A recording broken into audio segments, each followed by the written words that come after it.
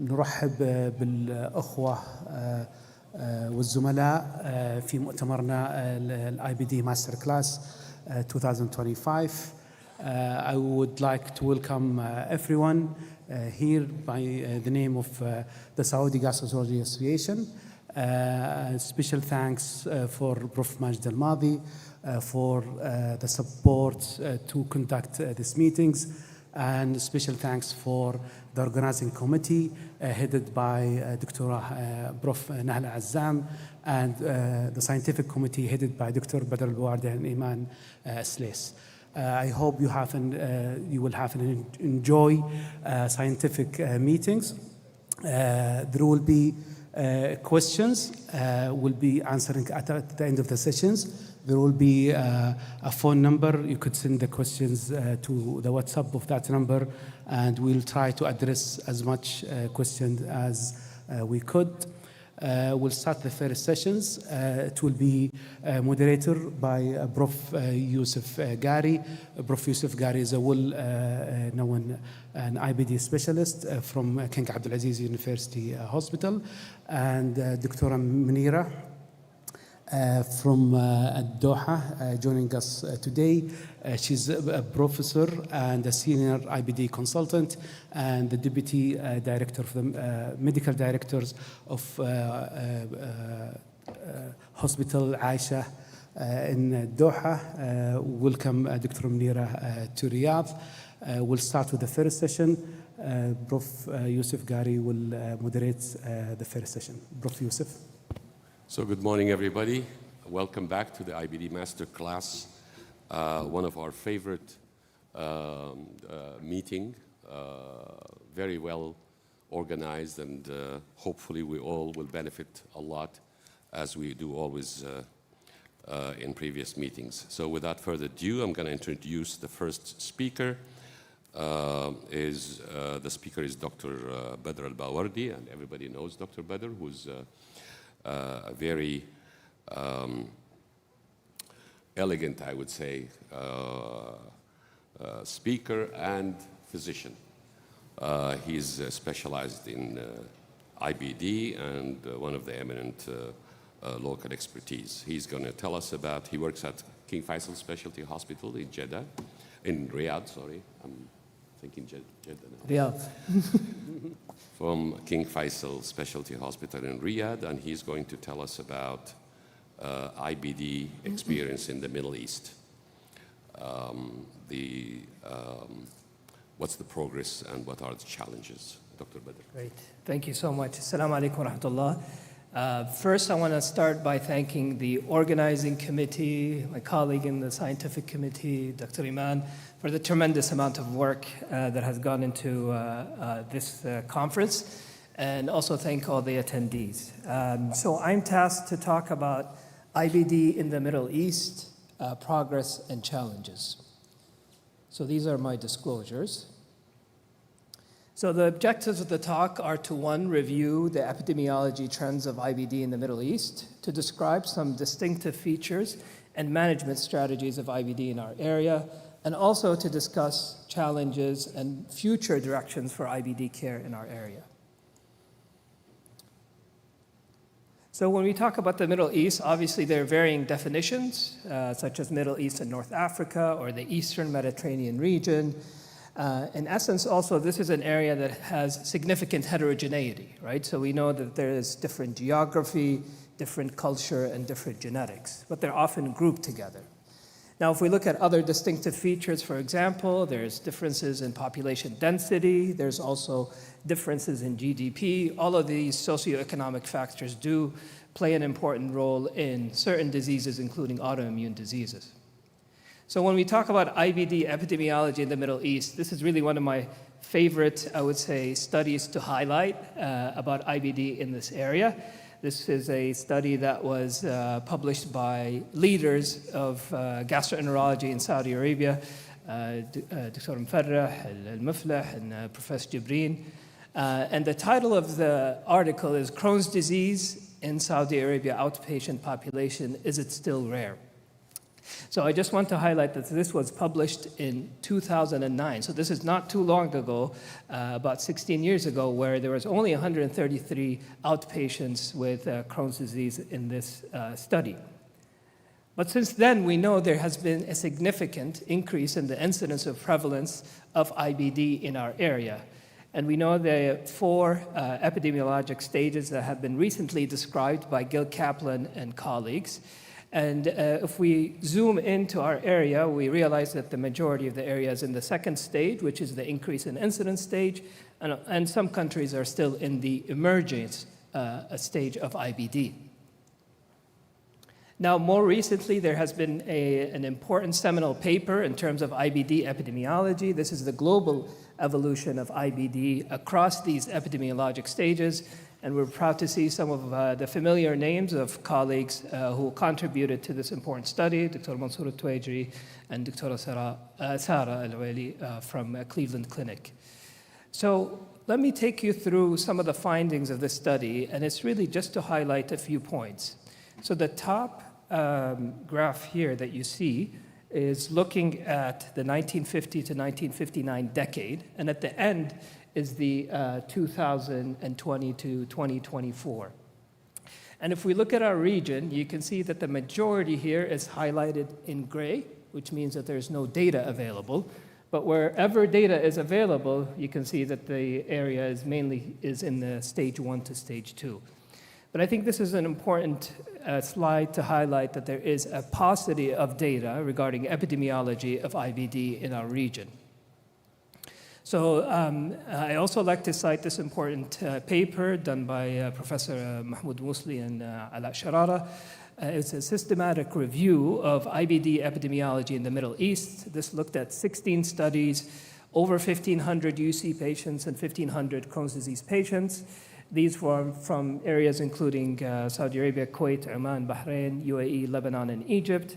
And you can see there's just an upward trend of incidence of IBD, whether it's Crohn's disease or ulcerative colitis across our region. Now, the annual incidence was estimated to be 2.3 for UC and about 1.5 per 100,000 in Crohn's disease.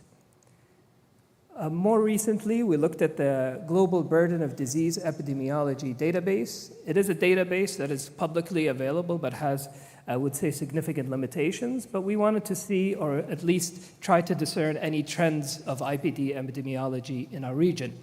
And we looked at the time frame between 1990 and 2019 across 21 countries. And we looked at the percent change and the absolute age-adjusted, age-standardized incidence ratio of IBD in our region. And if we compare 1990 to 2019, we can see that there's a significant increase in the age-standardized incidence ratio of IBD. And in 2019, it's estimated, based on this database, to be around 3.7 per 100,000. But I think in the realistic real world, I think that number is probably higher. Now, when we look at prevalence, and we compare the prevalence of IBD in the Middle East, it's about 48 per 100,000, and the global average is about 84.3. So I would say a positive trend from this data is the significant decrease in mortality related to IBD. So if we look at the age-standardized mortality ratio, it decreased by about 24% between 1990 and 2019, and we can see that across both males and females. So what about the future? So this is a modeling study that was done to look at the probability of IBD prevalence at 2035. And you can see that based on this illness-death multi-state model, the estimated prevalence of IBD by 2035 is estimated to go up by greater than 2.3-fold. So this is, I think, an important statistic to keep in mind for us to adjust our IBD care going forward. So what has been going on in our region, whether environmental, dietary, and this is not to insinuate a direct relationship between some of the factors I will discuss, but these are factors that have been studied and have shown some association with increased incidence in IBD. So we have went through a significant rapid urbanization. So these are representative images of our beloved city of Riyadh and also Dubai. You can see that there has been a significant urbanization. And with urbanization comes increased exposure. So we have been learning more and more about the emerging role of environmental pollutants, PFAS, chemicals, and pesticides exposure. And in some epidemiologic studies, these have been associated with an increased risk in IBD. Conversely, for example, zinc exposure has actually been shown to be protective. Now, the exact mechanism in which these pollutants increase the risk of IBD or associated with increased risk of IBD is still unclear. Whether they are affecting the intestinal permeability or intestinal microbiome are potential hypotheses. Now, what about westernization of our lifestyle? So if we take a representative sample of countries in the Middle East and look at the overall prevalence of physical inactivity, this exceeds about 45%. And if we look at the prevalence of overweight and obesity across the board, we can see that the prevalence of overweight definitely exceeds 50%. And the prevalence of obesity is also high, up to 40% in particular countries. And smoking also has a high overall prevalence in our region compared to other regions, where the overall prevalence of smoking is almost 20%. And something that's unfortunately unique to our area is the water pipe smoking, or shisha. We can see that the prevalence of cigarette smoking and shisha is known to be associated with cancer, and there is a prevalence of about 17%. So what about diet? This is data from a recent systematic review that evaluated all of dietary components and the risk of inflammatory bowel disease. So they looked at 7 studies, mainly adult studies, 65, and some pediatric studies, up to 7. And the adult population was over 2 million. And this reaffirmed some of the hypotheses that were investigated previously, that there are certain dietary habits that have been associated with an increase or decrease incidence of IBD. For example, Mediterranean diet, healthy and unprocessed diet, a diet that's high in fiber, particularly from fruit sources, have been protective from the risk of Crohn's disease, while a diet that is high in ultra-processed food have been shown to increase the risk of Crohn's disease.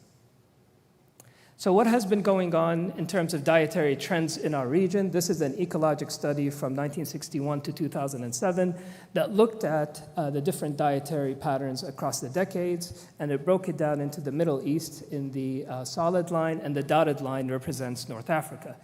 And as you can see, there's a trend into an increase of energy or calorie intake throughout the decades. And this is associated also with an increase of intake of sugars and sweeteners. Now, when we look at the different decades between 1961 and 66, which is in dark gray, and the light gray represents more recent decade of 2003 to 2007, there have been significant changes in dietary intakes. There have been a significant increase in intake from vegetable oils, while there is a decrease of energy intake from cereals and an increase of energy intake from meats. So these are just some environmental factors that have been going on in the past few decades in our region. What about the IBD disease characteristics and patterns? So are patients with IBD in our region different from patients in Western populations? So these are preliminary findings from the IBD Emerging Nations Consortium. This is a big consortium, includes countries in Asia. And if we isolate patients from the Middle East, this was a smaller number of patients overall, up to 1,110 patients. These were mainly UC patients and some Crohn's disease patients. So in this study, there was a predominance of male over female and a predominance of ulcerative colitis versus Crohn's disease. And if we look at the disease characteristics, it seems that the majority of patients in the study had limited disease or left-sided disease, which is consistent with Western population. And then when we look at the Crohn's disease location, at least in this study, the majority had mainly colonic disease, followed by ileocolonic disease. And when we look at the disease phenotypes, I was surprised to see that the perianal disease here was only 8% of the total population with Crohn's disease. Now, more recently, Dr. Shihab from Kuwait initiated the Mirage Consortium. So this is a larger consortium of Middle East countries. Now, this is a larger study, and this study is specifically designed to look at patients in the Middle East, and this was presented at ECHO last year. So this is a cross-sectional study of over 5,000 patients from our region, and you're going to see differences in characteristics between this study and the study from the Emerging Nations Consortium. So there's male predominance for Crohn's, female predominance for UC, and then when we look at the breakdown, you can see now that Crohn's disease actually is shifting, and we're seeing more and more patients with Crohn's disease in relation to ulcerative colitis. We almost have a 50-50 split in the study. And when we look at disease characteristics, surprisingly, the majority of patients had extensive disease, or E3.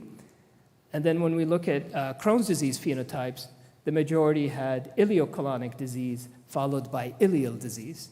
And this is, I think, more of a realistic statistic when we look at our patients that we see in daily clinic. There is a high prevalence of perianal disease of 27%. And when we look at different countries in the study, some countries actually reported perianal disease up to 35 and even 40%. So what about genetics and IBD in the Middle East? There has been a couple of studies that looked at known genetics that are associated with Crohn's disease, such as the NOD2 and CARD15. In the initial studies, mutations in NOD2 were associated and detected in an Arab population with Crohn's disease.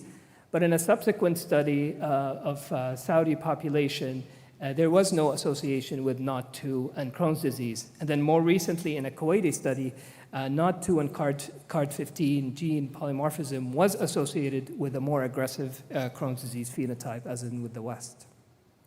So what are some challenges and future directions? I think we are still considered an TB endemic region. If we compare the Eastern Mediterranean region in the middle to the European region, we almost have 3 times the risk of TB. And then compared to Africa, we have about 3 times less risk of TB. But there is one statistic that I think I want to bring your attention to, which is in the middle graph. You can see the red, and then right above the red is the black slope. And there is a slight uptick in the black slope. These are reactivation cases of TB. So there is a trend of reactivation cases of TB. So this is an important note to highlight when using advanced therapies. The other challenge I think that we still have in our region is scholarship or scholarly production and research. We recently conducted a bibliometric analysis of IBD-related research in the Arab world. So we looked at the time frame between 2009 and 2023. And we concluded that IBD-related research from our area makes up only 2.9% of the global IBD publications. And then compared to the global average, only 18% of these studies were actually funded studies, compared to 32.4%. And when we look at citation impact, which I think is most important, you can see that the citation impact is below the global average. So this tells us that we still have more work to do from the research perspective. So to basically summarize some of the challenges, number one, we definitely need more epidemiologic data. Multinational databases and registries are needed. For endemic infections, more policies for eradication. Diagnostic delay, I think, is still a real important issue here, so we need more public awareness, healthcare awareness, and access to fecal calprotectin.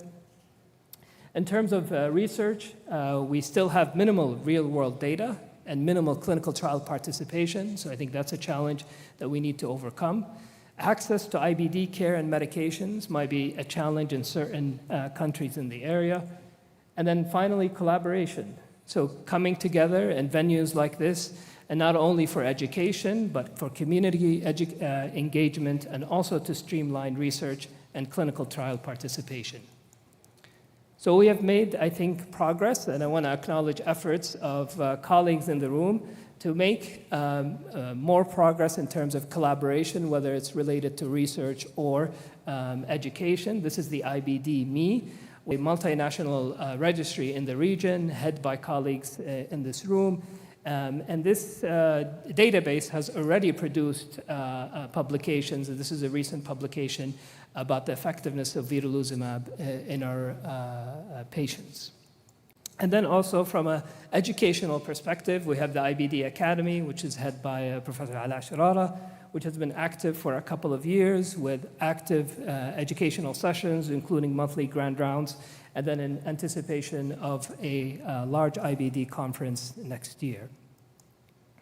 So in summary, the incidence and prevalence of IBD in our region is rapidly increasing.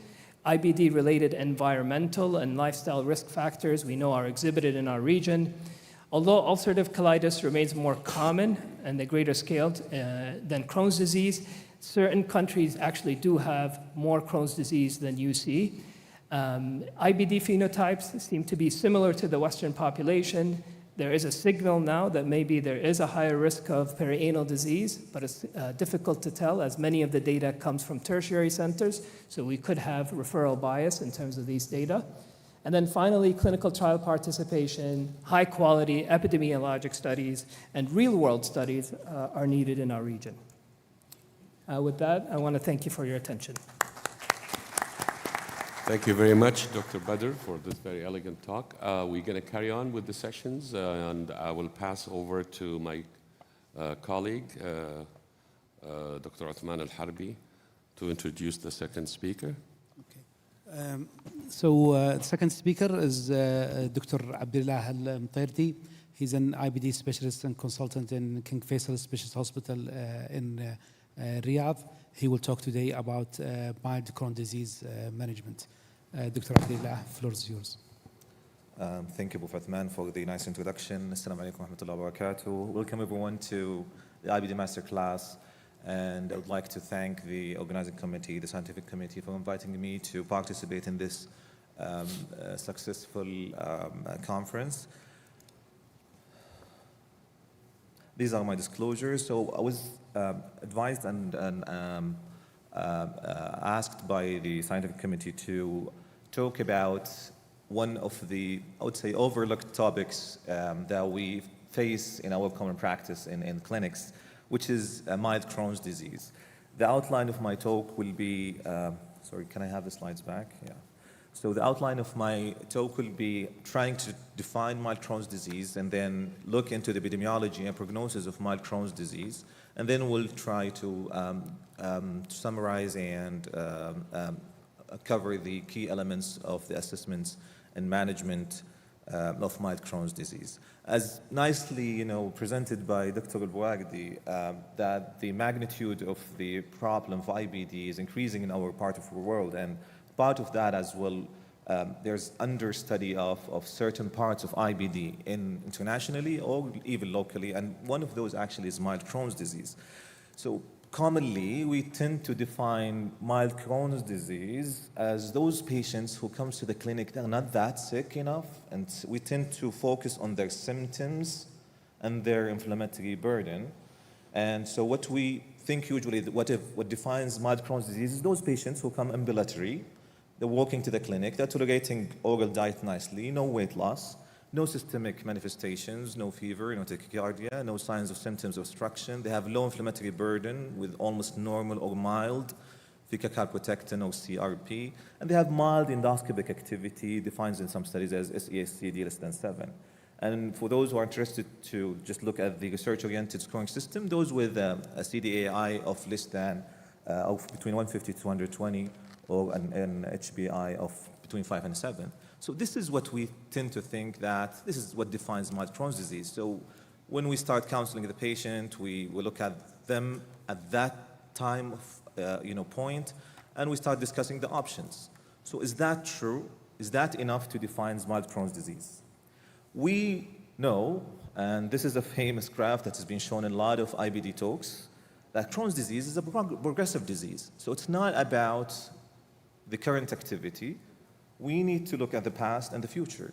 We need to look at the potential damage to the bowel that maybe we haven't looked at or that could happen in the future.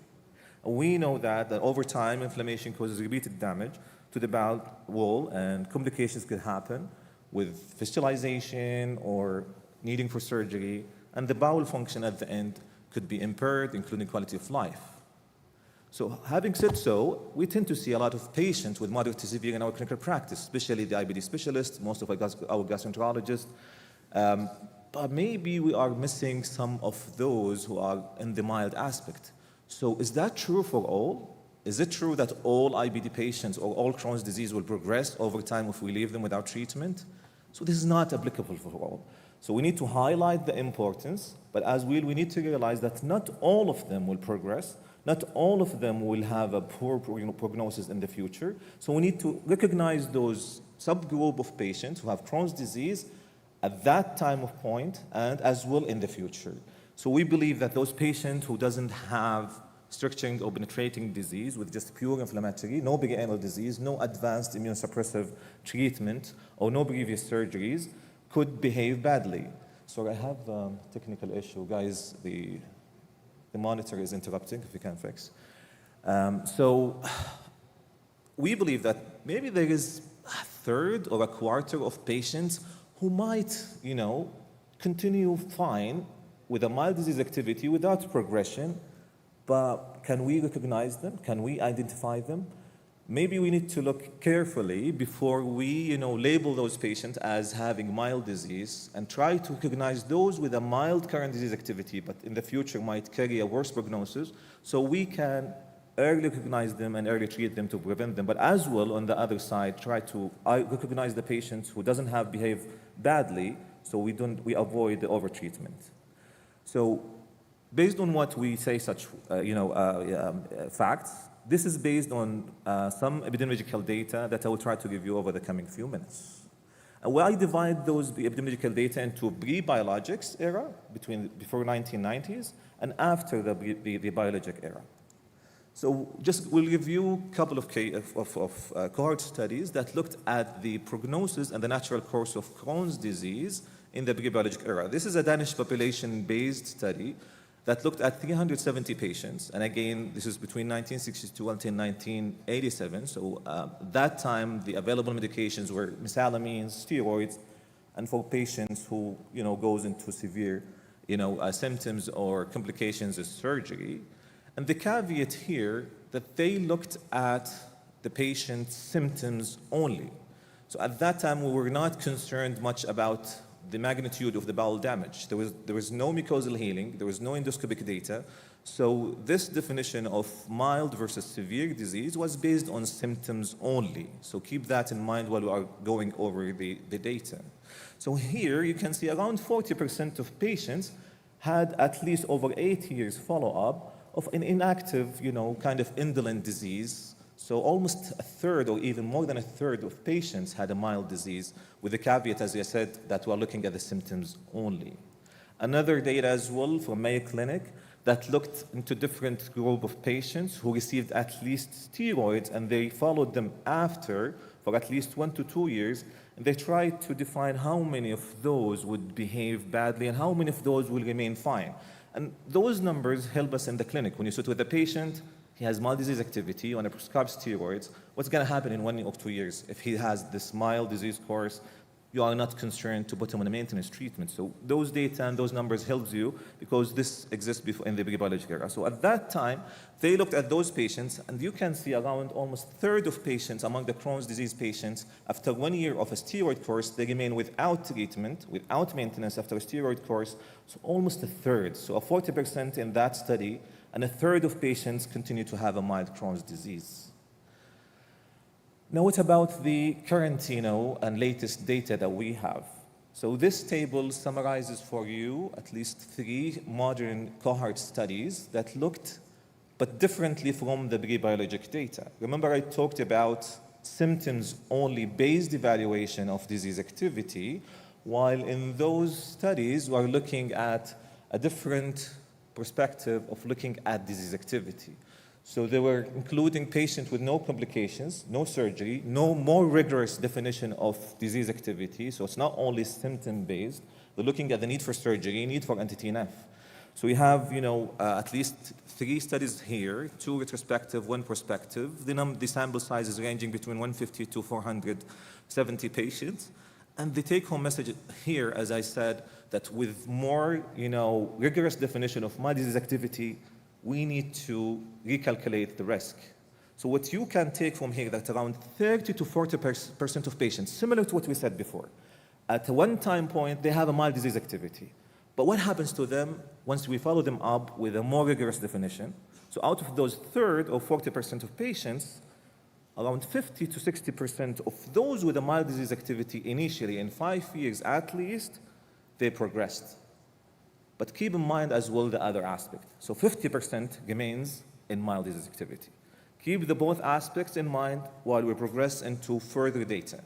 Those studies were retrospective, kind of a little bit small sample size. What we needed was a larger, more population-based and more sample size studies that could inform us about the validity of such data. So let me take you over this recently published in 2024, a study from northern Denmark. They looked into their national registry, and nicely, if you follow with me from the corner, the right upper corner, they looked at around 4,000 patients with IBD, so Crohn's and UC, but we're trying to highlight the Crohn's subpopulation here. And they looked at them over 20 years, so this is a retrospective. They defined the patient with mild disease activity. They end up with 2,000 plus patients with initial mild disease activity over 1 year. And you can see a quarter of patients, so within the same range that we're talking about, 30 to 40, or even a quarter of patients will have initially a mild disease activity. What happened to them after that, over 10, 5, and 20 years? And you can see, and they're looking at a more rigorous definition, not only symptoms, they're looking at surgery, hospitalization, need of biologics, or modulators. And they looked at their progression from mild to moderate. So you can see, as highlighted here, that around almost half of them, over 10 years, among those who are defined as mild disease initially, half of them, similar to the recent data that we discussed, over 10 years progressed from being mild to a moderate to severe. And even if you follow them further, almost 2/3 of them over 20 years progressed to have a severe disease. So it's not about the initial evaluation that we have, it's about trying to predict in the future what's going to happen to them. And this study, showing you nicely what happens to those patients, even if they're defined initially mild, we need to keep an eye on them and discuss with the patient those numbers. What is the potential risk? What is the risk of progressing over 1, 5, or 10 years? What they did further is trying to give us the tools. What are the tools that can help us to identify those patients? So they went further in this study and looked at those patients with mild Crohn's disease for how long they've been having the disease. So if you have the luxury of knowing that the patient has been diagnosed with mild Crohn's disease for the last 1 year, 2 years, 5 years, or 10 years, then you know that if he's been stable enough for 10 years before, his likelihood of progression is lower, which makes sense. So obtaining such important piece of information, saying that your prior history might dictate your future prognosis. So you can see here the risk of progression over 1 to 5 or 10 years dictates what happens in 5 to 10 years for patients with mild Crohn's disease. And the lowest is among those patients who has been stable as mild for 10 years, they have almost a risk of 14%. So you can see that clear gradual reduction if you have the disease for longer duration. But keep in mind, it's not yet zero. So even if you have the disease mild for 10 years, your risk of progression is still there. So the message here is keep on those patients and monitoring. So I will just conclude my talk by talking about assessment and management of mild Crohn's disease. And I just need to disclose here that most of the data that we will review, the recommendation, is not driven from a good evidence, because unfortunately most of mild Crohn's disease are excluded from clinical trials. So this is most of the data that we're going to discuss. The algorithms are based on expert opinions, some retrospective or prospective data. This is kind of like just put into perspective how much of patients would be mild. Remember we said it's not about the current disease evaluation. It's not whether they have only mild symptoms and low inflammatory burden. It's always about the past and the future. So if the patient has a current mild disease activity, as in the top here, and they have a low severity based on the variables that we talked about, then we know that the risk of progression is mild. So those are the patients that we need to recognize to avoid overtreatment, but keep an eye on them and use those numbers to discuss with the patient their risk of progression. You can see that the remaining, even if they are initially mild, if you calculate their severity, they have the risk of progression, so they might need a more advanced therapy. So it goes back to the balance between recognizing the patients who have mild disease activity, mild disease severity based on prognostic factor, trying to balance between not missing them and as well not over-treating them. So the key is follow-up. So trying to recognize those patients to avoid intensive therapy and avoid the unnecessary adverse events of advanced therapy, but as well to follow them up so they don't progress into the other side of the equation. So what do we have? What are the tools that we have to predict the future? The patient will come to you. You're telling me that, okay, my current disease activity is mild. I don't want the treatment. So you're going to discuss with him the potential risk factors of progression. So what are the tools that we have? Do we have genomics? Do we have proteomics and serum markers? What we have so far is mainly driven by clinical features. So the AGA a decade ago, they described the clinical feature that we can utilize to help us predicting what's going to happen to those patients, even if they have currently a mild disease activity. So they define that using the age being more than 30. If you're diagnosed later in the age, then your risk of prognosis is better. And as well, patient with limited anatomic involvement, just small parts, no long segment, no perianal disease, no severe rectal disease, superficial ulcer, no prior surgeries, and no structuring obstetric disease, as we said earlier on. So if you recognize those patients, this helps you discussing with the patient the risk of progression. Do we have alternatives? Do we have other proteomics or serum markers that can help us? Again, this is based on small data. This is not an evidence data, but if you have access to some of the antimicrobial antibodies, then this study shows you how you can utilize in some difficult to decide patients regarding the risk of progression. So if you order those antimicrobial antibodies like the anti-CBR and the anti-MBC or the ASCA, and you can see across whether the patient has 0, 1, 2, or 3 of those biomarkers, that the uncomplicated patients remain on the higher. So if the patient is negative for those, then this predicts a possibility of having uncomplicated course. Another tool that you can utilize, but again, this is based on low to moderate evidence available in the literature. This is another tool that you can utilize to inform the risk and actually use this as a visual graph to convince your patients.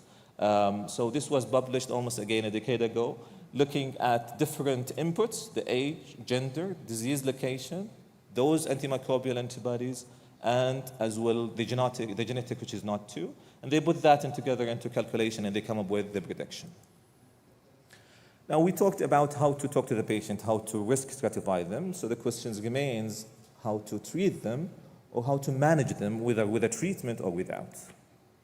So the guidelines, summarizing what the major guidelines from different societies, the AGA, ACG, and the ECHO, differs in their recommendations when it comes to mild Crohn's disease, with usual emphasis on the fact that this is a low level of certainty and a low level of evidence. So the AGA, for example, for an ileal mild Crohn's disease, they recommend using a budesonide or a prednisone to taper, and for chronic disease, a tapering course of conventional steroid. While the ACG, they suggest using antidiarrheal for symptoms or dietary intervention with careful observation for sure. And then the ECHO, you can see that for ileal Crohn's disease, they suggest using a budesonide course as an induction without a maintenance. And for subset of group with chronic Crohn's disease, then they recommend using sulfasalazine, not the mesalamine, so sulfasalazine. And they as well mentioned that some patients might go with no active treatment if you reach to that. I think there will be a dedicated talk by Dr. Al-Ghamdi tomorrow about the role of diet. So remember that diet has an important role, and I think you usually try to think about referring to a nutritionist or a dietitian when it comes to a mild Crohn's disease, and I think Dr. Al-Ghamdi tomorrow will talk deeper about it. What about mesalamine? We see a lot of patients on mesalamine, but we don't know, is it just because of the mesalamine is doing a great job, or it's just the natural course of the disease? So we know that mesalamine has no role in different RCTs in Crohn's disease in improving the outcome, whether it's clinical or non-clinical. In another one cohort study, for example, that collected at around 8,000 patients with newly diagnosed Crohn's disease, they found no difference in terms of steroid use, therapy escalation, or surgery or hospitalization in patients who used mesalamine over those who did not. So you can see, as we mentioned earlier on, that the society guidelines do not recommend mesalamine, although ECHO, as we said, for colonic Crohn's disease, they advised for possibly using cefalexin for mild colonic Crohn's disease.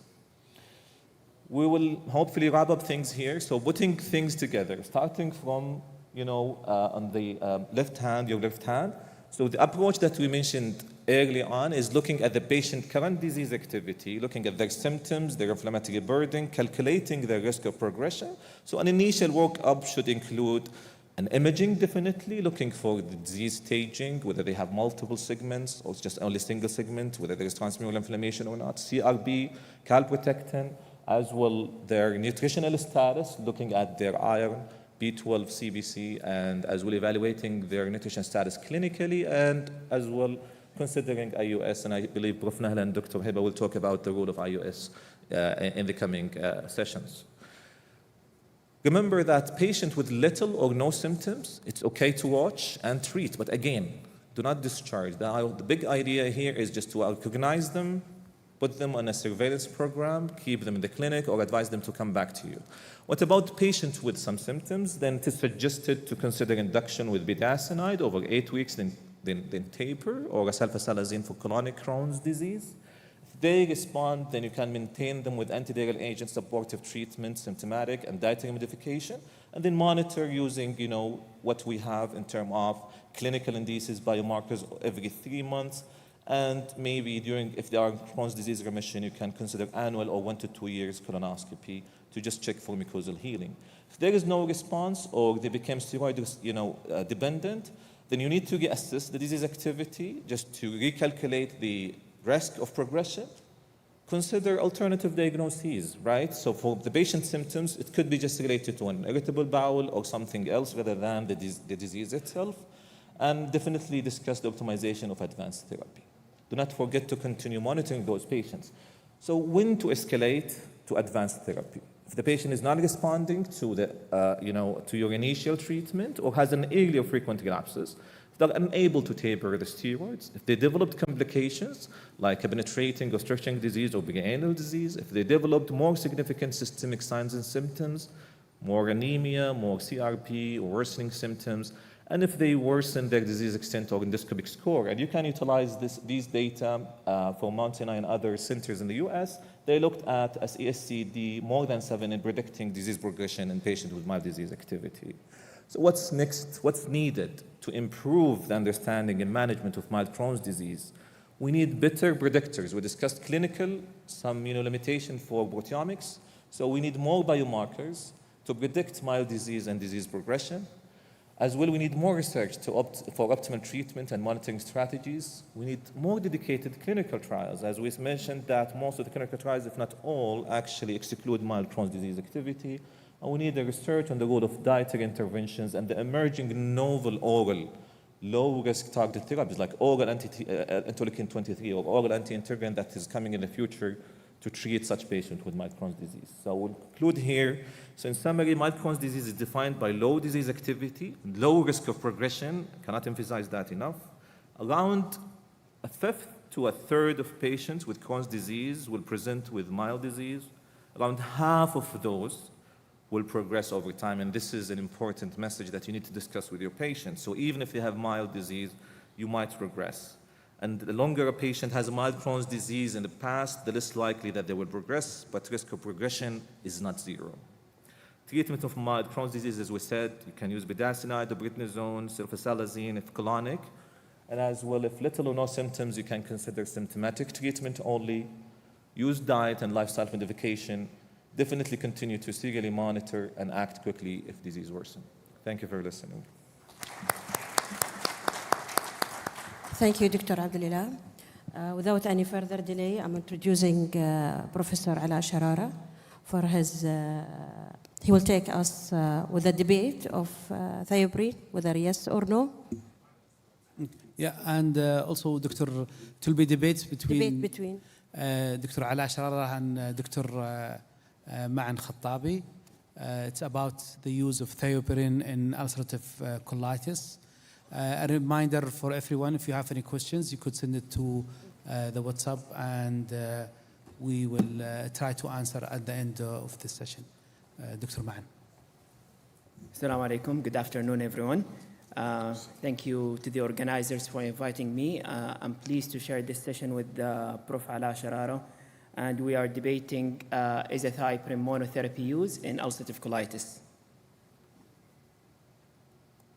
So obviously, and I'm glad that I'm against, and Dr. Ala is with.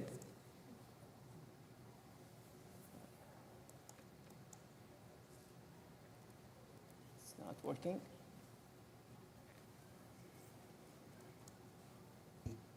Can I have some help here?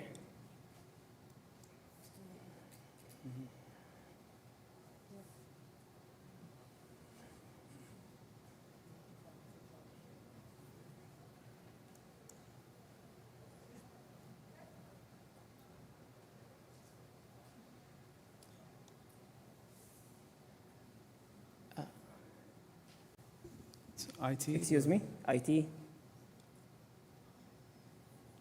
بدر هو المفروض استخدم IT.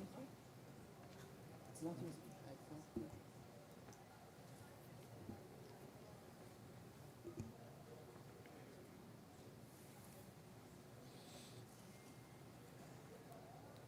I think before I start my talk, I think this is a very good example. This is how azathioprine works in ulcerative colitis.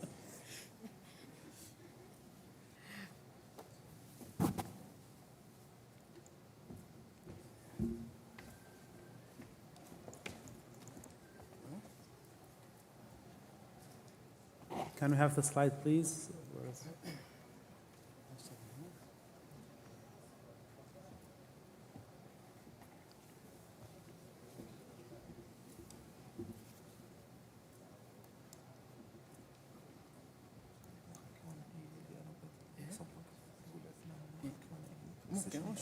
Sure. Yeah.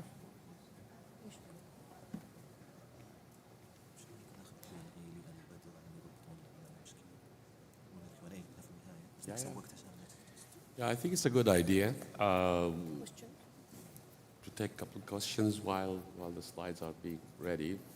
If anybody has any question for Dr. Badr or Dr. Abdulillah for the first two sessions, and we will stop immediately once We need run mic. the slides against. Mic, I think we need mic. تفضل Dr. Ahmed. Dr. Badr, would you like to join us here or ولا مو في بدر؟ If I may ask Dr. Badr al-Bouagdi to join me as well. Just we'll try to take Q&As for the initial two lectures, just buying some time for the colleagues to fix the issue. Do you have mic? Any mics for the for question? Yeah.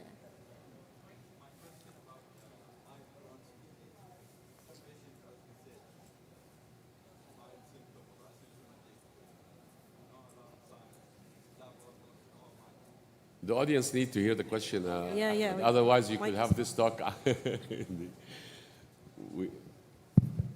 تفضل. Thank you, Dr. Abdulillah. My question about the mild Crohn's disease. We face some patient with mild non-specific symptoms, no red alert sign, or lab almost normal. Colonoscopy, sometimes you found abscess ulcer in the terminal area. So I'm hesitating to label this patient as Crohn's. So this is my question. Should I label them as Crohn's or not? Yeah, I mean, that's an interesting question that I have a dedicated talk once about the challenges in diagnosing Crohn's disease. So usually those patients who undergo a colonoscopy, for example, for just screening, you're screening an age more than 40 years old who's coming just asymptomatic. And then you have this new entity called institutionally diagnosed terminal ileitis. So they're using this terminology, IDTIs. There are a lot of data coming at what could happen to a patient with an IDTI, institutionally diagnosed terminal ileitis.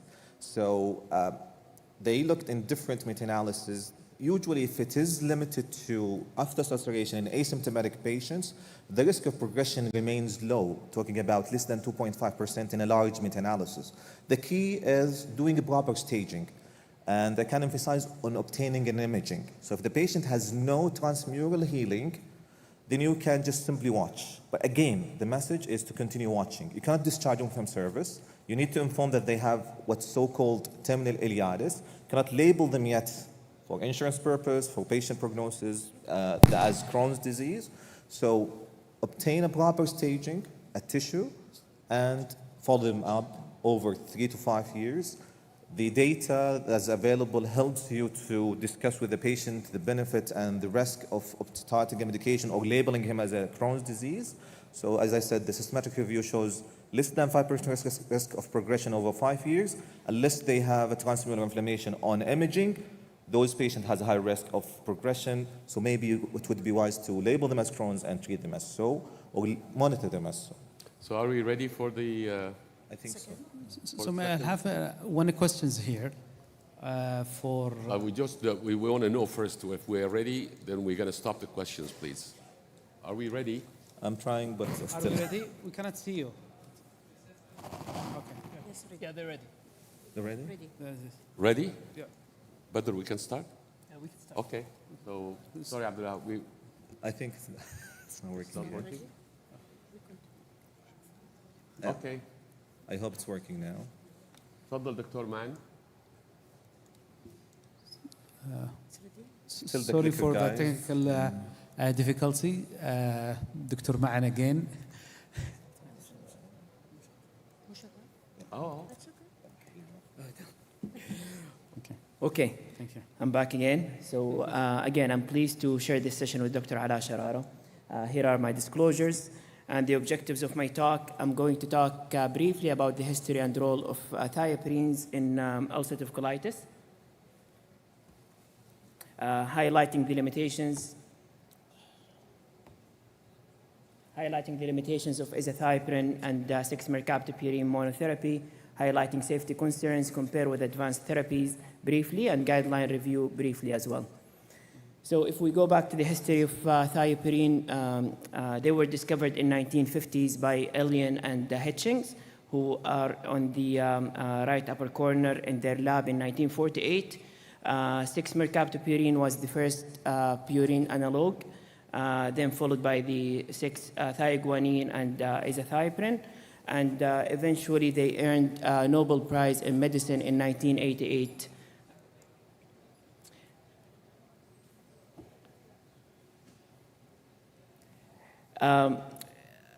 Thiopurine were introduced in 1960s in clinical medicine as an immunosuppressant. It was first used in renal transplant patients in 1962 and initially used in IBD in 1970s.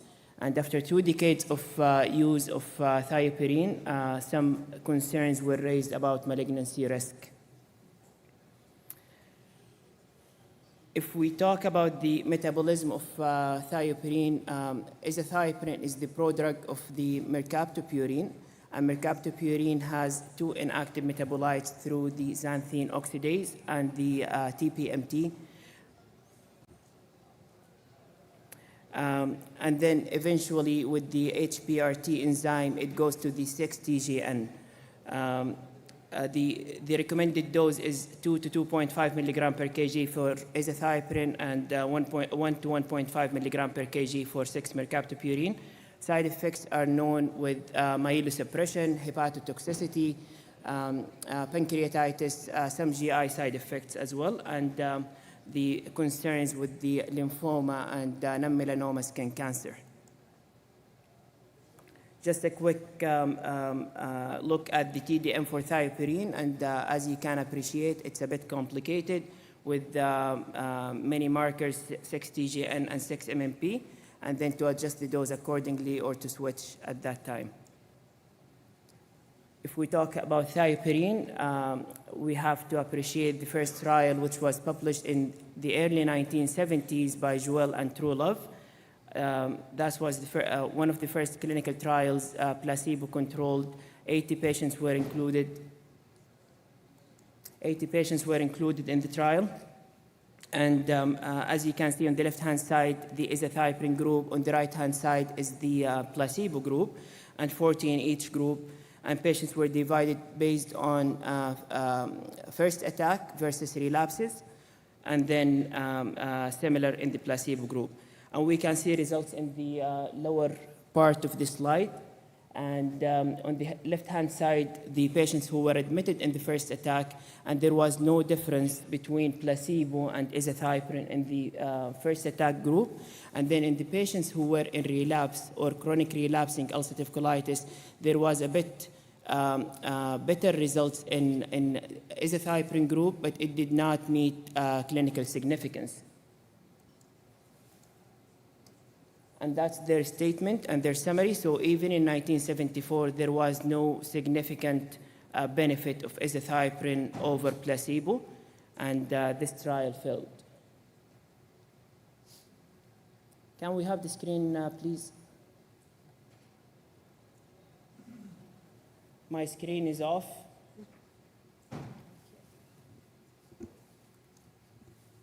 And then moving on to UC success. UC success is a well-known trial published in the 2015 or 2014, a randomized double-blind trial.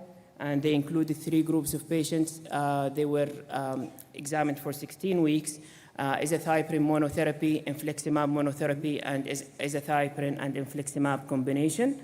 And they were followed for 16 weeks, and they were in moderate to severe ulcerative colitis, and they were advanced therapy naive or anti-TNF naive at that time. And as you can see on the left hand side, the azathioprine group compared to the infliximab group, they did, infliximab group did way better than the azathioprine. And this, again, argue against monotherapy of azathioprine, as we have better treatment with better advanced therapy at this stage. And then if we look at safety, comparing the azathioprine to the infliximab group, we can see the adverse events leading to drug discontinuation.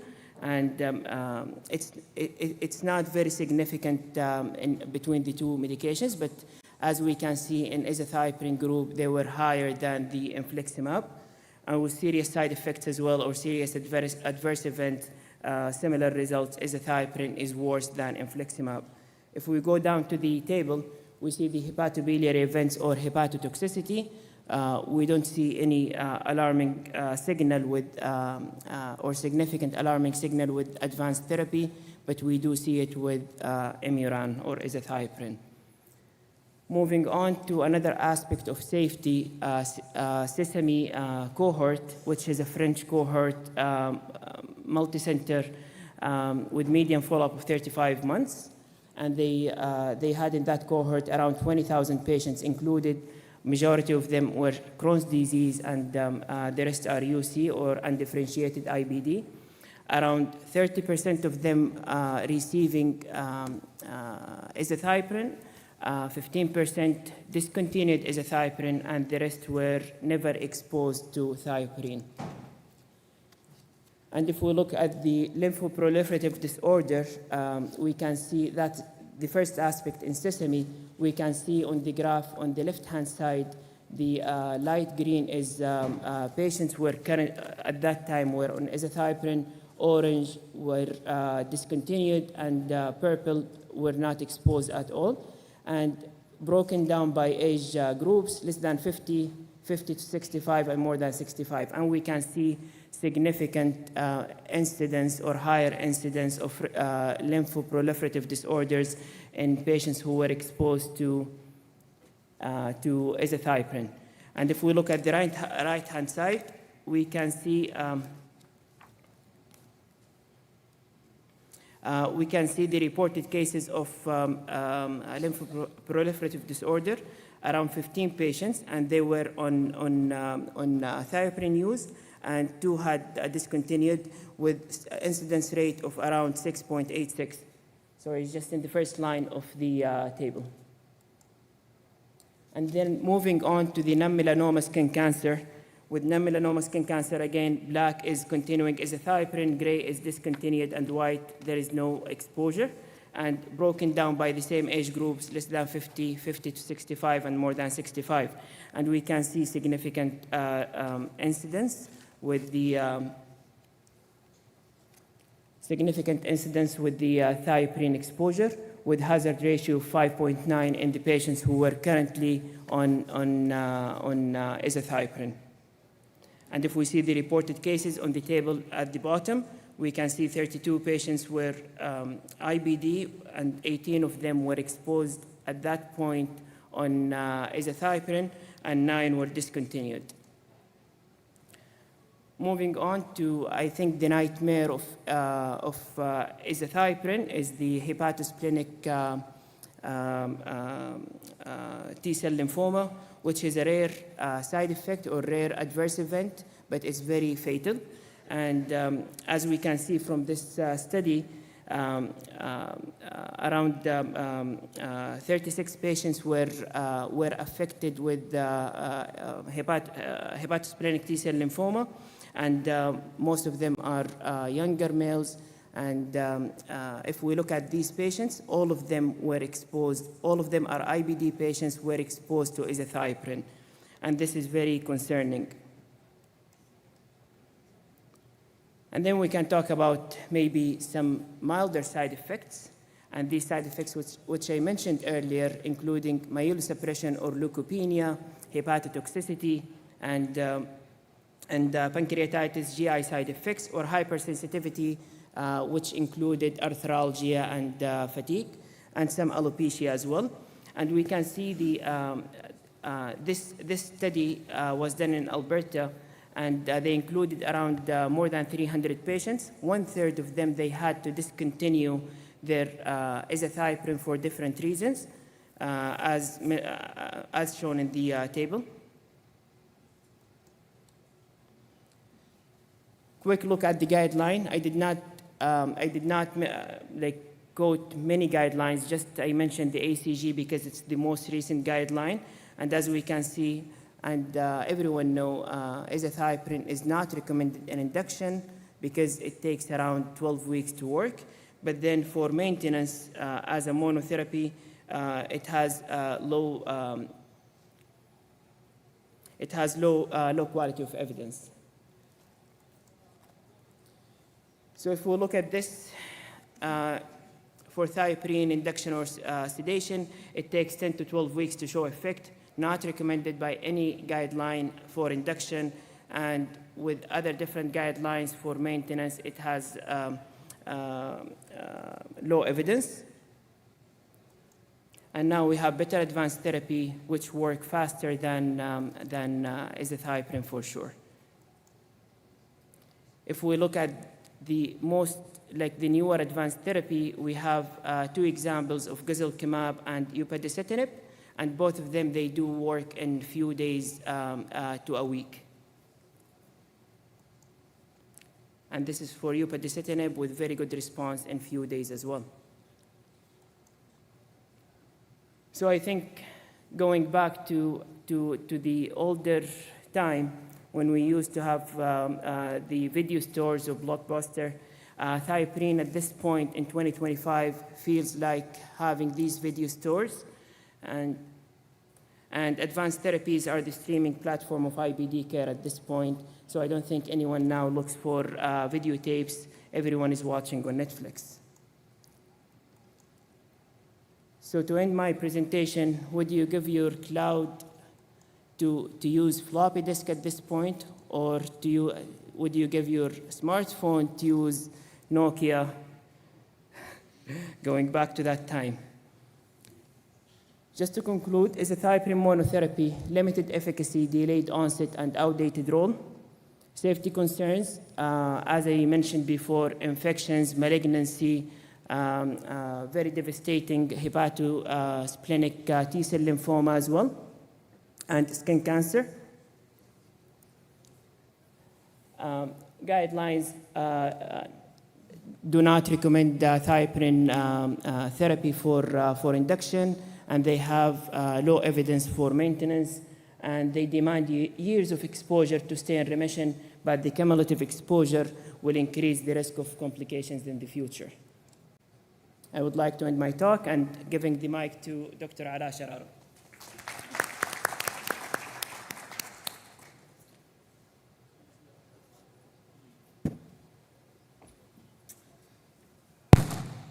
All right. I love it. Great challenge, really.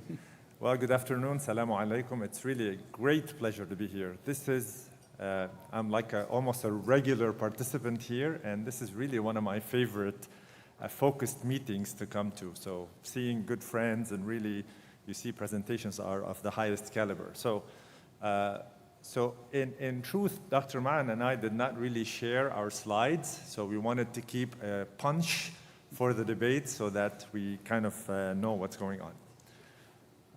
So what I'm going to try to do in the next few minutes is to sort of give you a little bit of a different side to when potentially we could use thiopurines and ulcerative colitis. These are my disclosures.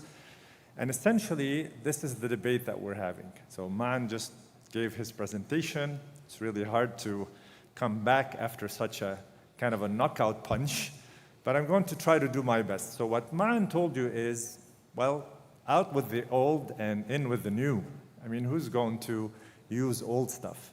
So I wanted to find something in the literature or some kind of a saying that has to do with old being reliable, being something that you know is useful, that you have a lot of experience with. And I couldn't find really a good saying. But I found this in the Saudi common literature. So there's a saying that says, إذا طاح الجمل كترت سكاكينه, which in English, for the non-Arabic speaking, says, if you have a lame camel, knives are out. It's time to get rid of it. So are we here at this stage, and can we throw the camel, which is a very reliable mode of transportation, especially in Arabia in the past, with the old news? So this is the challenge that I have.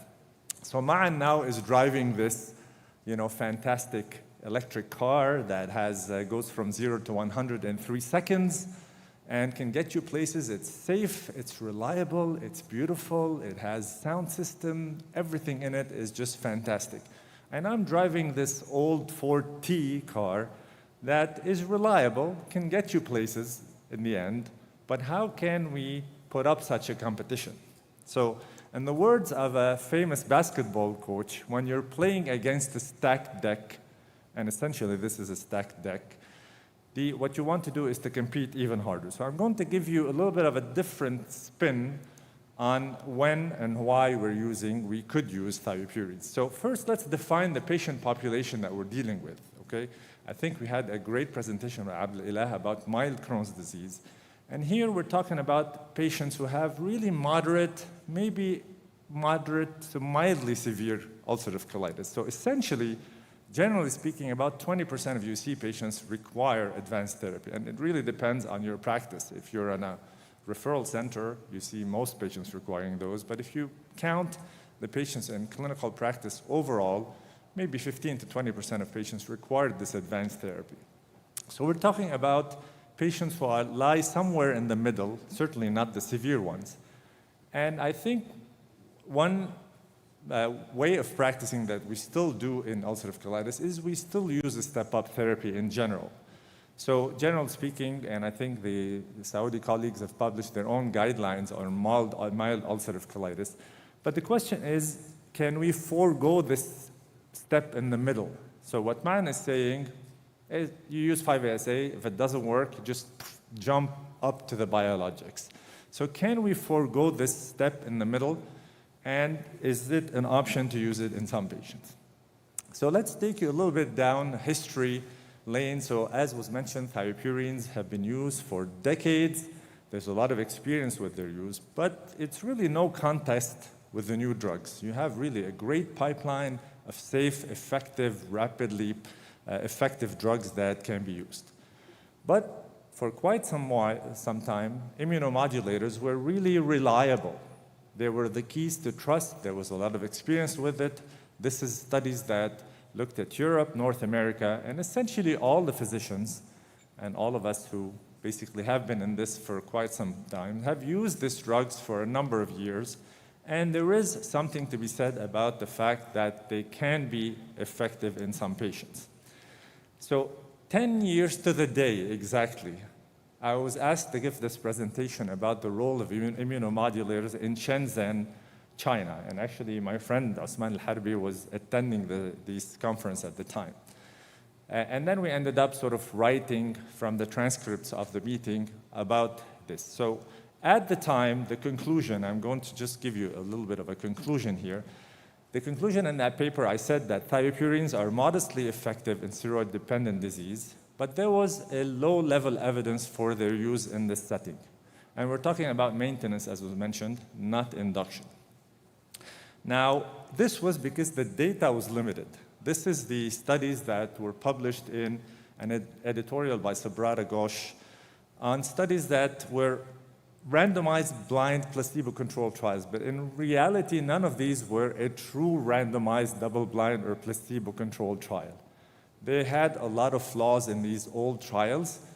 But I want to highlight that some of these studies were actually provocative. So this is the study by Sandro Ardisoni that looked at 5-ASA versus azathioprine in patients who were steroid-dependent, you see. So the perfect population, I mentioned in the step-up algorithm, patients now are induced by steroids, and then they're randomized to 5-ASA or azathioprine for maintenance of clinical and endoscopic remission. So good endpoints.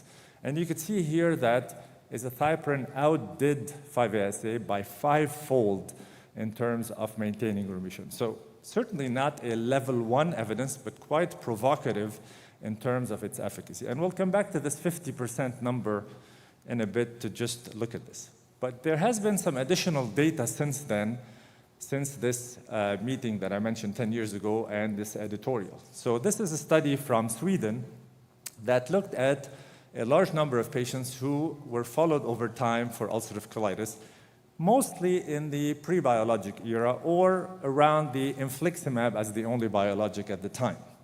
And they compared, interestingly, the patients who were tolerating the thiopurines versus people who were intolerant of thiopurines and looked at their outcomes. And you can see in this next slide that if you were able to continue on thiopurines, you had a lower risk of colectomy, hospitalization, disease extension, and of course, as one would expect, transition to an anti-TNF. So the conclusion from that study in the abstract was that thiopurines have a profound beneficial impact on the natural history on long-term colectomy rates of ulcerative colitis. Now, Man showed you the data on UC Success, and UC Success was a study that was terminated early. It had some issues, but nevertheless, I think what Man was trying to mention is that azathioprine was not as effective as infliximab. However, if you look at the patient characteristics in this population, you can see it highlighted is the Mayo score of these patients. So all of these patients has active disease. But look at the number of patients who had steroid use at baseline. Only a third of patients on steroids were at baseline, meaning 2/3 of the patients in the UC Success study received azathioprine as induction, which is totally unacceptable. Actually, the same thing happened with Sonic, but that's a different story. So here, the deck was stacked against azathioprine. Of course, it's not going to work if you use it as an induction in patients who are enrolled in this trial. But we have level 1 evidence now. This is a newer study that was done by the Amsterdam group, which is the OPTIC trial, that looked at basically a beautifully designed study. So the right way of doing things, corticosteroid induction followed by 6-mercaptopurine, and there was TDM that was done in those patients. So this is the study flow of the study. It was not easy, of course, to recruit. Ended up with maybe 20 patients per arm, 16 and 13 after drop-offs. And I think there was some adverse events. None of them were severe except for one single severe, which was a mild reversible leukopenia in one patient. So easy to manage in a way. And look at the data here between azathioprine and placebo, vastly superior at multiple endpoints: endoscopic remission, improvement, clinical remission, including histologic remission. So the numbers are pretty impressive. And this, again, goes back to the 50% that Sandro Ardizoni had published earlier. And this is an intention to treat analysis. So really, 1 out of 2 patients in whom you can use in a steroid-dependent UC can end up with maintenance of remission.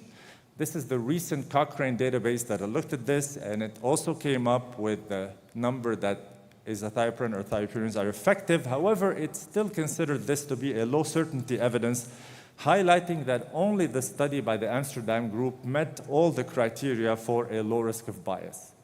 So again, there is some additional data. Now, I'm going to reverse the argument that if azathioprine doesn't work, if you stop it, then patients should not be affected, right? Well, this is a study that showed if you have a long-standing remission on azathioprine and you withdraw it, then 2/3 of the patients will relapse within 5 years. And the longer the remission that you have, the lower the chance that you'll relapse. So in other words, I look at this as thiopurines are like your umbrella against the rain, and if you close it, you're going to get wet. So essentially, if it works, try to keep it. However, I do admit the adverse events are an issue, and most studies have shown about 20 to maybe 30% chance of adverse events. However, I would argue that those are generally manageable. They do happen in the first 3 to 6 months, and once you basically pass that period, they're generally uncommon to have newer side effects. And interestingly enough, if you've used azathioprine, studies have shown that up to 2/3 of patients who are intolerant of azathioprine can be switched to 6-MP and can actually tolerate the 6-MP. So this can be, of course, managed, although admittedly, if you have a patient with pancreatitis, then that's a contraindication to use. The lymphoma aspect, I think, was mentioned, and this is from the SESAM cohort. But if you look at the left side of the graph, then you could see that the chance of developing lymphoma is essentially very low in young patients. So it does increase with age, and generally we don't recommend use of azathioprine in patients older than 50. And also, interestingly, that attributable risk disappears once the drug is stopped. So I'm going to sort of finish up in that. I think the guidelines do suggest that this is an option for treatment. They do now recognize there's moderate quality of evidence in using azathioprine in patients with ulcerative colitis. But I think perhaps the trump card is looking at cost. So this is a table that I put together actually using DeepSeek, so artificial intelligence. And if you look at the average wholesale price of these drugs, the cost of a 1-year cost of azathioprine is essentially peanuts, especially if you use a generic. So basically, it's not an issue. But if you look at the price of these newer biologics, this beautiful car that man is driving, they're expensive. So they range between $20,000 to $30,000 to $150,000 per year. And the reality is, we don't all, live in places where money grows on trees. So you see in Northern Europe, in Australia, in Saudi Arabia, highlighted in blue here, people have access to maybe biological therapy with relative ease because the GDP is high. But the rest of the world doesn't have that option. So Africa, for example, would have to struggle to really jump from 5-ASA to biologics in those patients. And there is actually an ECHO consensus that was put together on management of IBD in low and middle income countries. So this is a recent consensus that was published. And what it says in that consensus is that there are unique considerations, such as availability and cost, that favor wide use of thiopurines in low middle income countries settings compared with high income countries. So in reality, cost and access will play a role. So I'm finishing up with a quote from an expert editorial by Edouard Louis, Peter Irving, and Laurent Bourgerie that says, in our view, it is a mistake to abandon what is still a valuable drug in IBD. However, you need to monitor patients, select your patients well, follow them closely, et cetera, et cetera. And in that editorial, they actually suggested some kind of a roadmap for you to use, what to do, how to manage, how to monitor, and when to stop the drug. So in the final analysis, if we put the tally, I think Dr. Ma'an has mentioned thiopurines are ineffective, they are associated with considerable adverse events, and the dosing and optimizing is cumbersome, and they increase the risk of lymphoma. But I think the other side of the coin is that they are effective over placebo. The safety is enhanced now with pre-testing and with close follow-up. We can also switch patients to 6MP. You have simple blood tests that you can monitor, and the cumulative risk of cancer is pretty low in young individuals. Now, barring you exclude young males who are EBV negatives, of course. So with that, I'll stop and be happy to take questions. Thank you very much, Professor Ala. Thank you. So just a quick announcement. There's going to be a little change in the schedule. Because of technical difficulties we're having with the screens, we're going to go ahead and take our 15-minute break now, and then we'll reconvene exactly at 2:40.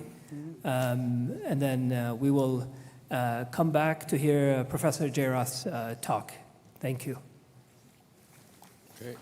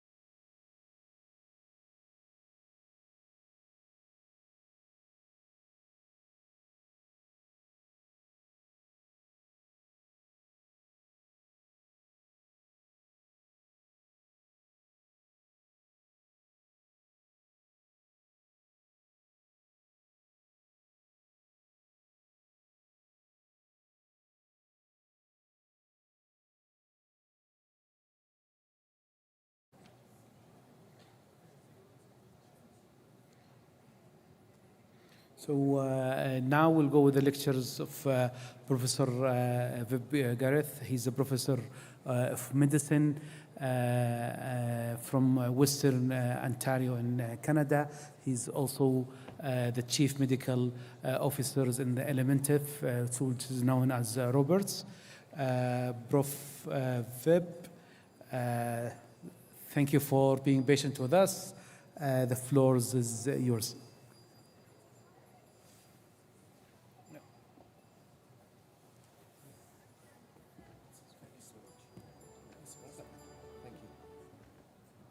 Okay, great. Well, first of all, thank you very much to the organizing committee for having me here. It's really a big honor and a pleasure to be here. The organization has been wonderful. Oh, thank you so much. Very kind. My first time here as well, so thank you. So these are my conflicts of interest. So I was asked to speak about new therapies, and it's a big topic, and I can't cover everything, but I'll try and get through the main things. So if we just think about the therapeutic landscape today, and if you reflect back, and some of this was covered in the earlier talks today, most therapies that we have used up until recently have been incidental findings. And you'll find that across most areas in medicine. Top left, discovery of 5 ASAs was actually found by chance in patients treated with sulfasalazine in rheumatoid arthritis in the Karolinska Institute. Bottom left are the Nobel Prize winners for physiology who founding cortisone at the Mayo Clinic in the 50s. And they, by chance, in the first study, described a young female with rheumatoid arthritis who magically was able to walk again after a shot of cortisone. And this, of course, led to the trial in the middle here for its use in acute severe colitis, which you all know well. And in the far right, this is infliximab. This used to be a molecule called CA2, Centocor A2, named after the company it was founded with. This was a drug that could not find a home, in fact. It was being trialed for septic shock in the ICU, and of course, it didn't work in the ICU. And this guy here, if you don't know, Sander van der Vente, who's a Dutch gastroenterologist, who was a full professor in Amsterdam, and now he owns a big hedge fund in healthcare companies. But he treated the first patient with infliximab and Crohn's disease. And this was a colleague's child, apparently. This is the story I heard. A 12-year-old with debilitating Crohn's disease, and they got given a dose of infliximab, and everything improved, and this was the front page of gastroenterology in the late 1990s.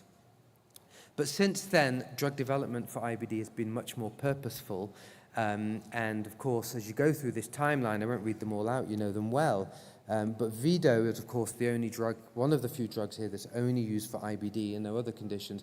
Look at that 16-year gap between anti-TNFs and Vedolizumab. And then since the last decade, there's really been an acceleration of drug development, such that it's a little bit mind-boggling now what we have in the clinic. And this is not going to stop here. We're probably going to have 2 or 3 more therapies approved within the next 5 years, and most recently the IL-23 inhibitors. So why do we keep having all this drug development? I spend most of my time running trials, designing trials, speaking to biotechs with new molecules, and it kind of boggles me how they're going to develop these drugs. But I think this is the problem, this is the opportunity for our patients, is that only half the patients end up in remission, and you get molecular resistance. They lose response for no good reason, and we need to switch through agents. And we are nowhere near personalized medicine, despite best efforts. I don't see it coming in the near future. And here's the other problem that we have. IBD is not one condition. And I think that's especially true for Crohn's disease. And you see these phenotypes on the far right all the time. Patients respond differently, whether the drugs in the ileum or the colon, whether they have distal colitis or extensive colitis, and what type of phenotype they develop. And I think this is what keeps us on our toes, right? And this is what highlights the need for better treatments. So this was a review. It's quite hard to do these reviews now because you have 3,000 words to write them, and you've got all of these molecules. But this was a review led by Sophie Vougeon from France, that I was involved in recently in Nature Reviews, and it's pretty state-of-the-art, and it outlines all the various mechanisms by which existing drugs and drugs in phase 2 and 3 trials work, and I'll focus on some of these. And I'm going to start with the interleukin inhibitors, specifically IL-23, because you're already prescribing that, but I think these are starting to transform care in our clinic. You know, why IL-23? It's talked about as this master cytokine. It was identified in preclinical mouse models, knockout models that prevented them from developing IBD. It was highlighted in many genome-wide association studies. And in my opinion, this has moved the needle. Yes, we say the clinical trials, patients have reached 50% remission and so on, but the patients that we treat today are much more refractory than those 20 years ago. There's good evidence here now of evolutionary resistance, right? So patients, particularly failing TNFs, do well with IL-23s. We've seen head-to-head trials superiority to ustekinumab, and it's not just a chance finding in IBD. This cytokine is central to the development of both skin, joint, and gut immune diseases, and this superiority against other therapies has also been seen in psoriasis. How do you differentiate these molecules? Well, they kind of look the same. When you look at the clinical trials. Here's the structural differences between them, which aren't very many, but the main difference with Vedolizumab and the others is this FC domain here at the bottom left, which is this wild-type FC domain as opposed to these LALA and FALA domains. And in theory, what this means is it has a dual mechanism of action targeting CD64 myeloid-producing cells in the gut epithelium. So there's a theory that this also hits IL-23 production at the site. Whether that means anything clinically meaningful, I don't know, so we should be cautious of some of that messaging. Head-to-head trials will tell us. So these were those key phase 3 trials of IL-23 inhibitors. I'll just focus on Crohn's disease for Risenkismab, and Vedolizumab. And you've seen the trials, and I'm not going to dwell on them here, but what I would just say is just pay care and attention when you look at the headline data for all of these, because as all things, devil's in the detail. And in these head-to-head trials with ustekinumab, 2 of these were treat-through designs, and Vivid 1 was in a mixed population. Remember, Sequence was in a TNF-failed population only, and Vedolizumab was also a mixed population. The Vivid and Galaxy trials were pivotal trials where Sequence was really done as a phase 4 trial for payers, essentially. And I think one of the important differences that you see down at the bottom here is that a third of the patients with ustekinumab dropped out in this trial. So there was something that wasn't quite the same in that study to have such a high attrition rate. And when you look at these headline results, well, it's very easy to say, well, you know, only Sequence and Galaxy were superior to ustekinumab, and whilst that's true, that's what the trials show. Look at the endoscopic response rate of ustekinumab in the Vivid 1 trial. It was 46%, where it was 21% in Sequence. So that doesn't make sense, right? Now, it may just be by chance. It's likely just a chance finding in a clinical trial, a mixed population. But be quick not to, people are quick to take the take home that only one of these IL-23 inhibitors is not superior to ustekinumab. But really, I don't think there's much in the efficacy when you look across the trials. So, you know, pay attention to the nuances. But what's exciting, I think, is this concept of an oral IL-23 inhibitor. And who would think that we would have something like this? But it's knocking at the door. And this is a compound by J&J, and it binds with very high affinity to the IL-23 receptor. It does have some systemic absorption, but it has very high affinity binding for the IL-23 receptor itself. And here on the top left, we saw this very interesting trial in the New England Journal of Medicine.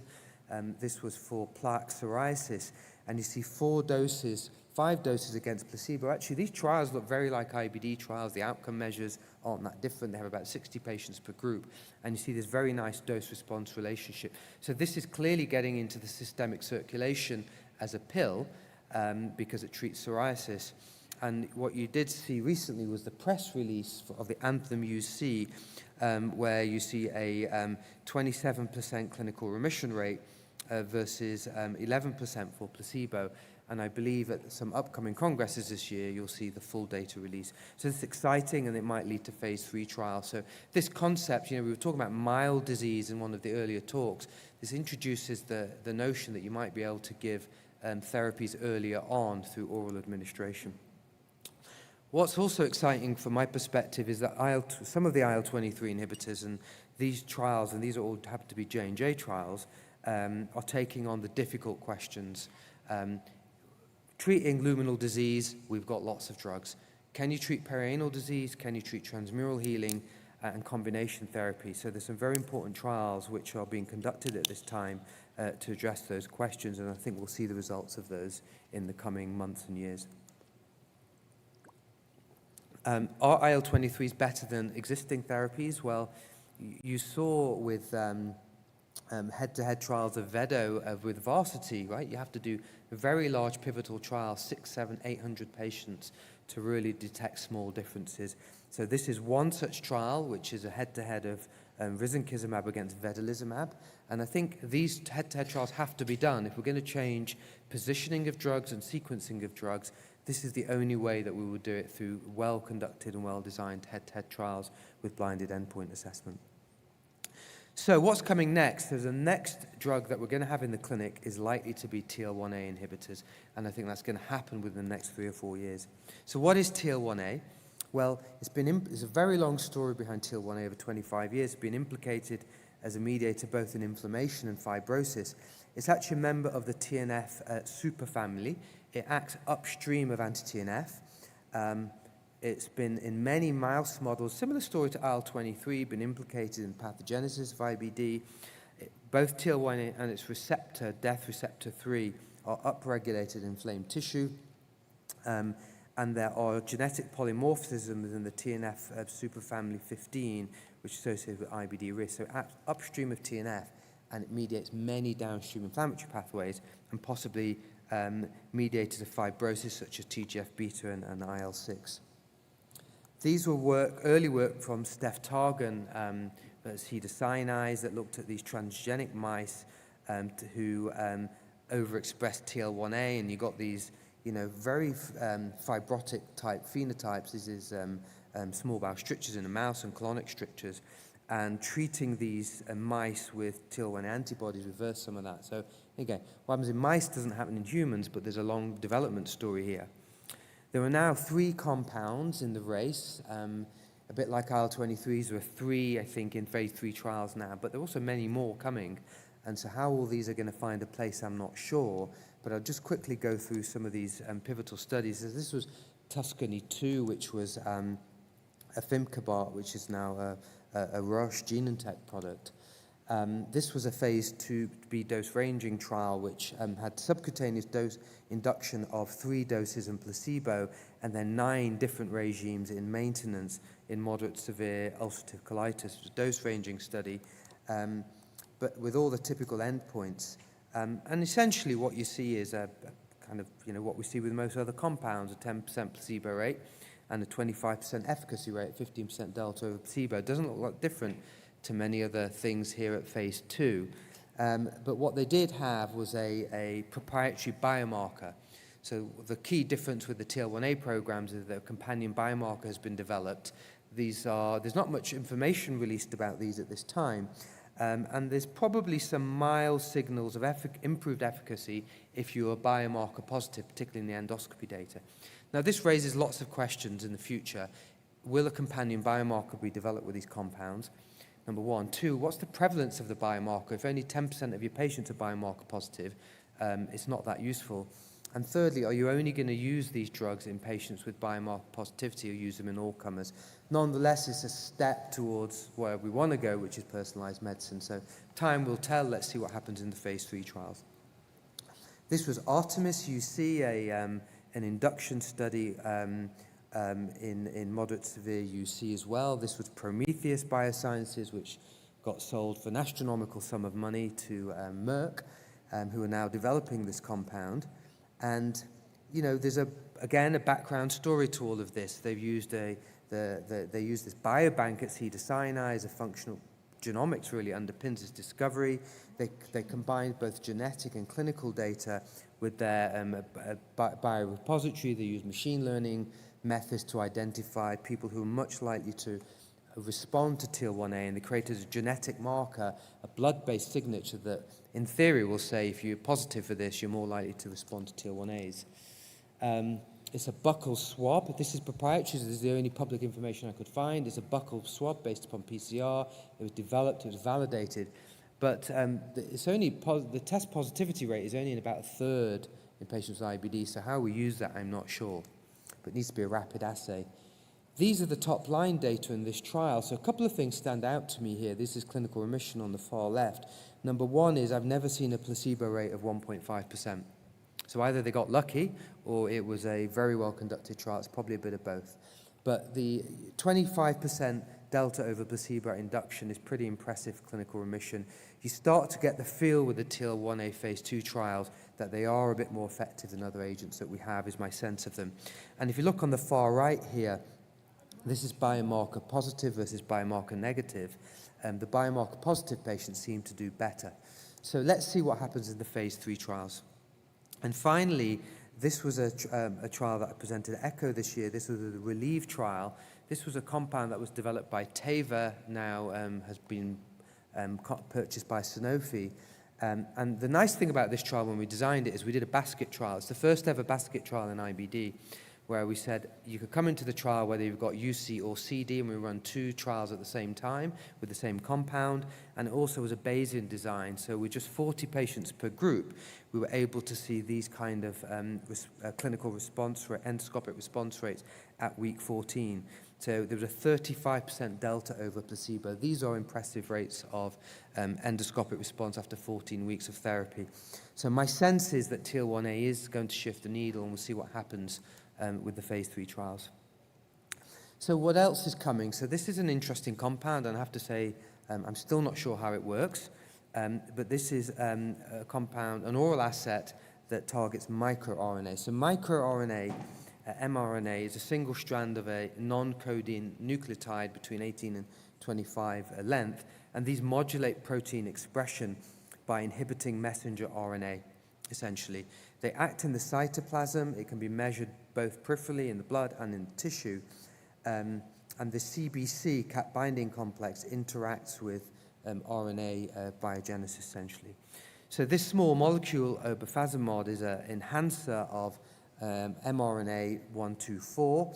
It binds to the cat binding complex in the nucleus of immune cells.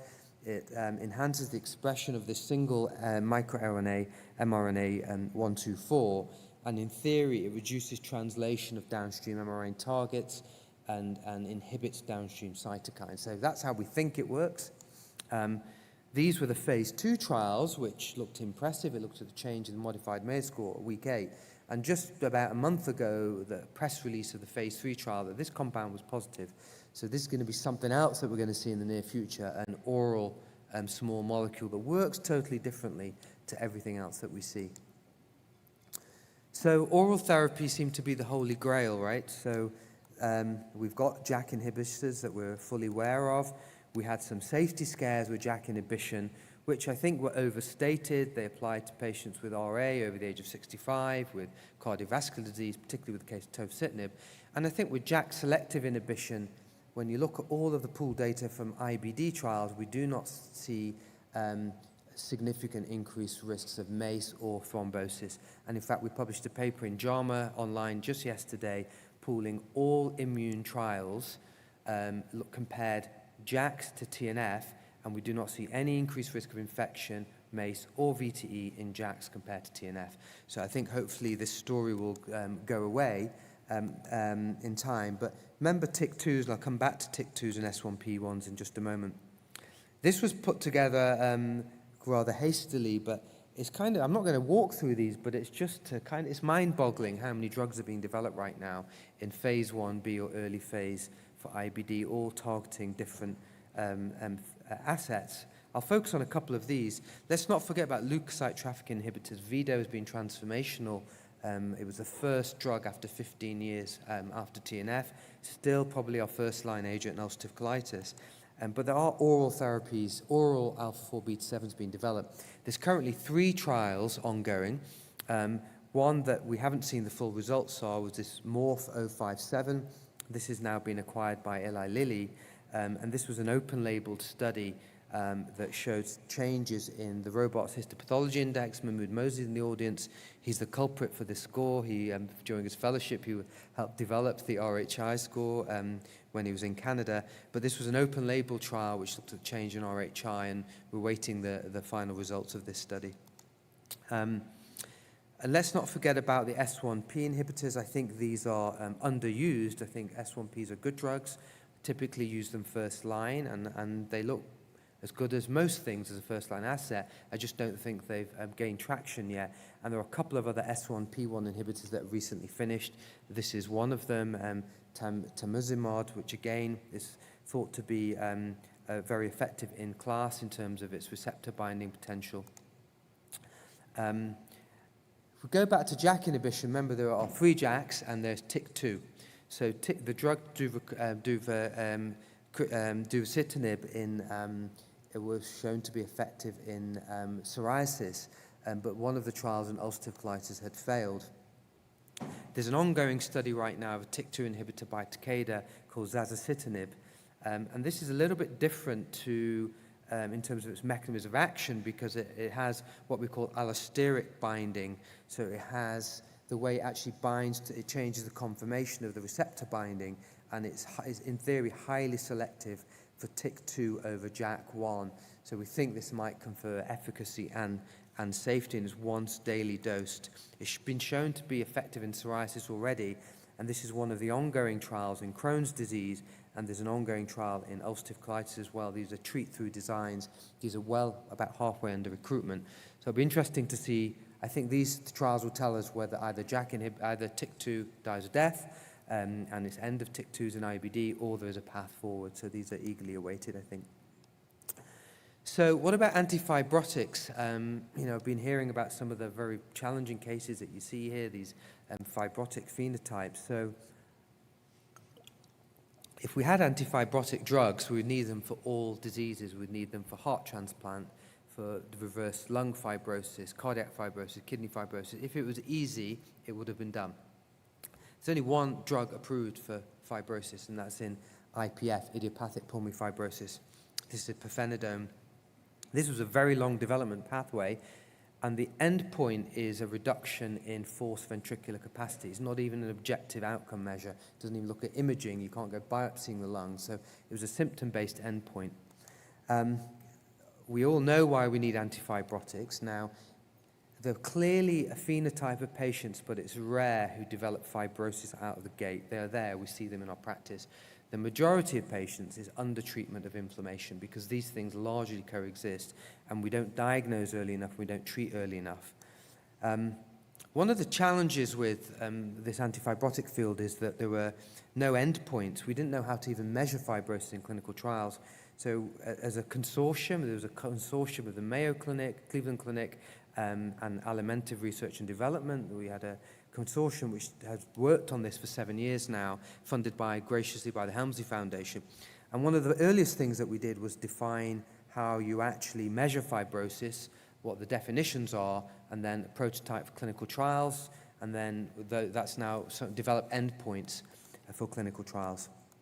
So I can say that 6 years on now, we have at least developed the initial endpoints. So we've developed a CT enterography, an MR enterography-based radiological endpoint for measuring and describing strictures in fibrostenotic Crohn's disease. And we did it for CT because not everybody can have access to MR. And we've developed this SPRO symptoms-based a PRO specifically for stricturing disease, because these patients have different symptoms. They get food avoidance, they get abdominal pain and bloating and other things. So we now have the tools which are being used in clinical trials as a co-primary endpoint for both symptoms and radiology. So this now has been used in the first trial. The endpoints were being developed at the same time, a couple of phase 2 trials. TGF-beta is a major pro-fibrotic growth factor. Its levels are increased in fibrotic tissue. If you inhibit it, it reverses fibrosis in mice. It's been overexpressed in both skin, kidney, and lung. It's probably central to many fibrotic diseases. And this trial was done, this de novo trial recently that was presented by Florian Ryder at DDW, as a proof of concept in 90 patients, where it was an add-on therapy on top of existing biologic care in patients with symptomatic ileal strictures. And all we know so far is that there's been target engagement in the tissue, and some of the patients who had impassable strictures in the ileum became passable after treatment. So really interesting proof of concept data, which will move on to a phase 3 trial. And I'll just mention this is an investigator-initiated study that I'm leading in Canada. It has to be done in Canada and the US because of the funding source. This was an IAS funded by Eli Lilly, where we're going to take patients with inflammatory strictures with Crohn's disease and do serial MRE and endoscopy and see what happens to those inflammatory strictures, because at this time we only have good evidence for anti-TNFs. So as we're looking forward, how are we really going to push the boundaries? I don't think there's a magic biomarker in the near future, sadly. So it's about earlier intervention, number one, and number two, if we're really going to get 20 or 30% delta over existing treatments, it's likely going to be with combination therapy. And what do I mean by combination therapy? It's this concept of advanced combination therapy, combining two biologics, biologic and a small molecule or two small molecules. We saw this already in the Vega proof of concept trial in ulcerative colitis, where, for me, the most striking data here is in the bottom right, where you look at individually guselkumab and golimumab, and you combine them, and you get doubling of the endoscopic improvement rates. And that's a very objective endpoint in a refractory population early on. There's been a whole biomarker repository, and many of the gene pathways knocked down are both in inflammation, wound healing, fibrosis, and epithelial barrier repair. We're eagerly awaiting the results of these trials, DUET, UC, and CD. These were large trials which combined various combinations of low and high dose IL-23 and TNF, and I hope we'll see these results in the coming months. Other interesting studies that are happening right now, this is Victriva in Crohn's disease. This is a combination of upadacitinib and vedolizumab versus vedolizumab alone in Crohn's disease. So that's a very interesting concept where you might get enhanced efficacy. These work orthogonally. These work totally differently. One inhibits lymphocyte trafficking to the gut. JAK inhibitors are broad spectrum immunosuppressants. I think this is a very tantalizing prospect for steroid-free, hit hard for induction, and then de-escalate to vedolizumab downstream. We're seeing some very interesting biotechs who've now got these extended half-life antibodies. This is one such one called Spire. And what they've done is they've just modulated 3 amino acid sequences in the parent compound and believe that you could now dose these drugs either every 12 or 16 weeks. So imagine if we just take our existing drugs, alpha-4 beta-7, IL-23, you could dose it 3 times a year.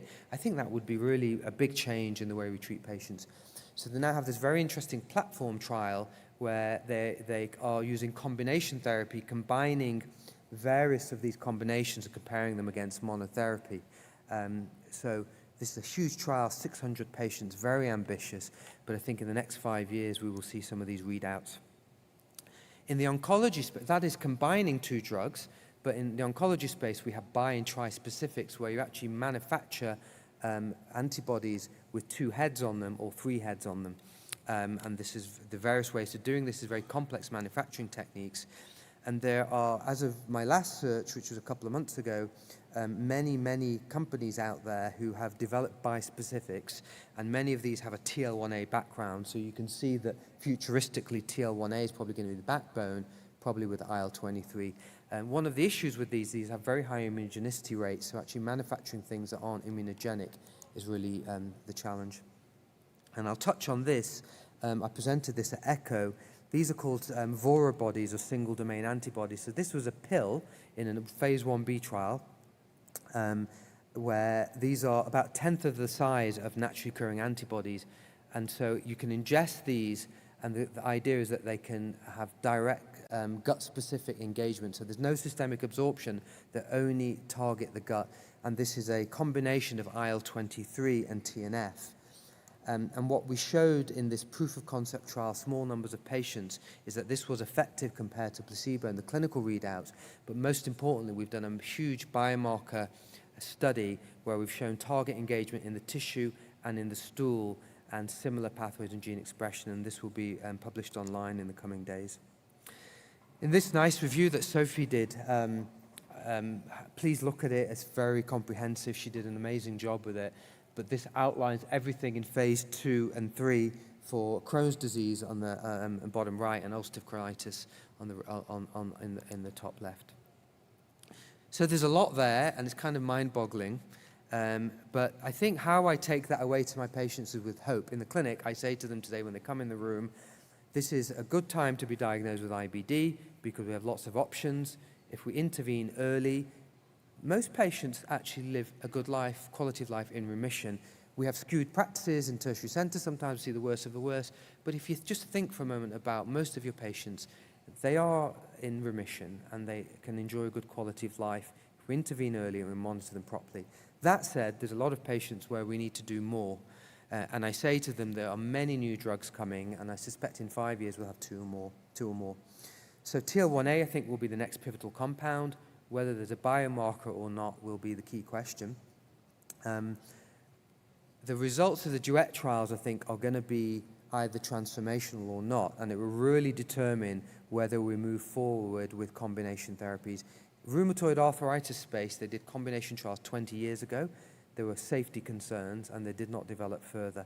So I think a lot hinges on these results and whether we have combination therapy. But if we do, we may end up in those, who knows, those 60-70% remission rates where we need to be. I think you have to use drugs with different mechanisms of action. It doesn't have to just be biologics. It could be microbiome-based therapies, dietary-based therapies. We shouldn't forget about those things, just as important, often harder to control in clinical trials. There's a huge appetite for small molecules, and you saw many are being developed. For me, the second point to last here is really important. We have to do dedicated trials in people with fistulas, strictures, pouches, and extraintestinal manifestations. Until we do that, we're still going to be prescribing TNF for most of those patients. And I wish that we will have precision medicine-based approaches, but unfortunately, this is really lagging behind clinical development, but hopefully that will change too. So with that, I'll stop, and I'm sure we'll have questions at some point. Thank you very much for having me. Thank you, Prof. Vib, for this nice presentation. Maybe we'll have one or two questions just for Prof. Vib before we start with the Stella Symposium. Dr. Hamad. Okay. So short questions and short answers, please. Dr. Hamad Al-Uthmani, gastroenterologist from Jeddah. Excellent talk. We are so much excited to see all these combination, more confusion to us before the physician, before the patient. So for fistulizing, for perianal disease, complex perianal disease, what is your next after the anti-TNF? And if you have PSC patient with UC, what is your first option? Tell me. And the combination, if you decide to give combination, which combination is in the horizon you think? Yeah. Okay, great question. So I'll try and answer them quickly. So, of course, TNF remains first line for perianal disease. Has to be, because it's the only study that's done the proper trials. I think beyond... So you go maximum, you give 10 milligram per kg every 4 weeks? Yeah, absolutely. I think you have to aim for high trough levels. You should be aiming for trough levels above 20. Okay. And frankly, my practice now, subcutaneous infliximab is my go-to. Because I think you get sustained trough levels above 20 or 25, and you don't get peaks and troughs which predispose you to immunogenicity. I think post-TNF, there is no clear, strong evidence for any single biologic for perianal disease. And in fact, the only trial that has been done with any rigor was for Vedolizumab. If you look at, which was the Enterprise study, if you look at these post-hoc analyses of all of these other biologics, they all say 50%. Okay, and none of them have done a dedicated trial. So frankly, I think you can pick what you like. I don't think there's any strong evidence for any of our existing biologics over anything else in perianal disease. So it's trial and error. Which you will pick up next? Sorry? Which one you will pick up? I'll pick any of them. Okay. Yeah, depends on the other phenotype. The other driving factors is whether they have luminal disease, right? Whether they have proctitis and whether they have ileocolonic disease as well. Okay. I don't think there's any one dominant factor. I think it depends if they had a transplant or not. So if they've been transplanted and they're already immunosuppressed, I tend to pick either Vedolizumab or IL-23 inhibition from a safety perspective, or ustekinumab. If they've not been transplanted, again, you pick what you like. I don't think any one biologic has a specific indication in PSC UC.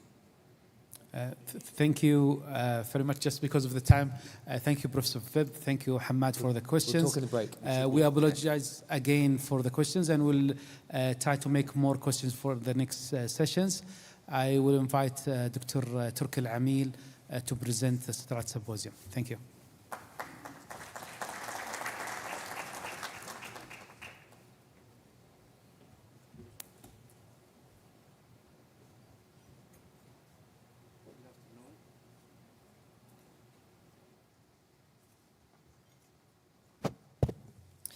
Good afternoon. Thank you so much for attending.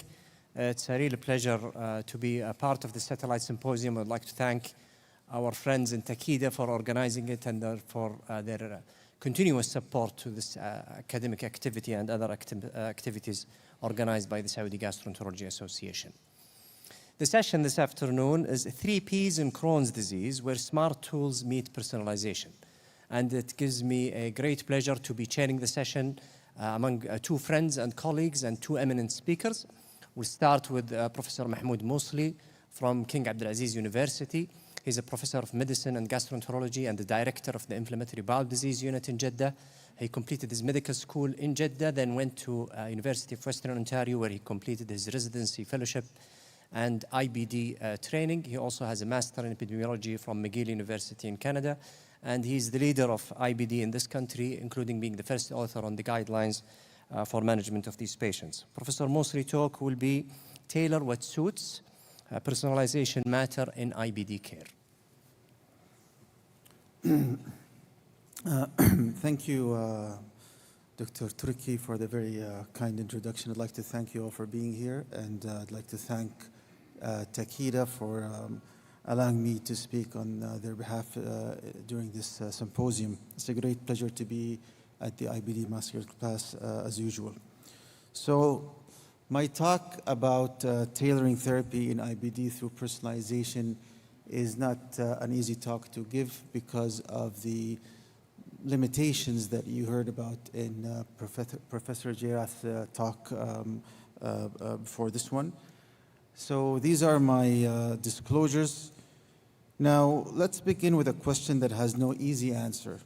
When it comes to IBD, does one size truly fit all? Putting aside all of the limitations that we have, can we just simply say all patients are the same when it comes to treatment? Let's start with the definition of personalized care. So personalized care means people have a choice and control over the way their care is planned and delivered. It is based on what matters to them and their individual strengths and needs.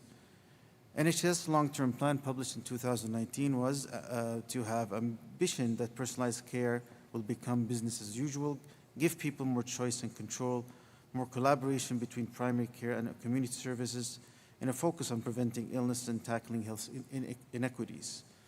And as you know, we have seen a great transformation in the management of IBD towards a patient-centered approach with the introduction and application of PROs as an example in our daily practice. So what is meant by treatment personalization? This is sometimes referred to as precision medicine, and it describes a process of tailoring our clinical decisions to the patient's individual need. Now this, in a way, can be limited to choosing the right treatment for the right patient at the right time, through the right dose, through the right route, ultimately giving the best possible result. And this is well established and well described in other specialties, such as in oncology, for example. However, in most autoimmune diseases, there's a lot of, let's say, deficiencies when it comes to the tools that can help us provide personalized care. So what do we rely on in our daily practice is clinical parameters and clinical predictors or prognostic factors. For example, we are all aware of the associations on the left side between these predictors and poor outcome in patients with Crohn's disease as an example. And we apply this in our selection process. So why does it really matter? Why are we hopeful that there's going to be more personalization in the future? So you need to understand the nature of the disease to be able to understand how personalization would integrate into care. As we know, CD is a chronic progressive disease. It can lead to cumulative intestinal damage requiring long-term treatment, and unfortunately associated with the need for surgical intervention. And you can see here on the left side the different phenotypes and how they can transform to, for example, from inflammatory to stricturing to fistulizing over time, especially if the patient is not treated well. We know that this can translate into alteration in quality of life. We know through this nice prospective population-based inception cohort done in multiple European centers involving almost 500 patients that over 5 years of follow-up, 14% of patients progressed to stricturing penetrating disease, 36% require hospitalization for their Crohn's, and 22%, so close to a quarter, do require surgery, indicating great interference with a patient's quality of life. This is the famous Lyman index figure on the left, which nicely describes the nature of Crohn's disease and how intervening early during the window of opportunity prior to the development of complications and witnessing fibrosis and tissue damage would be the most likely time to observe success of treatment. This is during the pure inflammatory phase of the disease. And you can see on the right side, the aspirations we have of flattening the curve leads to a decline in the damage previously described. This can be achieved through tight control and monitoring and preventing periods of persistent disease activity. We've seen this figure in the previous talk, and what it tells us is that personalization is really important due to the introduction of so many different medications. You need to have a way to be able to select between them, to sequence them, and without proper tools and personalization guidance, it would be very difficult to inform decision making. Another reason why personalization is important, with the presence of all of these drugs, there's still limitations with their use. As you can see, across biologics, we have a primary non-response rate of about 30 to 40%. Secondary loss of response occurs in the same percentage of patients, and there's a percentage of patients who exhibit intolerance to the selected drug. So the ability to choose the right drug might decline or decrease these percentages, which lead to interference in the patient's journey towards success and favorable outcome. As we know, treatment goals have evolved and continue to evolve over time. We're moving forward from disease control solely to the concept of disease modification. So what we've been applying to our clinical practice is the STRIDE-2 guidelines of treat-to-target approach. We're now thinking more forward in how to prevent disease complications, reduce long-term complications, and ultimately improve and preserve quality of life. So is personalized care in IBD just a buzzword, or is it actually a game changer? Unfortunately, I'd be lying if I say in 2025 it is a game changer because of the limitations that we have previously heard. We don't have the personalized care tools, and we work with primitive tools that we have that are mainly through clinical predictors and decision tools that have been developed. So we work with what we have. But if we summarize our ability to personalize, I think we can go through 3 steps. So predict, personalize, and then prescribe. So the 3 Ps. So let's start with predict. So know the patient before the symptoms start to speak. So you need to be aware of your patient's overall profile. So multiple factors drive the risk of progression and many impact response to therapy. Things as simple as knowing that your patient is a smoker, looking at the patient's weight, so being obese, having knowledge about the patient's background and social ability might also help you decide how this patient's disease future looks like. But what we mainly rely on are the clinical indicators that we talked about. So diagnosed at a young age, requiring steroids early on during the disease, having early stricturing or penetrating disease, having ileal involvement, rectal disease, upper GI involvement, perianal involvement, and severe endoscopic activity at baseline. We have on the right side some things with potential, so laboratory and genetic indicators that have not yet panned out, but things like genetic factors, transcriptomic factors, antimicrobial serological markers, and proteomics as well. So this is quite interesting to talk about. I think Dr. Abdullah had touched on it in the first talk, which is the CD-PATH tool. This is a clinical risk stratification tool for patients with Crohn's disease developed by a team led by Corey Siegel. So this tool helps predict risk of complications from Crohn's disease over the course of 3 years. And it relies on disease location, serological markers, so anti-CBER, anti-OMPC1, and then some genetic predictors such as NOD2, things that are not yet readily available to clinicians.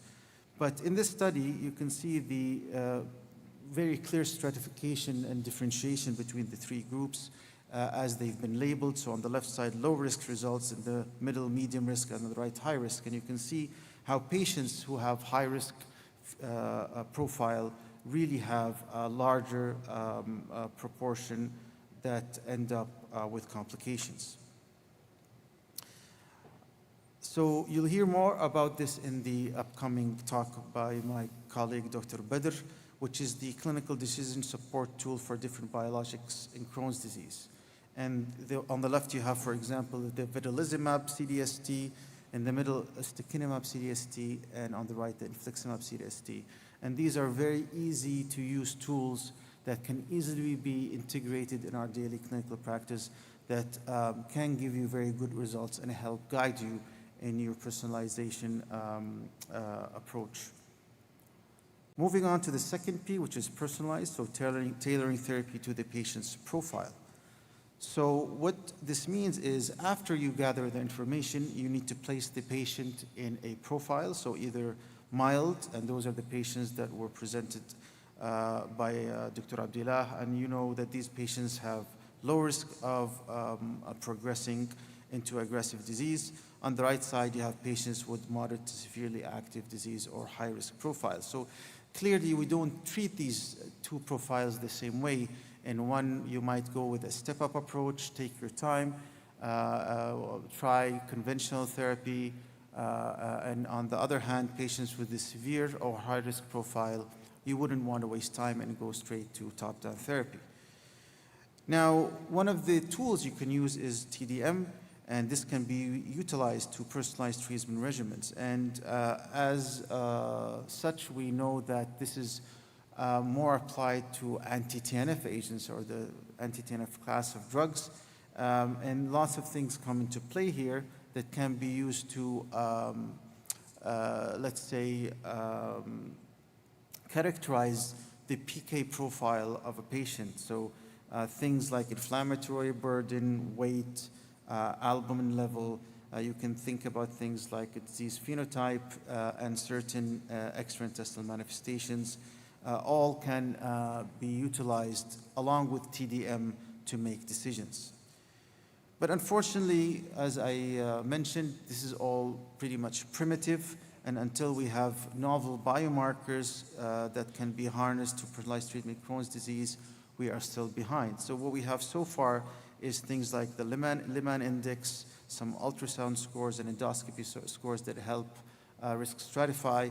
There are the traditional biomarkers that I talked about briefly, in addition to some serological markers and genetic markers, in addition to inflammatory markers as well. So no cutting-edge breakthrough in this era, in this part of our management that can be mentioned.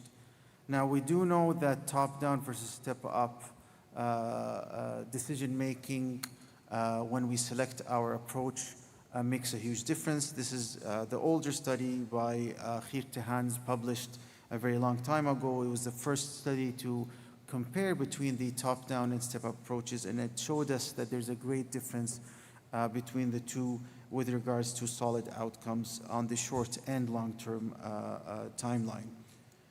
More recently, we heard the results of the profile study, which replicated more or less what Geert de Haans' publication told us a long time ago.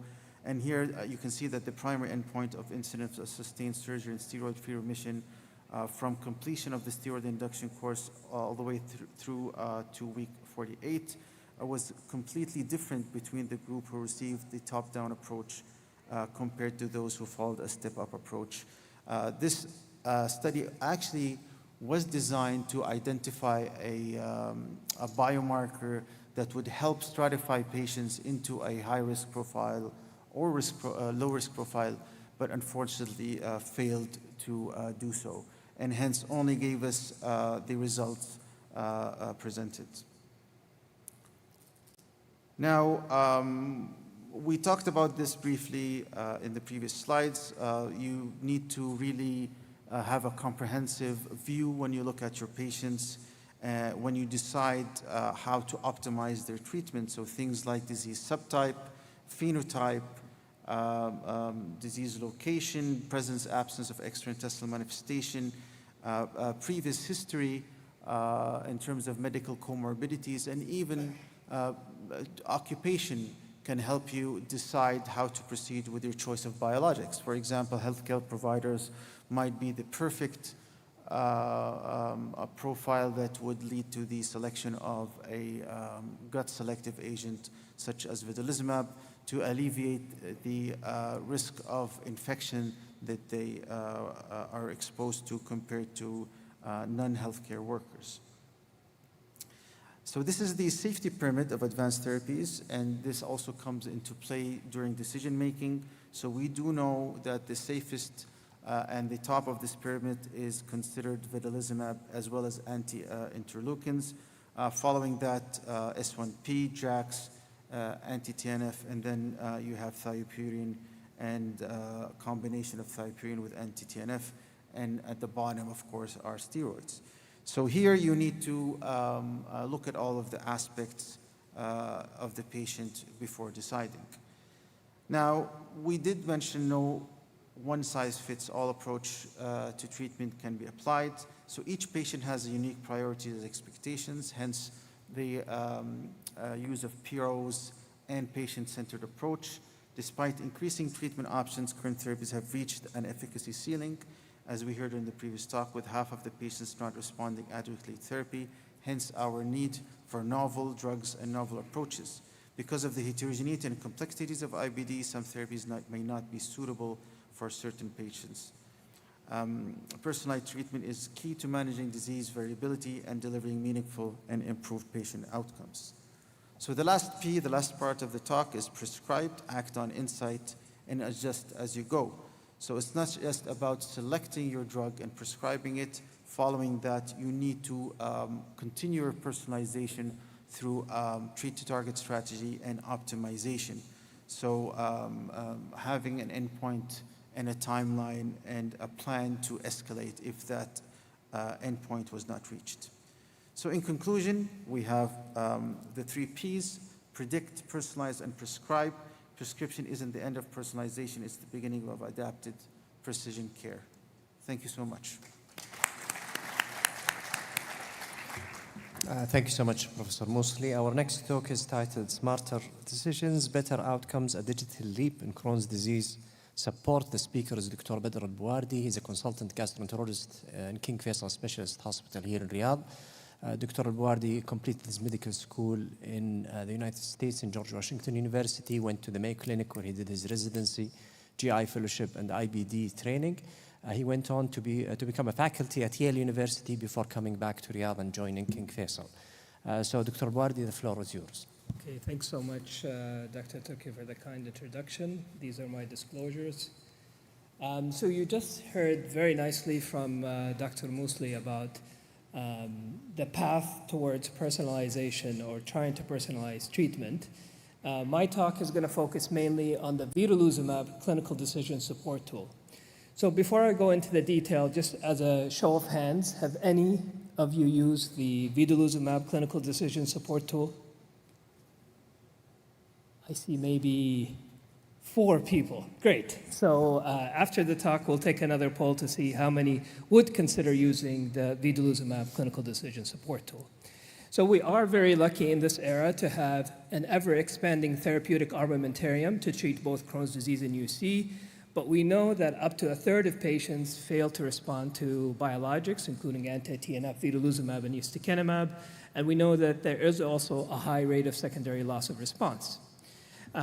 So considering the high rates of loss of response and the multiple options we have, it would be really nice to have some form of personalization so we pick the right drug for the right patient. And this is really the aim of to optimize patient outcomes.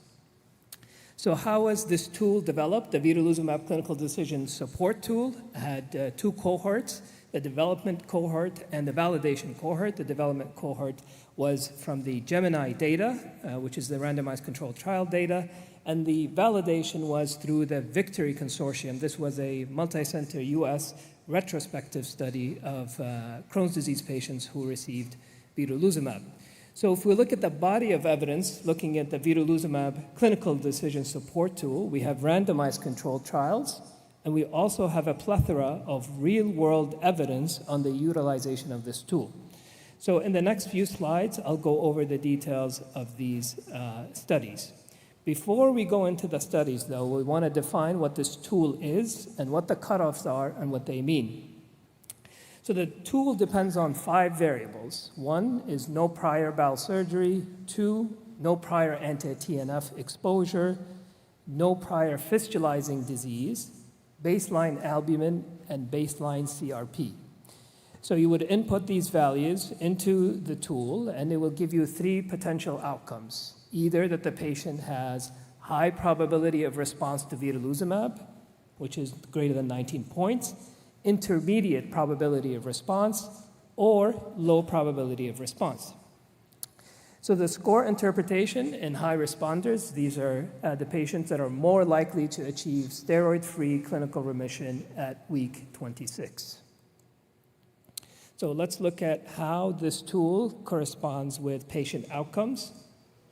So this is data from the Victory Consortium. Recall, this is the validation cohort. So this is showing us that the Vedolizumab clinical decision support tool accurately predicts patient outcomes. So we have 3 bars. The purple bar is high probability, the red is intermediate, and the pink is low probability. So as you can see with the favorable clinical outcomes, clinical remission, corticosteroid-free remission, mucosal healing, deep remission, and corticosteroid-free deep remission were much more likely in those who had a high probability of response versus intermediate and low probability. Now, what this tool also predicted is endoscopic remission and durability. In this single-center cohort or retrospective study, you can see that, again, patients who are high probability based on the tool were more likely to achieve endoscopic remission versus those who had low probability. In addition, this tool did seem to also predict onset of action.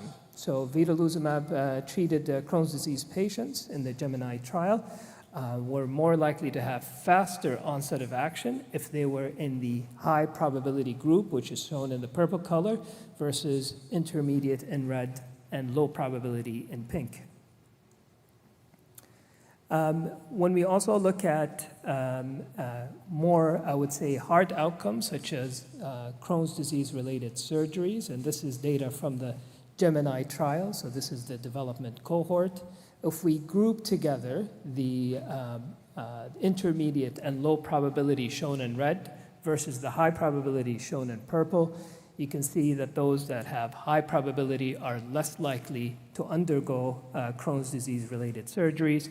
There were also less likely to have complications based on disease duration. So if we break down disease duration, you can see those that received the drug within 5 years of diagnosis versus more than 5 years. And again, across both of these, you can see that if you do receive the drug sooner, within 5 years, you also have better outcomes. What about indirect costs? And this is based on secondary outcomes such as ED visits, hospitalizations, and surgeries. Those patients who have high probability of response based on the Vedolizumab clinical decision support tool were less likely to have ED visits, less likely to have hospitalizations and surgeries. This is based on data from the Optum database. So this data was mainly on IV Vedolizumab. Now we'll switch gears to explore whether the clinical decision support tool also performs well with subcutaneous Vedolizumab. This is data from the VISIBLE-2 study, and this is again showing higher clinical remission rates in patients with a high probability based on the support tool. So here we have two groups, the low and intermediate probability shown in red, and then in purple is the high probability patients. And we're looking at outcomes at week 6, 14, and 30, and this is the proportion of patients who achieved clinical remission, and you can see separation between the two groups. Now looking at real-world data, and again, this is comparing IV Vedolizumab on this side of the slide versus sub-Q, and we have two groups, high probability versus intermediate plus low probability. And this is looking at durability or treatment persistence, and you can see that treatment persistence is better in the high probability group, whether you received IV or subcutaneous Vedolizumab maintenance.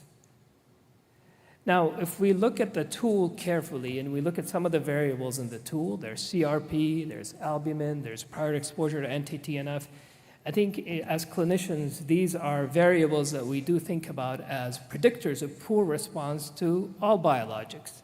So how does this tool perform with other biologics? It's like asking, is this tool specific to Vedolizumab or does it work as well for other biologics? So if we look at the sensitivity and specificity using the published cutoffs, the sensitivity is 92% and the specificity is 80%. So let's look at clinical data on whether this tool performs well with other biologics such as ustekinumab. In this retrospective French study looking at steroid-free remission at week 48, and this is stratifying patients based on high, intermediate, or low probability. And as you can see, as we saw in the previous data set, you can see clear separation between the high and low probability. But on the far side of the slide, you can see in the ustekinumab group that the tool was actually not very predictive in looking at response based on high or intermediate probability. Now, this was a refractory group of patients. More than 60% were exposed to anti-TNF.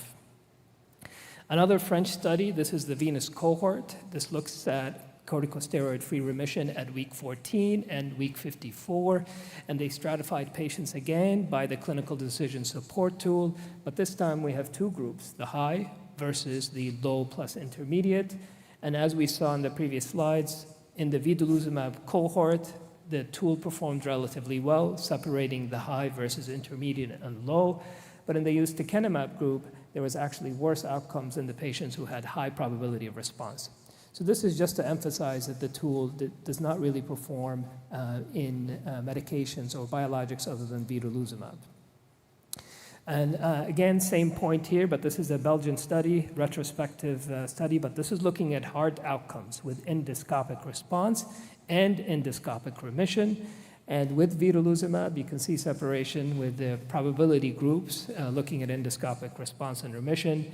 But you see you see how the bars are pretty much similar in the ustekinumab cohort. So even looking at hard outcomes, this tool seems to be specific to Vedolizumab and not ustekinumab. And same with this Greek cohort, single center, smaller study, but also emphasizes the point that this tool is quite specific for Vedolizumab and does not perform with ustekinumab.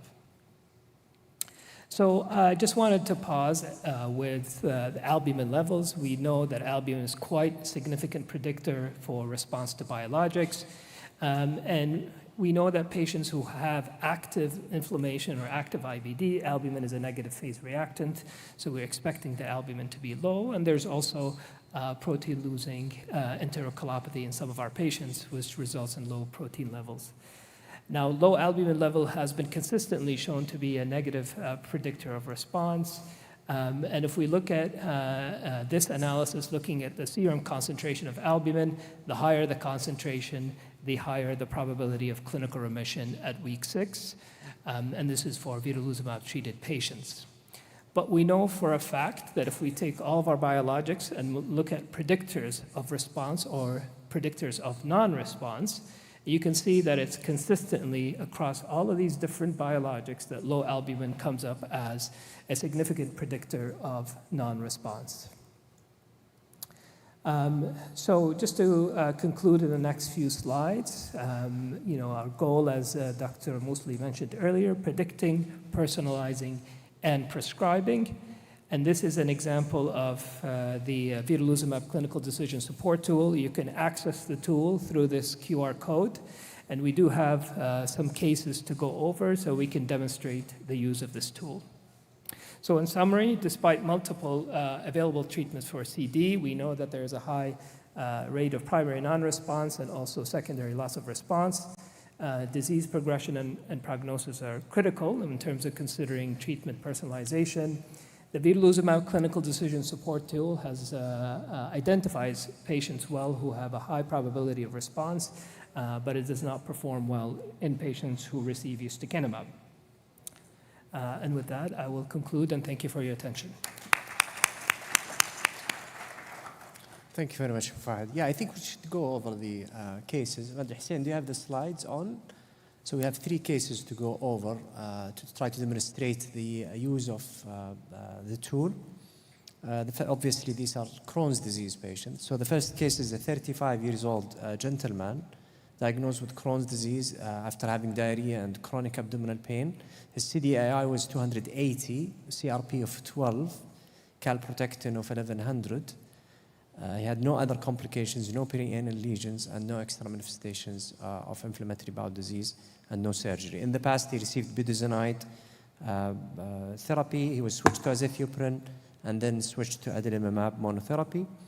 He was in remission. Then after 6 months, he had clinical recurrence with high CDAI and elevated CRP and fecal calprotectin. I wonder if we can have the slides up. Can we have the slides, please? So his CRP was 6 and albumin was 44. So looking at the, just hearing the numbers that you gave, CRP of 6, a normal albumin, no previous anti-TNF. He had adalimumab therapy, actually. So he does get points there for previous, and then any fistulizing disease in the past? So no fistulizing disease, no perianal lesions. Great. No so surgery. You're already going no surgery. Yeah, so it's, he gets 2 points for the no previous resection. We can get those cases up for us. So he gets 2 points for no previous resection, 2 points for no fistulizing disease, 0 points for failing anti-TNF before, and the baseline albumin is 44, so he gets 17 points. The total comes to 21, which is high probability, I think, for response to vedolizumab. Yeah, so absolutely. The cutoff, I think, is 19. 19 is the cutoff for this tool, yeah. I'm not sure if we'll be able to get the slides, but the second case is a 35-year-old gentleman diagnosed with Crohn's again, CDAI of 280, CRP of 12, calprotectin of 1100, no other complications, no perianal lesions, no surgeries. Yeah, that's case 2. Okay, so you can see the case, CRP, how, can we go to case 2, please? Yeah, so CRP, but in this case, albumin is 39, and he had anti-TNF experience before. So you can see that the previous, no previous bowel surgery gets the patient 0 points, no prior anti-TNF 0 points, 2 points for the lack of fistulizing disease. Baseline serum albumin was 39. The total comes to 17. So the range between 13 and 19 puts him at intermediate probability of responding to vedolizumab. So I think this is where it becomes challenging. So obviously when it's high probability of response, it's an easy decision, right? So a patient is likely to respond. You're encouraged to put the patient on vedolizumab. If the patient has low probability, you feel that maybe it's not the best choice. But when it's intermediate, I think this is where the art of medicine comes into play. So I think some of the important points to highlight is, for example, where is this intermediate score on the spectrum? Is it more towards the end, more towards the beginning? Because it's a spectrum, right? So it's more towards the high probability. It might give you more comfort. The other thing I find to be very important is to look at the main drivers for that probability score. So for example, what is the main driver here? It is not prior surgery. It is not perianal disease, because those are the two variables that we know that reflect that the patient doesn't have early disease, has a prolonged course, and we know that those are the type of patients that might not be a good fit for vedolizumab.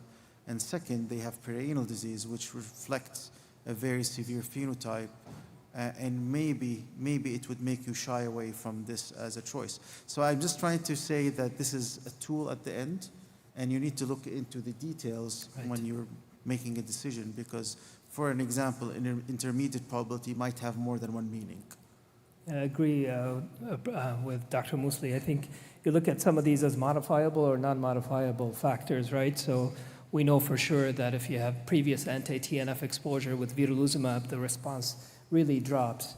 So if the patient mainly got points because of that, that might be a case where I'm going to go to another agent.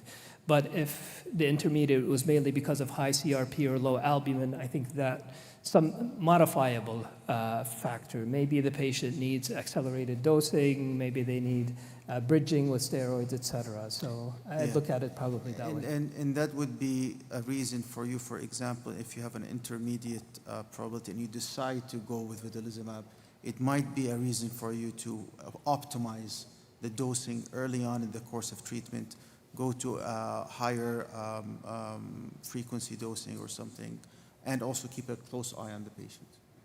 Yeah, so if you go back to the case number 1, I think it's clearly the patient had high probability for responding to vedolizumab, and the fact that they had no fistula was an important point. No previous resection was also an important point.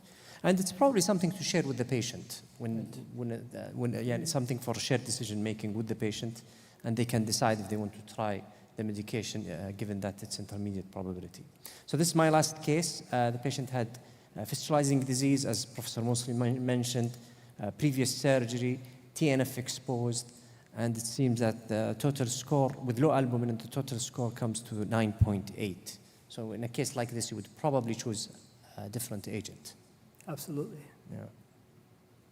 Okay, good. I think we have time for one question before we move to the next session. Bayman, تفضل. So the question is about diet monitoring. نسمعك bayman, تفضل. Diet monitoring, and you were mentioning about ustekinumab and vedolizumab. Do you check drug level apart from anti-TNF? No. It's not commercially available, and I think there's a lot of doubt about the utility of TDM outside of anti-TNF agents. Okay. So I think we just need more evidence that to support the use of TDM in those. So if the CDST here is low, I will not use vedolizumab? The probability of response is low. If you have other options, I'll probably go to that. Yeah, and my question was to the prof before you will answer it. He didn't answer the combination. Do you go with Vedo and IL-23? This is your first combination in case of Crohn's or ulcerative? I think, I mean, of course, this is not standard of care, and it's something, it's off-label, and it depends on the patient you're treating. Maybe in centers with expertise, maybe there are refractory cases that require this type of approach.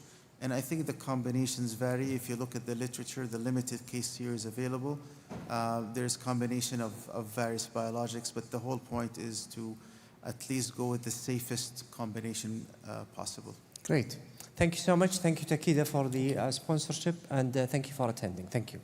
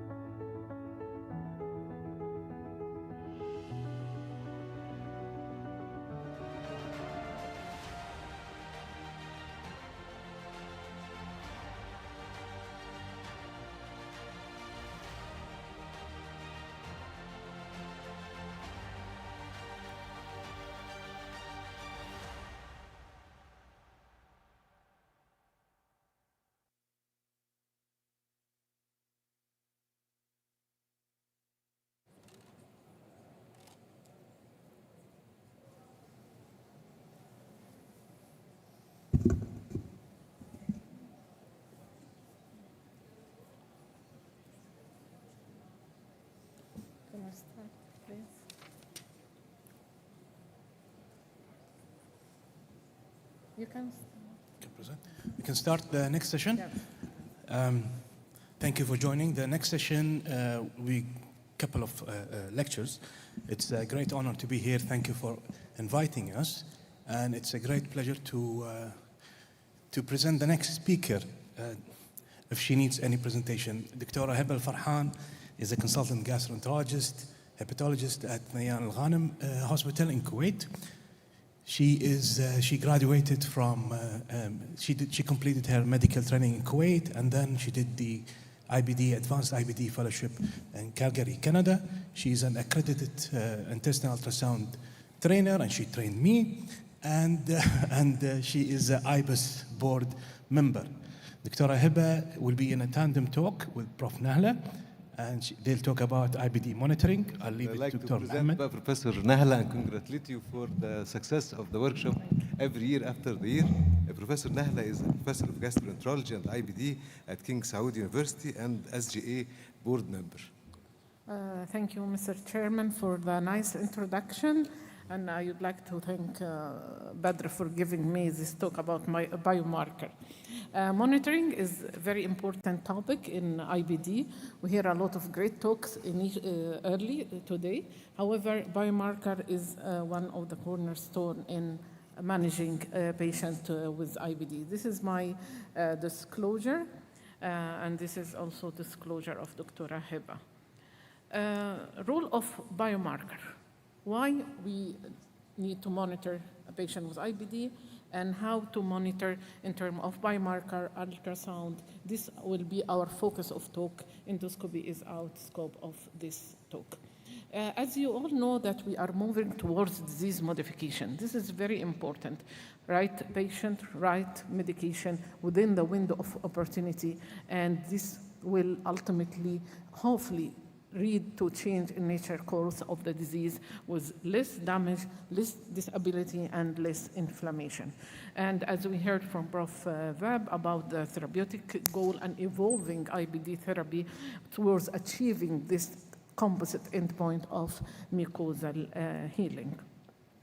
So the three pillars for IBD care to be able to change the nature course of the disease, it comes from the foundation in patient communication, explain to the patient, and certify your patient, early intervention, treat to target, and tight control. And the hallmark of the tight control is through monitoring.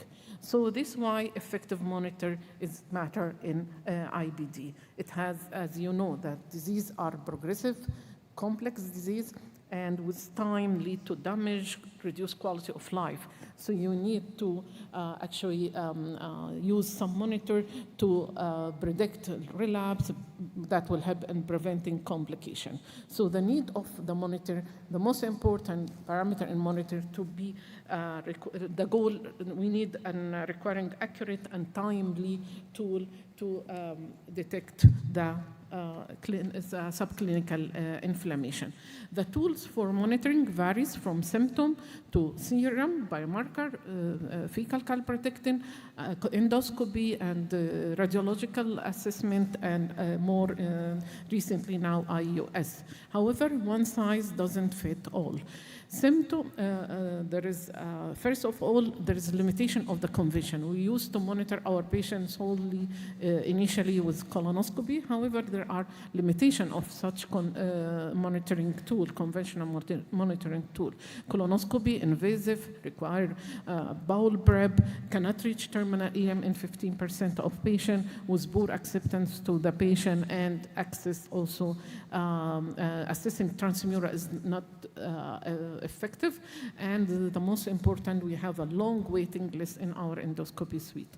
MRI, high cost, limited availability. However, it is good for transmural assessment. However, also we have like waiting time of 9 months in our center. CT scan, exposure to radiation, as you all know. If you go to the symptom, you find that symptom actually doesn't reflect the activity in IBD, and majority of the symptom only able to see the tip of the iceberg, especially in CD. However, symptom can correlate with mucosal healing and ulcerative colitis, yet around 15% of patients with UC, you can able to change, you'll be able to change the medication or escalation based on biomarker. So up to 20% of the patient symptom not accurately correlate in UC. So we still need more of objective tool. Biomarker that are available, as you all know, are fecal calprotectin and CRP. Can we trust biomarker in IBD monitoring? Yes, we can trust, and it has been shown in many studies that CRP correlate well to intestinal damage, and fecal calprotectin also can correlate to endoscopic finding. However, the most important and landmark study that has been looked at the treat to target and tight control strategy are CALM study, where, as you all know, the landmark study, when they look at it is multi-center open label RCT study, when they look at the treat to target approach using a more objective tool. So the two arm about those treatment escalation based on only symptom driven or based on more objective tools with fecal calprotectin or CRB. And if you look to the primary endpoint, which is robust endpoint by decreased CDIS less than 4 or non-deep ulcer, it was achieved in patient who has less than 5 milligram CRB or less than 250 in fecal calprotectin.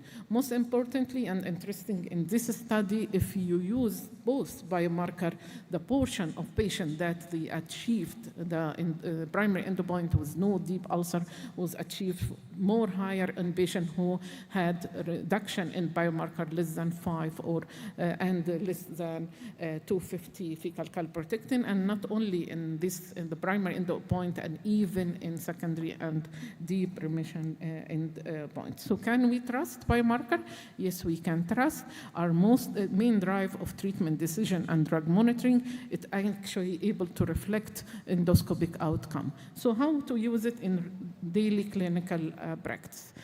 First, CRB, we all use it. It has a lot of role in diagnosis, monitoring ulcerative Crohn's disease, predict outcome, and post-operative recurrence. Yet, there is a limitation. 25% of our patients will see patient in a hospital sick and don't produce CRB. Their CRB is negative. And also had other limitation is poor correlation with mild disease or proctitis. So this is the only limitation. However, it has a lot of strengths in terms of quick, accessible, easy, cheap, useful, especially in acute severe UC, and high CRB increase the risk of hospitalization and surgery. Does it have a role in the therapeutic during the monitoring or time of therapeutic drug monitoring during follow-up a patient. Actually, this study we just published from our center. We look at the infliximab drug level monitoring and effect on outcome of the patient. 130 patient of IBD, they are on infliximab for at least 1 year, and we look at the level. If you can see, majority of our patient, Crohn's, some are ulcerative colitis, but interestingly, you can see that 70% of our patients, when we did the TDM, actually it was subtherapeutic, and majority they have antibodies. And if you look to the this flow in the data, majority are having high antibody. And when we actually, after that, we assess them more of endoscopic assessment or transmural, we found them the low or threshold of and infliximab level associated with actually patient are active and endoscopic actually not in remission activity of the disease. And unfortunately, because it was not done appropriately, dose escalation was not done appropriately. And interestingly, in this study, when we look at the CRB, how it behave, how it perform in those type of patient, actually CRB was able to predict the one who have low trough level and high disease activity and can precede it. And we check it 12 months, a couple of months before the TDM, and we found that CRB 12 months before TDM correlate with low level. How about fecal calprotectin? It is growing evidence now, and it is widely used. A strong correlation to endoscopic activity, superior than CRB. Treat to target, actually the calm, as I mentioned, very clear evidence, and can predict the most important treatment response. So if you have fecal calprotectin less than 300 or decrease more than 50% from the baseline at week 12 or week 14, it can predict clinical and endoscopic response. And not to forget about post-operative with cutoff 150. It is also good tool in UC like in Crohn's. However, if you are targeting more robust endpoint with histological healing, the level are much lower and aiming for fecal calprotectin less than 150. And also data shown that incremental rising of fecal calprotectin can also predict the flare within the upcoming 6 months. So this has to be kept in mind during monitoring the patient. There is still, it is a very good tool, and we are using it in daily basis. However, it has some practical limitation, variable result, fluctuation within time, exercise, assay used if we are using ELISA versus point of care kit. So when you use one assay, don't use the other, no interchangeability. It's less reliable in ileal and false negative in some of the patients. So again, like CRB, some of the patient doesn't produce. And not forget about, for the one who's here in the room, resident or junior fellow, that false positivity of fecal calprotectin. It reflects neutrophilic activity. However, it's not disease specific because it can be elevated in non-IBD, non-GI condition, and some of the medication. Do you consider albumin as a biomarker? I think it is neglected biomarker, and I use it frequently for our adolescents group because we usually see patients from 14, above 14. And actually in pediatric data, it has been shown that albumin, they rely dramatically on albumin as a marker. And for me, the patient group with adolescents, I can rely on albumin. And as Dr. Badr showed us, that also low albumin increase drug clearance and lead to poor outcome and high clinic and high baseline albumin at diagnosis are associated with high probability of clinical outcome. This is our latest publication from Saudi Arabia and Kuwait, where me and Dr. Hiba and some colleague in this room shared the publication and large data of 160 patients who actually tough population. They failed up to 3 advanced therapy, and we looked at the outcome of videos after shifting to Vedolizumab in those severe, tough population of UC patient, and we assessed them using clinical and biomarker CRP and albumin, and actually albumin has shown also to be a good biomarker because the patient who responded after 12 weeks from Vedolizumab, the albumin level increased significantly from baseline, which reflect a good improvement in nutritional condition. The big question nowadays, because we are a lot of the hot topic now is personalized medicine. Can we predict actually any prognostic, or there is prognostic and some factor predict treatment response, but how do we have one single biomarker that can predict the treatment response? Unfortunately, no single biomarker to predict the treatment response, and I think we need more of data and work on this part. As Dr. Badr just showed us, that there is growing evidence about some clinical decisions support tool that can actually help the physician to determine which treatment option for the patient, and you can see this among these 5 parameters, 2 of them related to biomarker baseline albumin and baseline CRP. Future is bright. There is a lot of emerging biomarker in the market, either serum or as a fecal. So we have what we call the oncostatin. It predicts poor response to anti-TNF, and it is a serum marker. We have leucine-rich glycoprotein. It's serum marker that correlates to endoscopic inflammation and very useful in the CRB.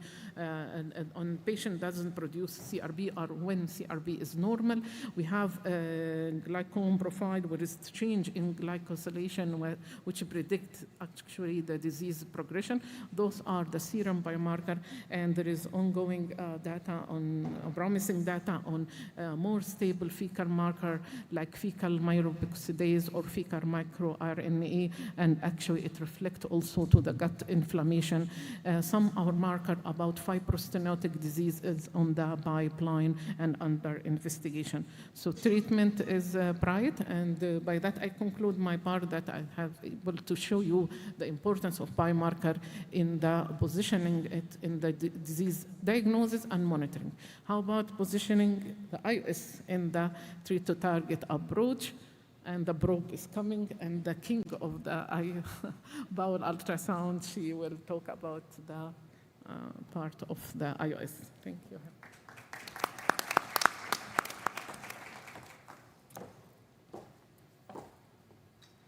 So, good afternoon, ladies and gentlemen. And at first, thank you very much for the organizers for giving us such a wonderful opportunity. And it's a great honor to have a tandem talk with Prof. Nahla. So once we talk about intestinal ultrasound, that means we're hitting beyond other target of mucosal healing, and we're talking about mainly transmural healing. So Dr. Nahla told us, like in brief, like we cannot rely on symptoms alone. We have other biomarkers that we should follow, and also the endoscopy. We know it's our gold standard for now to evaluate the mucosal healing. However, flipping the coin and facing the reality, we're aware that IBD in general, ulcerative colitis, and Crohn's disease is a burden. The patients will have poor quality of life, recurrent symptoms. They will get hospitalized up to 30% over 5 years. Up to 30% after the first decade of diagnosis, they will go to surgical intervention. The percentage is less with ulcerative colitis. Gil Kaplan, according to his latest publications, confirmed that around the globe we're facing more than 7 million IBD patients. And also by hitting the year 2024, the percentage will be quite a lot, hitting more than 1% worldwide. And that means a lot of challenges, a lot of burdens and economic burdens also. Because the disease variation in presentations, the disease variations of the treatments, and also the patient can develop fibrosis and risk of carcinoma, as everybody's know. And that will push us to target another line or another aim in managing our IBD patient, which is transmural healing and histological healing, in order to complete the disease control and to change the nature of IBD. So endoscopy, everybody likes it. We're a gastroenterologist. However, still we have a risk of perforation, and it will give you a limited view because it will give you a clue about the mucosal healing and not the transmural healing. And also, not everybody can go for colonoscopy, especially if we have a cohort of IBD patients with pregnancy. So just by a simple comparisons, cross-sectional images can give you transmural and extramural evaluation. It is less invasive, very well tolerated and liked by the patient, and it's repeatable.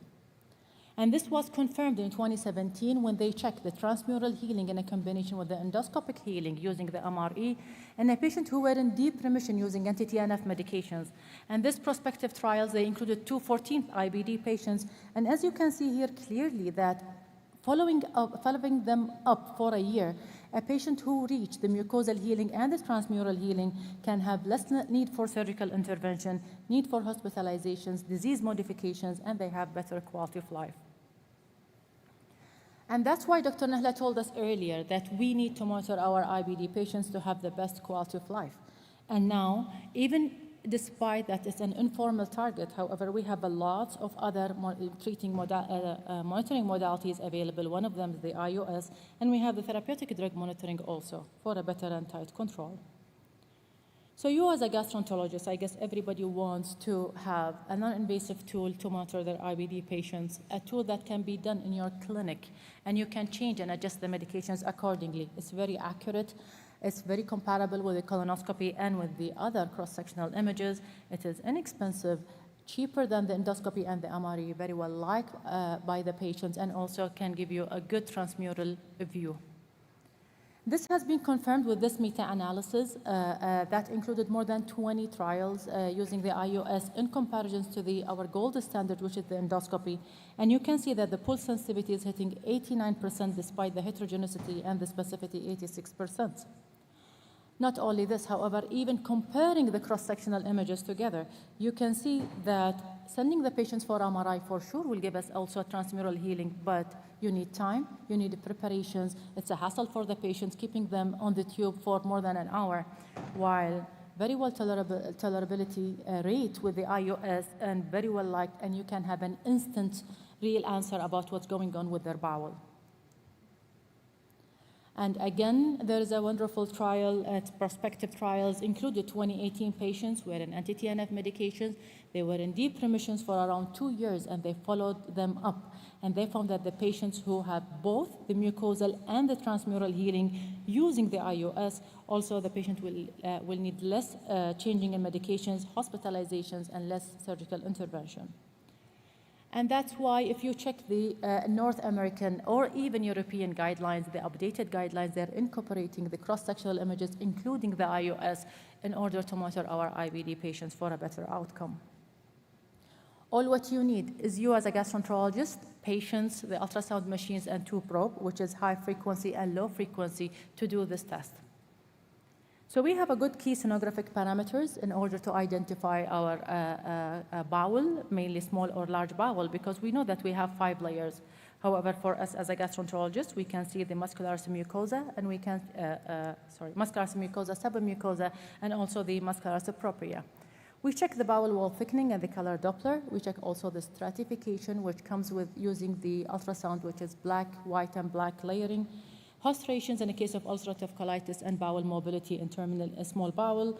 And then we go extramural, checking the mesenteric lymph node and mesenteric inflammatory fats. The most important 2 parameters are the bowel wall thickening, and we have a cutoff point of 3 millimeters, and this is applicable in ulcerative colitis and Crohn's disease. And it can give us a clue about the patient's disease, the condition, the severity, and even if the patient, they are in remissions.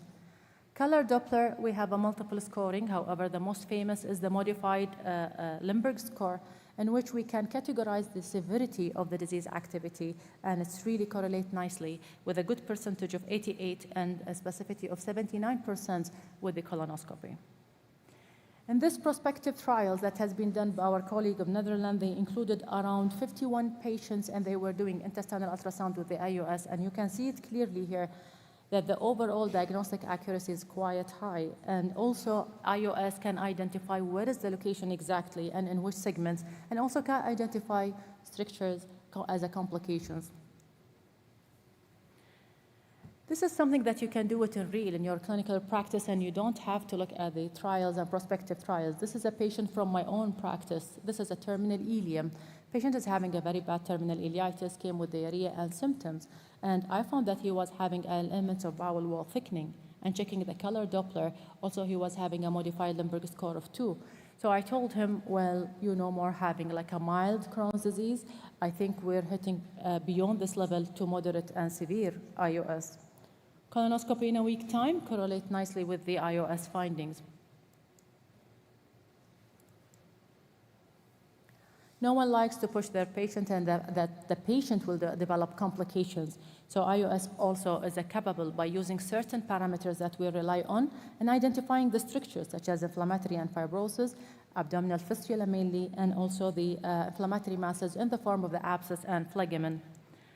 And this has been confirmed also by the recommendations and the guidelines that has been published at the ECO-ISGR IBIS 3 weeks back, that we can use IOS to monitor and to identify strictures and also the other penetrating disease complications.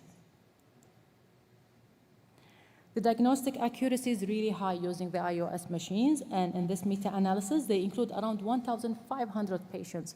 And despite the heterogeneity, you can see that the sensitivity and specificity is really high in identifying the strictures and the inflammatory mass. There is a drop when it comes to the fistula, because we know that the fistula, the common is the perianal fistula, and it lies deep in the pelvis, which is, I would say, quite challenging for us to find it out using the transabdominal ultrasound.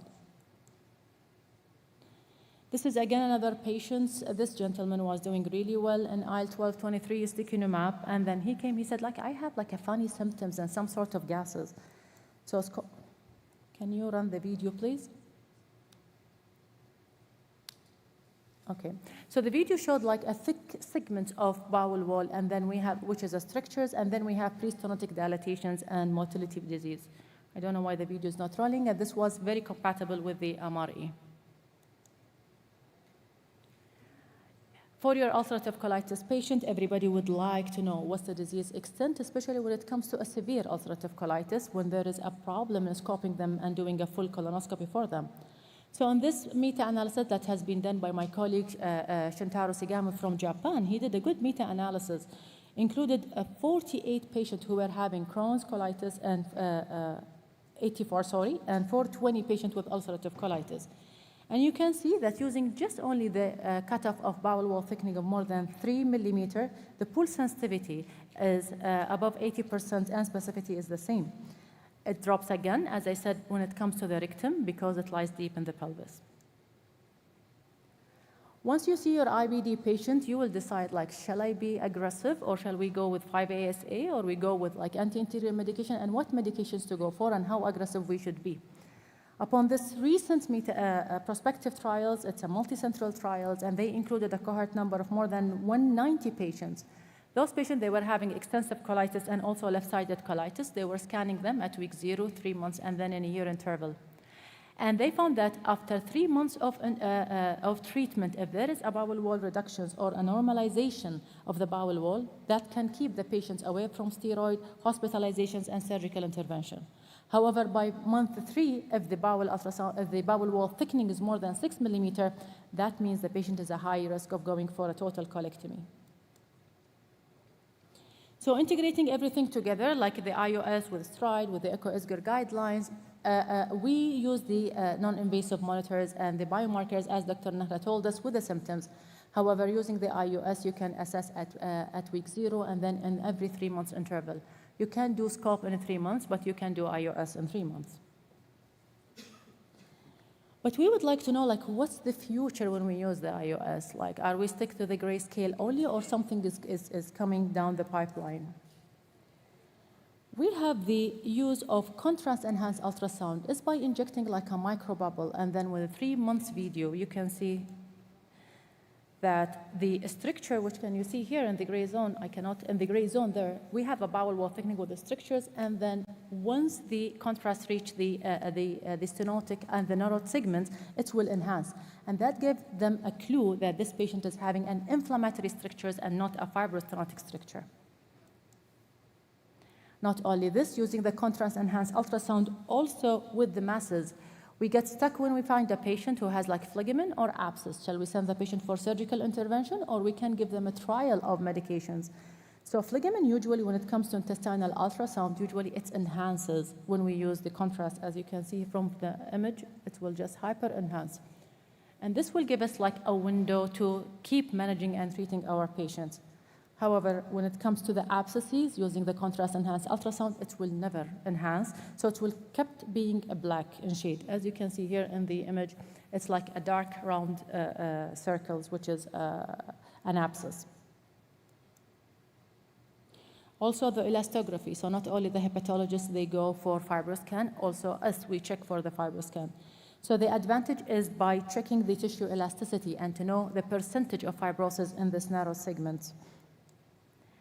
The first one, we have this strain elastography. By doing a repetitive, I would say it's a special software that you can do it. You can check the segments and doing a repetitive scanning for the segments.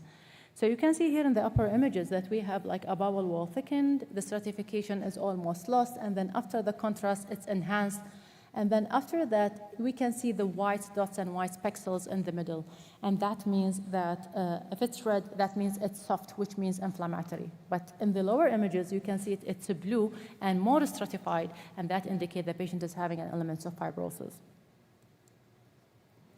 Also, the other one, and I guess who's leading on this on these study are the North American, and mainly in Canada, checking the shear wave elastography by Kerry Novak and Kathy Lu, and they were having a special software in which they measure the velocity through the inflamed and the strictures. And they found that low velocity, it comes when we have like a healthy inflammatory strictures, while a long durations and a longer velocity when it comes to a fibrostenosis. One day, like I think Dr. Mahmoud is not here, but one day Dr. Mahmoud, mostly we were having a chat about iOS. And then he said, Hiba, I don't have time for the iOS. And this is a message to be delivered for everyone who is not interested in learning iOS because it's time consuming. What about having an AI with the iOS? So in this prospective trials, despite that it's being applied in a pediatric populations, they included 260 pediatric patients, the age range between 11 and 18 years.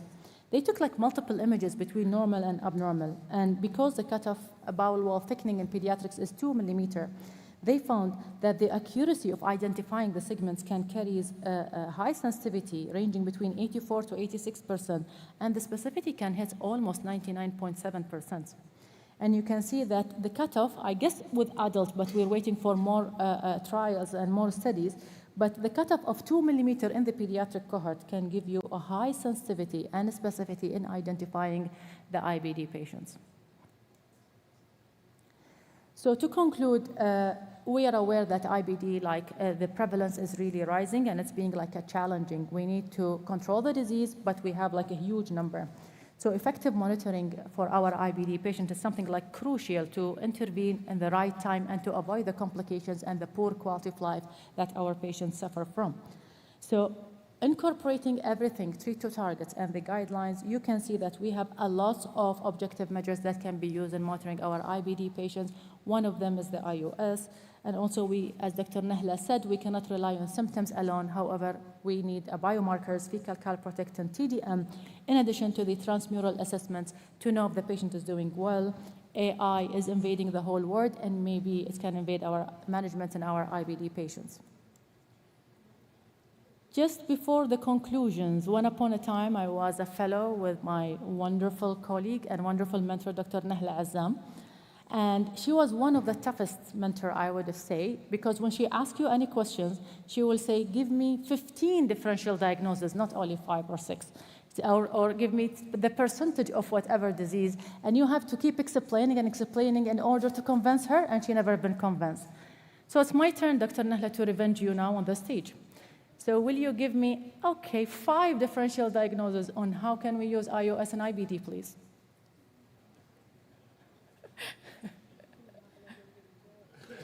You can come to the stage if you want.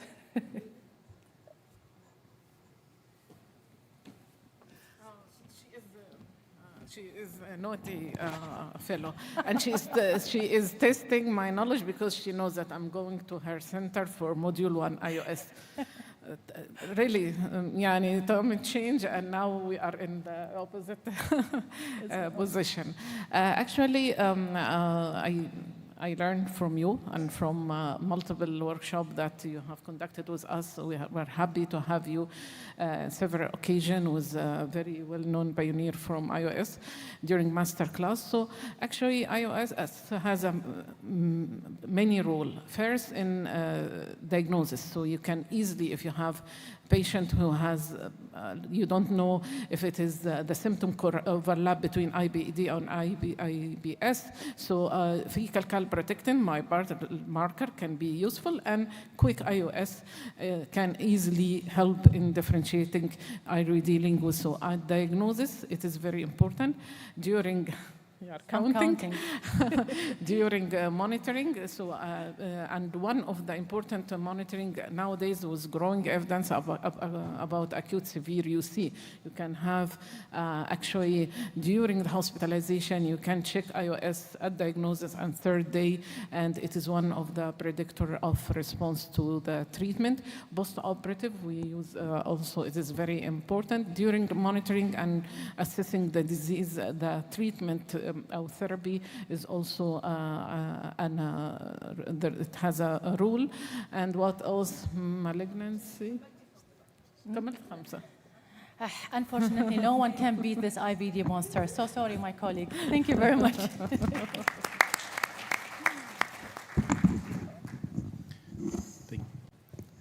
Thank you, Dr. Heba and Prof. Nahla. Next will be the Johnson & Johnson Symposium.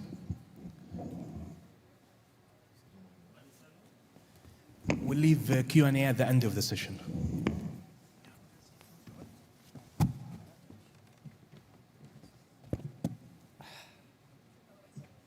Okay, thank you so much. I think we'll get started with the next session. This is the Satellite Symposium for J&J.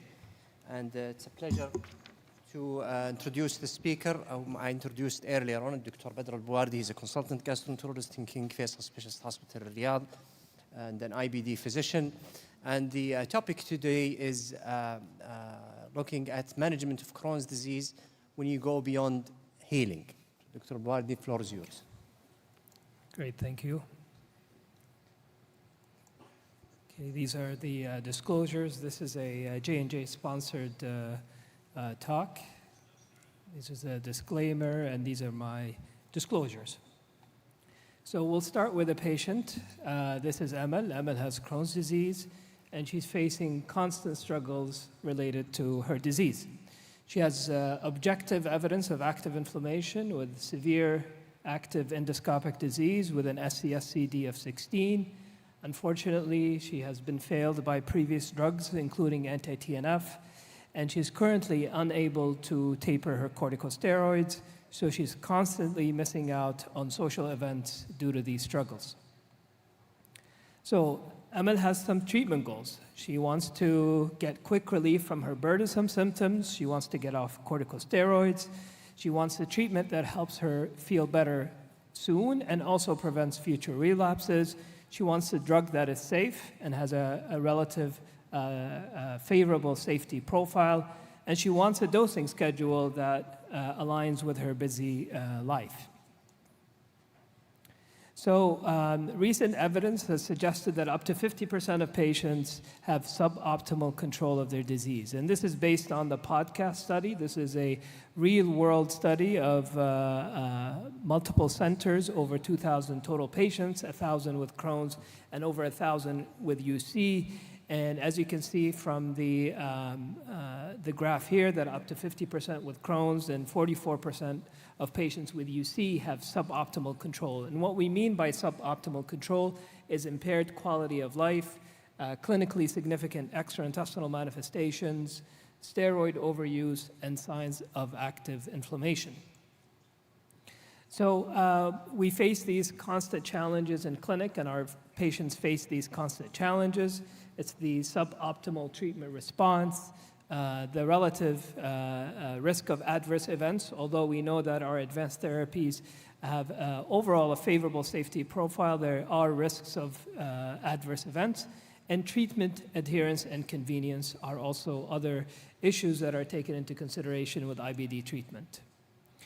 So as mentioned probably multiple times during this conference, we live in an era where we feel blessed to be taking care of patients with inflammatory bowel disease just because we have multiple different options. And over the past 3 to 4 years, we've seen a significant expansion in the therapeutic armamentarium to treat both ulcerative colitis and Crohn's disease. For the rest of the talk, I will focus on guselkumab and the role of guselkumab, particularly in Crohn's disease.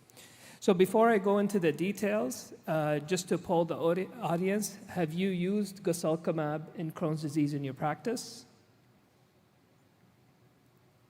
Okay, so what about guselkumab in UC? So far, we only have actually a couple of used the drug both in Crohn's and UC. So I'm hoping to emphasize some of the efficacy, safety, data, and also practical points in using the drug. So guselkumab is a P19 IL-23 inhibitor, and as you've heard earlier in the talk, that it does have a dual mechanism of action, and it binds to CD64, which is a receptor on cells that are one of the primary sources of IL-23 production. You also saw a similar slide earlier that was projected by Professor Jarath on the differences between the IL-23s, more of the molecular differences between them.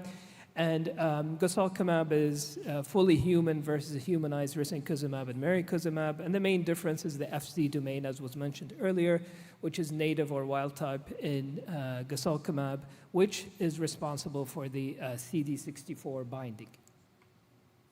So if we take guselkumab over their whole randomized controlled trial portfolio and superimpose them on the STRIDE consensus and the SPIRIT consensus, looking at short, intermediate, long-term goals and disease modifications, multiple of these trials have already been published and some are still ongoing. And I think there are a couple of really interesting trials that we look forward to, including the Fusion CD trial. So this trial is designed to look at guselkumab in perianal fistulizing disease, and our site, led by Dr. Abdullah Mutaydi, is a primary investigator for our site in that trial.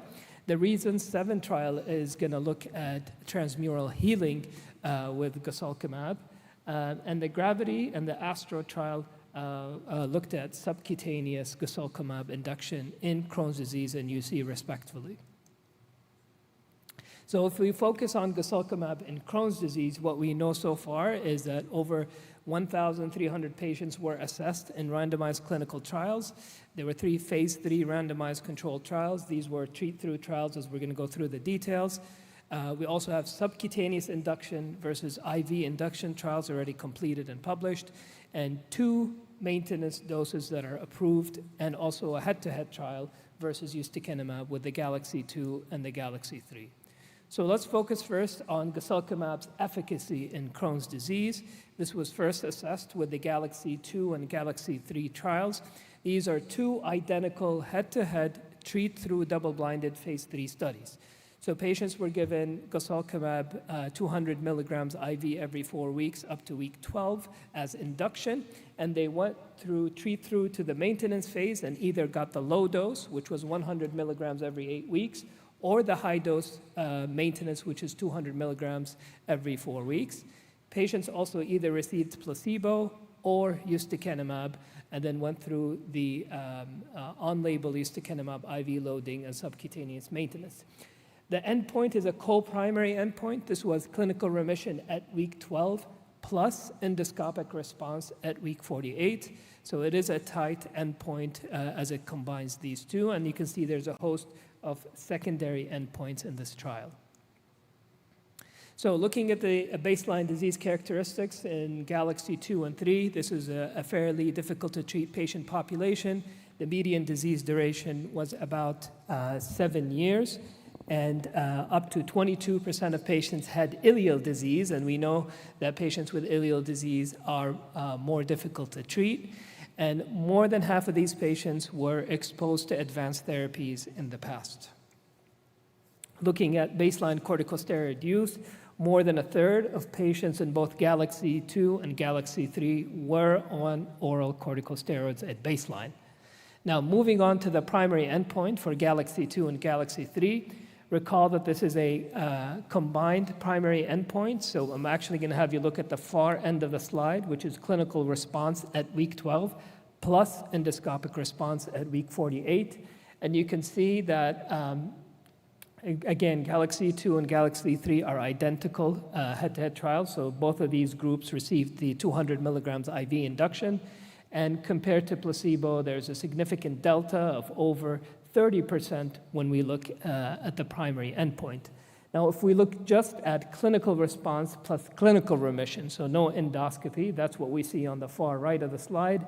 And again, both studies, guselkumab IV induction, were significantly better than placebo with a very high delta exceeding 35%.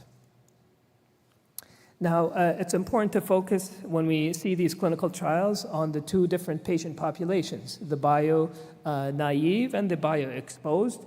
And looking first at the bio-naive, you can see that looking at the co-primary endpoint, the delta exceeds 40% compared to placebo in achieving clinical response and clinical remission at week 48. And then if we zoom in at the bio-exposed, which is the far left of the slide, you can see that there's still a significant separation between guselkumab and placebo with a delta that exceeds or around 35%. So these are really high numbers for bio-exposed patients. Now, if we go back one step and just look at week 12 outcomes, you can see that for both clinical remission, when we separate clinical remission from endoscopic response at week 12, so up to 47% achieved clinical remission, and up to a third achieved endoscopic remission at week 12. Now let's look at clinical remission at week 48 and endoscopic response at week 48. And the reason we combine these together is now we want to compare guselkumab versus ustekinumab. And the ustekinumab arm here is shown in the purple color, and the dark blue color is the high-dose guselkumab maintenance. So that's 200 milligrams every 4 weeks. And the light blue color is the guselkumab low-dose maintenance, which is 100 milligrams every 8 weeks. And as you can see, particularly with the high-dose guselkumab, which is the 200 every 8 weeks, you can see that it performed much better than ustekinumab in achieving clinical remission and endoscopic response, both in the bio-naive and also in the bio-exposed. You might see that the delta is a little larger in the bio-exposed, but we're comparing 12% to about 15%. Now, why is it that there was a bigger separation in bio-exposed patients? So on the far right of the slide, this is taking the overall population at week 12, guselkumab versus ustekinumab. So now we're looking at just the overall population. And you can see equal suppression of key cytokines in anti-TNF non-responders compared to ustekinumab. But then when we go to the far left of the slide, those that have had inadequate or intolerance to anti-TNF, we can see greater suppression of key cytokines with guselkumab compared to ustekinumab. So that there might be some molecular basis on why anti-TNF non-responders respond better to IL-23s versus ustekinumab. So what about using guselkumab after ustekinumab failure? This is a very small subpopulation of Galaxy 1. These are patients who received ustekinumab 90 milligrams every 8 weeks and were inadequate responders. So we're talking about a small number of patients, which was 17. But these patients were given guselkumab 200 milligrams every 4 weeks without the IV induction. This is prior to the phase 3 trials.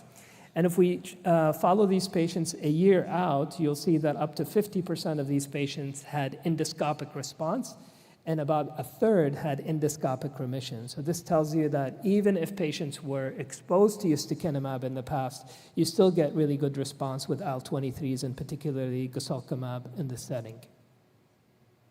So what about the other study, which is Gravity? Gravity is a similar study to Galaxy, but what they did different is instead of IV induction, they gave subcutaneous induction. So these patients received guselkumab 400 milligrams subcutaneously every 4 weeks until week 12. And then this was a treat-through design again. Patients went either to the high-dose maintenance, 200 every 4 weeks, or the low-dose maintenance, 100 every 8 weeks. And also there was a placebo arm. So this study looked at both induction and maintenance, but for the sake of time, since we're just comparing subcutaneous versus IV, we're going to focus on the induction data. So let's look at the baseline characteristics and compare Galaxy and Gravity. Overall, the Crohn's disease mean duration is similar, except in some of the guselkumab arms in Gravity had slightly longer disease duration, and this is quite relevant when we look at Crohn's disease clinical trials, as the longer the disease duration, the less likelihood you will get response to treatment. And again, we see that more than 50% of these patients were exposed to biologics, so this is a highly refractory group. So let's look at week 12 clinical remission and week 12 endoscopic response. On the far right of the slide is clinical remission. And again, we're comparing bio-naive, bio-exposed, and the overall population. And you can see across the board that guselkumab performed much better than placebo with subcutaneous induction, regardless of previous biologic exposure. Now, when we look at endoscopic response, we can see persistence of superiority of guselkumab over placebo, even in bio-exposed patients. And you can see that the delta there for endoscopic response is anywhere between 15 to 20%, which is quite good. So we looked at the main data, or I would say the pivotal clinical trials of guselkumab and Crohn's disease. And now we're going to focus on endoscopic data with guselkumab. So if we look at the Galaxy study and again compare guselkumab to ustekinumab and focus mainly on endoscopic outcomes. So in the middle is the bio-failure and the far left is the bio-naive. You can see that both doses of guselkumab performed better than ustekinumab, whether you're bio-naive or bio-exposed, in terms of achieving endoscopic endpoints. Now, when we look at different endoscopic endpoints, including endoscopic response, endoscopic remission, deep remission, and combination clinical endoscopic, across the board, guselkumab performed better than ustekinumab. Now, I want you to contrast this slide to the next slide. So what if we treated patients earlier? What if we, instead of taking all the incomers into the trial and doing just a subgroup analysis on patients who were given guselkumab within just 2 years or less of diagnosis? And you can see, if I just go back one slide and just compare these numbers. So we're talking about responses in the 30% range will go up to about 50 to 60% range. So this just highlights that earlier treatment with biologics, as we know with other different biologics, achieves better response. And the delta between guselkumab and ustekinumab is maintained even if you treat earlier or later. So we know that response to biologic differs based on disease location. For example, ileal disease it seems to be more refractory and more difficult to treat than colonic disease, and ileocolonic disease also seems to be more difficult to treat than colonic disease. So in this set of slides, we were basically comparing the response by involved disease segments. And in green is the ustekinumab group, the gray is the placebo group, and this is the guselkumab group. So let's, for example, just focus on the more refractory or harder to treat, which is the ileum. And you can see on the right side, the endoscopic remission at week 12, guselkumab performed better than ustekinumab in getting ileal endoscopic remission compared to ustekinumab. And the same exercise with endoscopic remission rates at week 48, you can see numerically higher number of endoscopic remissions with harder to treat segments, including ilium and iliocolonic, compared to ustekinumab. So this just gives you an idea that even with harder endpoints, the drug performs better than ustekinumab. But again, this is subgroup analysis, lower number of patients, so we cannot make very definitive conclusions. So what about onset of action? Whenever we start a patient on a new medication, the first, I think, question that comes up is, when am I going to start feeling better from the patient's perspective? So let's look at guselkumab's onset of action in Crohn's disease. And in this graph, we're comparing guselkumab in the green color versus placebo in gray. And you can see a separation starting at week 4. So at week 4, you start seeing clinical response based on CDAI compared to placebo. Now, if we look at the same, do the same exercise with the gravity study, so looking at sub-Q induction. So do you get fast onset of action with sub-Q? And again, you can see the separation starting at week 4 of guselkumab versus placebo. So early durable efficacy with sub-Q induction also. What about safety of guselkumab? This is a summary of adverse events through week 48. So this is a pooled of the Galaxy studies. Overall, you can see that there's no significant adverse events, and we're going to break down some of these numbers in the next few slides. So if we look at adverse events and look at it per 100 subject years, you can see that there's no significant difference in adverse events between placebo and the guselkumab groups. If you look at infections, you can see that there's also no significant differences between placebo and the guselkumab group. Now, these are adverse events of interest through week 48. We do not see any signal for some of these, including venous thromboembolism, MACE, opportunistic infections, or anaphylactic reactions. Now, what about immunogenicity? We know, for example, that anti-TNFs carry a high risk of immunogenicity.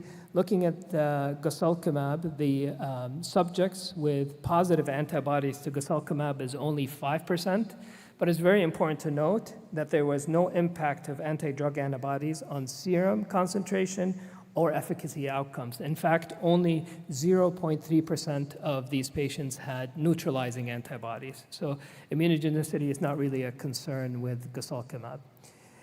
This is safety data for gravity, and again, there's no significant difference between placebo and the guselkumab for adverse events, similar to what we saw with the Galaxy. So just to summarize the safety profile of guselkumab, the most common adverse event noted in the Crohn's disease studies were upper respiratory tract infections, which is around 11%. Injection site reactions were mainly mild and well tolerated and very low risk of immunogenicity. So I'm going to summarize the dosage in the next few slides. So the advantage of guselkumab, it offers, I would say, flexibility in dosing.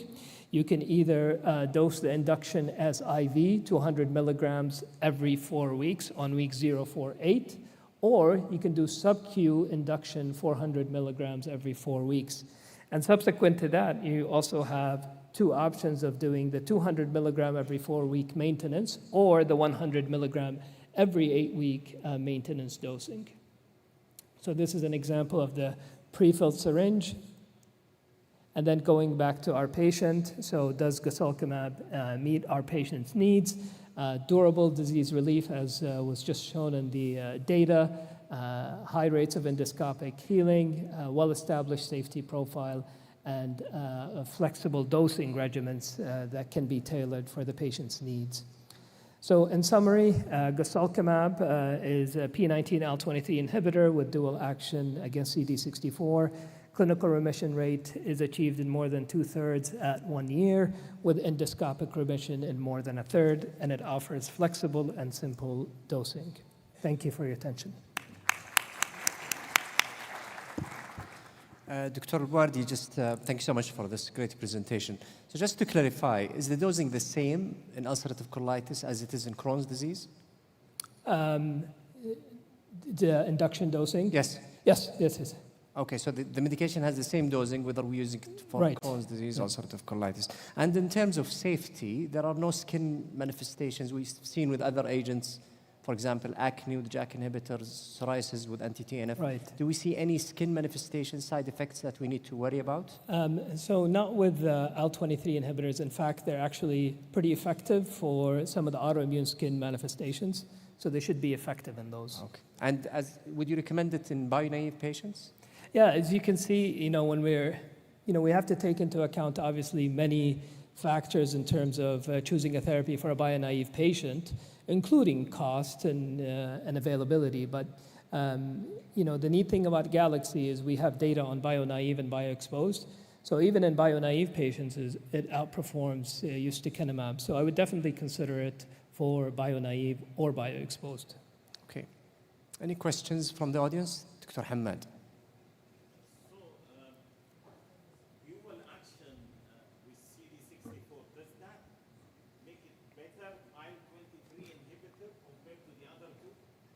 Great.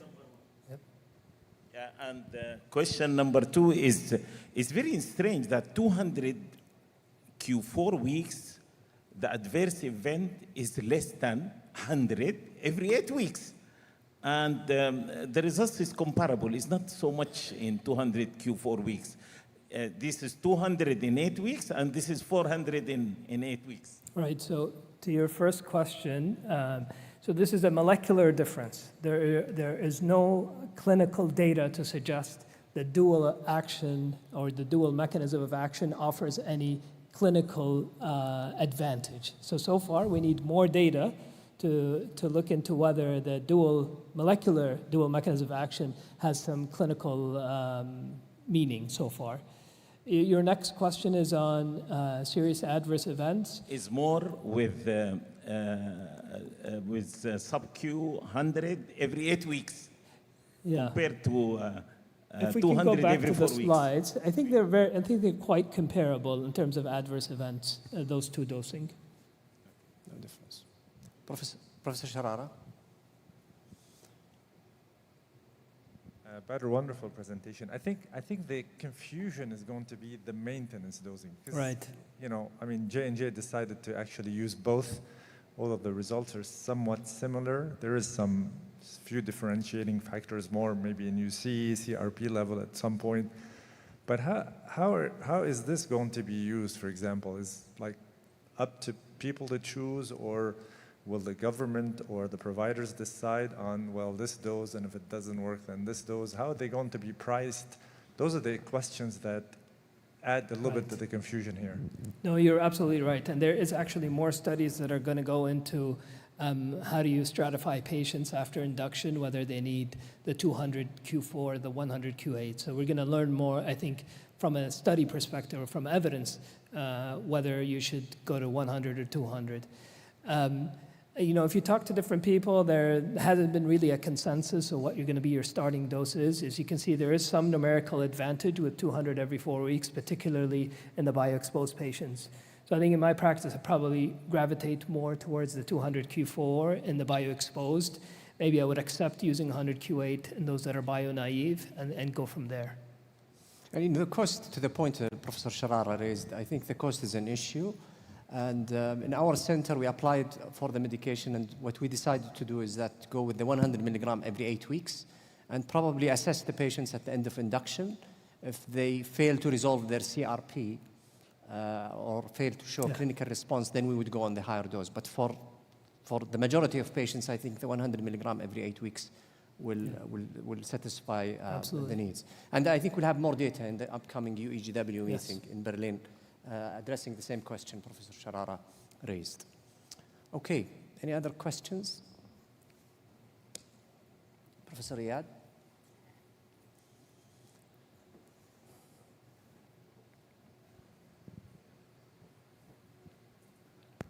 Thank you very much, Badr. Excellent and impressive talk as usual.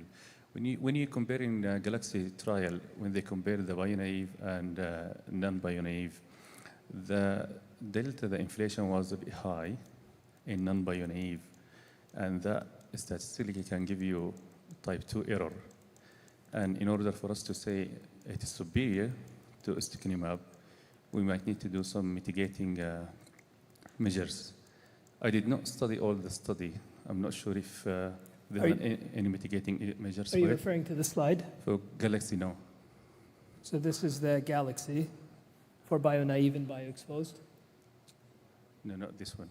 Go behind. No. The one with the ustekinumab, maybe? Yeah, the one with the ustekinumab. Okay. This one, yeah. So what was the question again?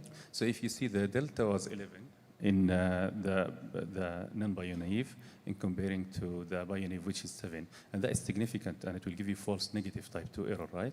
Yes. So what are the mitigating measures taken? So you're saying, you know, the bio-naive, the delta is 12%, although it's 12%, the confidence interval crosses 0, versus the delta is 15% in the bio-exposed, and you have a confidence interval that does not cross 0, it's 4 to 25. So completely, I mean, you're right, you cannot say it's statistically significant or significant, but numerically, that you definitely see a delta between those two. Does that answer your question, I hope? Okay. Okay, great. Thank you so much. Thank you, J&J, for your support, and this concludes the Satellite Symposium. So we resume our program. The next talk will be chaired by my colleague, Professor Karim Gummusani from Western Ontario.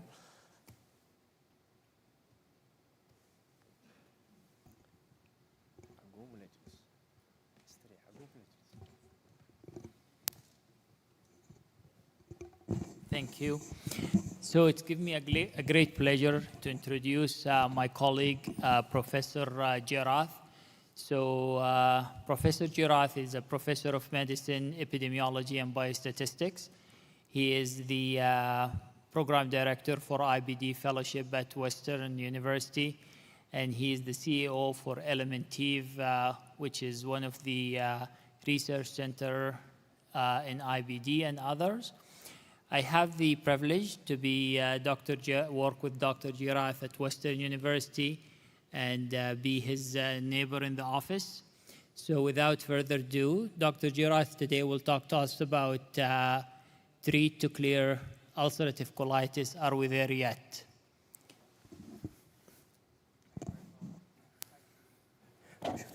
Okay. Thanks very much, Karim, for the kind invitation, and good to be back up here to speak again. I see Dr. Kumasani more away from work than we do at work.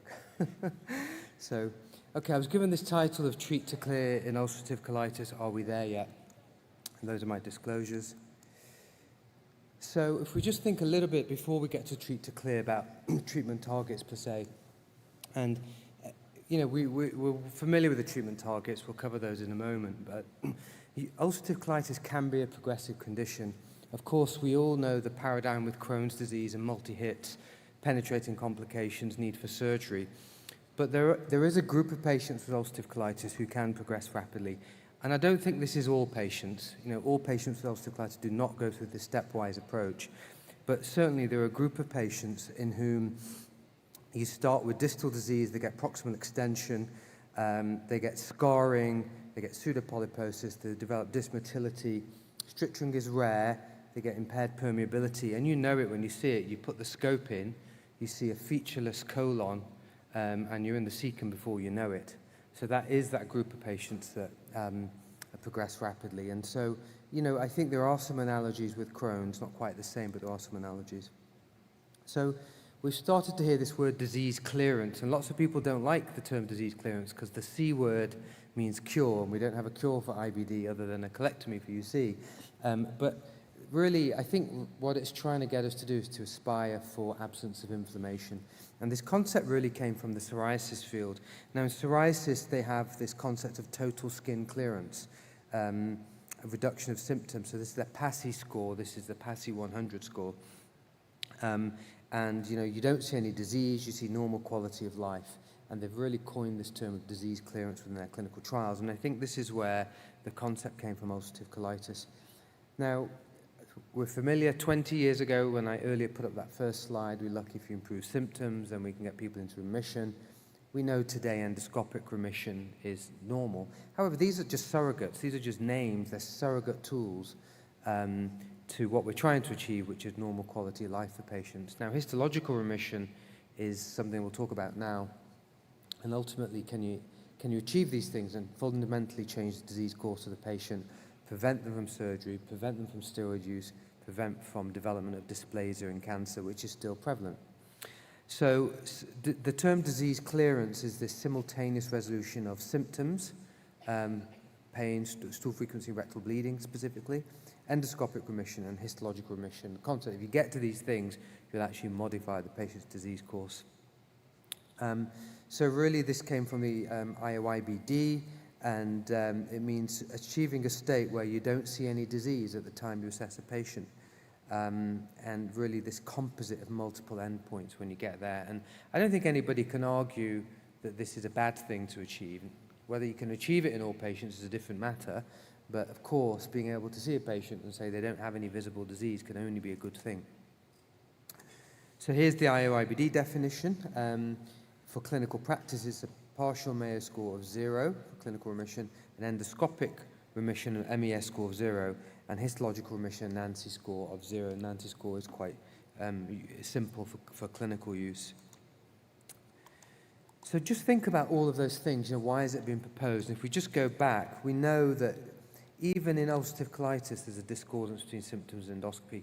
Of course, it's there in Crohn's disease, but in ulcerative colitis itself, there is some discordance, and there isn't actually that much work on it. This was a paper nearly 10 years ago that ended up in Gut, of a cross-sectional study of 100 patients, but it made an interesting point that if you took these patients and you scoped them and had an MES of 0, 15% of them reported rectal bleeding still. So how can that be?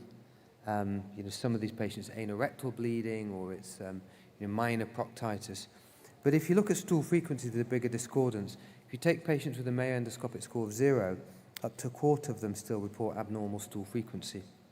Now, that could be anorectal dysfunction, it could be motility problems, other things, but symptoms alone, even though we think they're great for ulcerative colitis, aren't always. What about endoscopy? Well, this is an old hat now. We know from these, there aren't many inception studies. I thought whoever did I forget the name of the physician who did the talk on mild Crohn's this morning, it was an excellent talk. But what we don't have is many inception studies, unfortunately. This is an inception study before the age of biologics from the Nordic countries. And it showed again that after a year of diagnosis, those in mucosal healing versus those not, when you follow them up for 8 years, those in mucosal healing have a lower risk of all of these important complications here. This was before effective therapy came about. Probably the next observation of this that was important in a prospective manner was the ACT trials over 20 years ago now, where when you treated patients with infliximab, this led to the approval of infliximab, those with a Mayo score of 0 or 1 had a much higher chance of colectomy-free survival compared to those with a 2 or 3. So is there any difference between getting a Mayo score of 0 or 1? Because sometimes when you scope patients, a 1 almost looks like a 0. It's really quite mild differentiation. So we published this paper in Gastro a few years ago. It was actually an analysis of 17 cohort studies, and we looked at patients who'd been followed up for at least a year, and at that time had both endoscopy and histological measurements done, and we pooled the data there. And what we found was that if you had an MES of 1, your annual relapse rate was 29%. If you had an MES of 0, your annual relapse rate was 14%, i.e.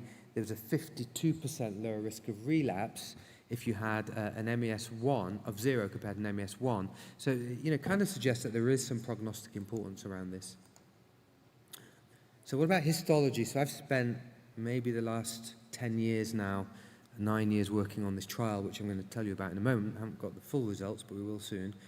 So what about histopathology? Well, everybody knows who this is, Sidney Truelove, and I spent 10 years of my career in Oxford on the Truelove ward, Ward 5F, and this is the picture that was of him on the ward. Still today, when you go up and you're charting the patients in, there's this very sort of imposing picture that looks down on you. So this is Sidney Truelove from his days in Oxford. So we all know him for the ulcerative colitis trial, which led to reductions in mortality, but he actually did a number of trials. I think notable things, he did the first real randomized trials in IBD in the 1950s. He was also interested in diet. Of course, diet is a hot topic today. But back in the 1950s, he was convinced that diet either contributed to IBD or contributed to flares of IBD. And he was particularly interested in dairy. He thought that dairy caused triggers of IBD. So he was talking about concepts that we're just scratching the surface of today. But this was a fascinating study. He took a trial. Patients were properly randomized. They had blinded outcome assessment of 3 different dietary therapies. And they did rigid sigmoidoscopy. Probably many people haven't seen a rigid sigmoidoscope. Thankfully, we don't really have these in clinic anymore, but we were trained on using them. And patients randomized, and they had a sigmoidoscopy and rectal biopsies. And even the pathologist was blinded to the outcome assessment. So just think 1950s designing a trial that rigorous. And it's buried in the small print. So he said that in the patients who had a normal sigmoidoscopy, so we're talking about mucosal healing, 39% were symptom-free in the remainder of the trial. Only 17.9% with abnormal sigmoidoscopy were symptom-free. So he understood mucosal healing was important. But what's fascinating, he said, 57.9% of the patients with no inflammation in the biopsy were symptom-free in the trial. Only 16% with inflammation in the biopsy were symptom-free, i.e. there it's written, in other words, the rectal biopsy has more predictive value than the sigmoidoscopic findings. So he was talking about the prognostic ability of histology in 1955. So here we are today, still trying to work out whether it's important. This was a study from Oxford from Rob Bryant, who's a former, he did his IBD fellowship. He's now in Adelaide in Australia.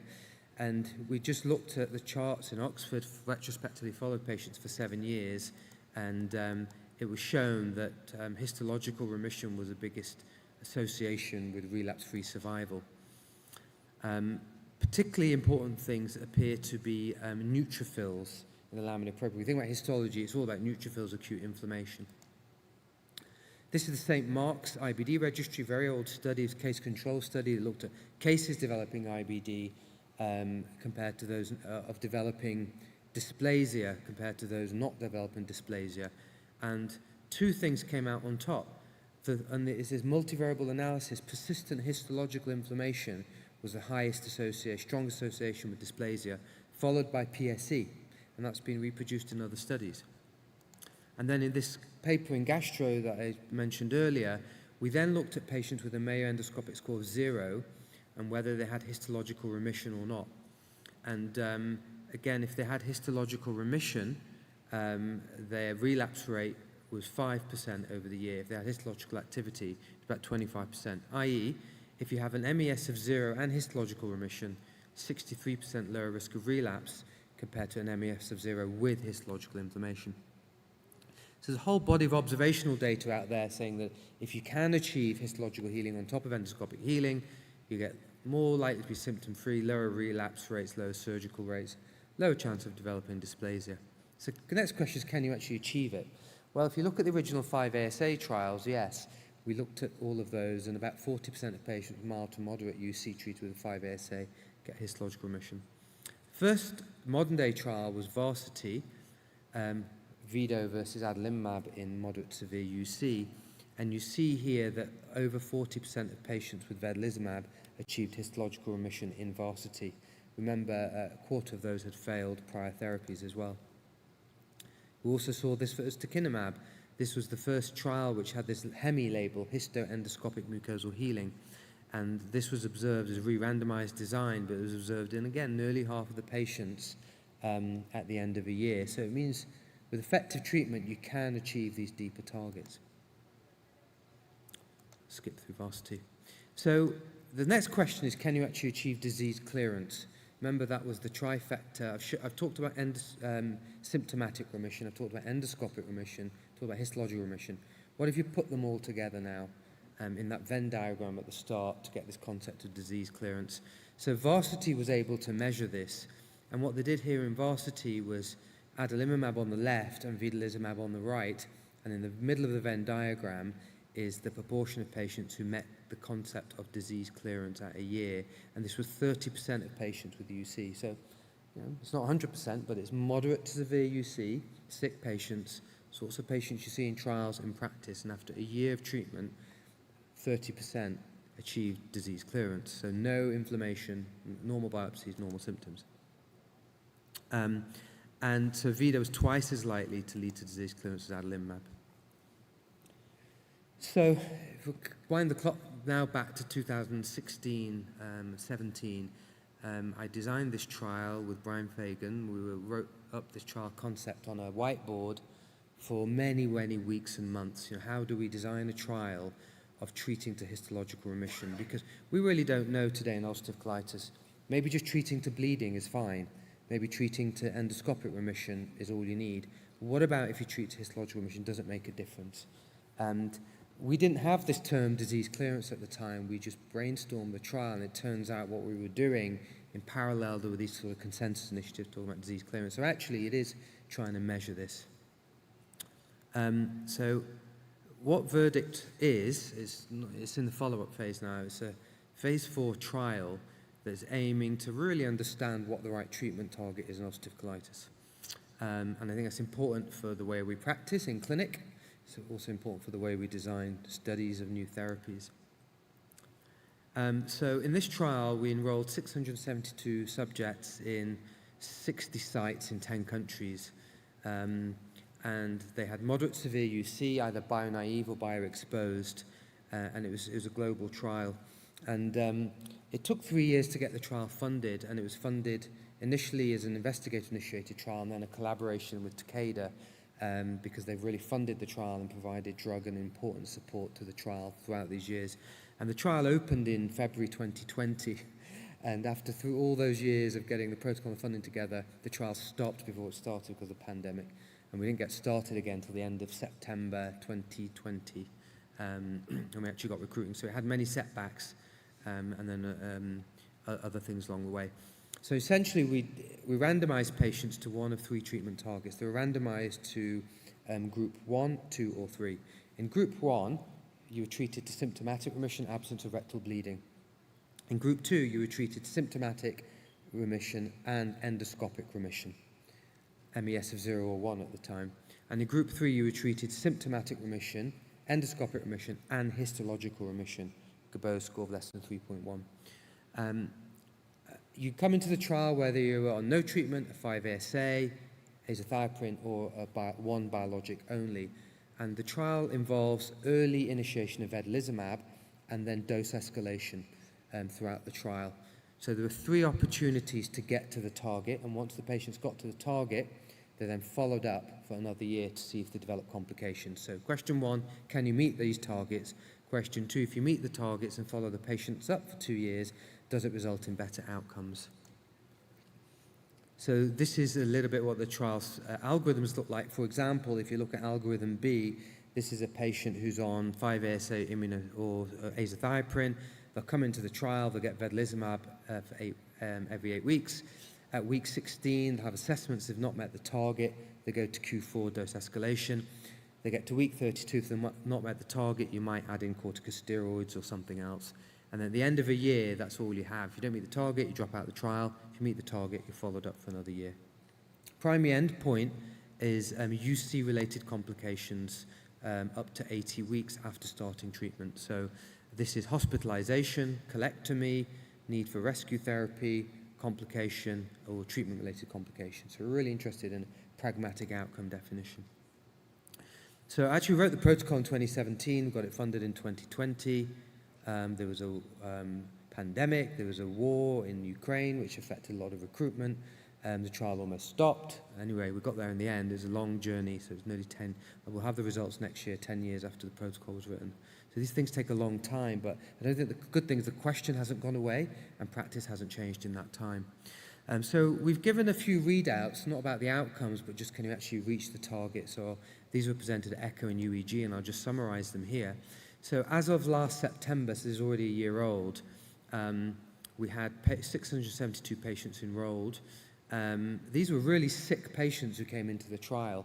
So one of the things about clinical trials, if you make the trial easy, open-labeled Vedo for patient moderate severe UC, you recruit really fast, and it did recruit fast. But there were very sick patients coming into the trial.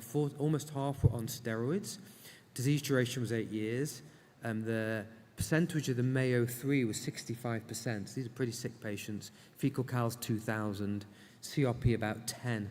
So really sick patients came into the trial.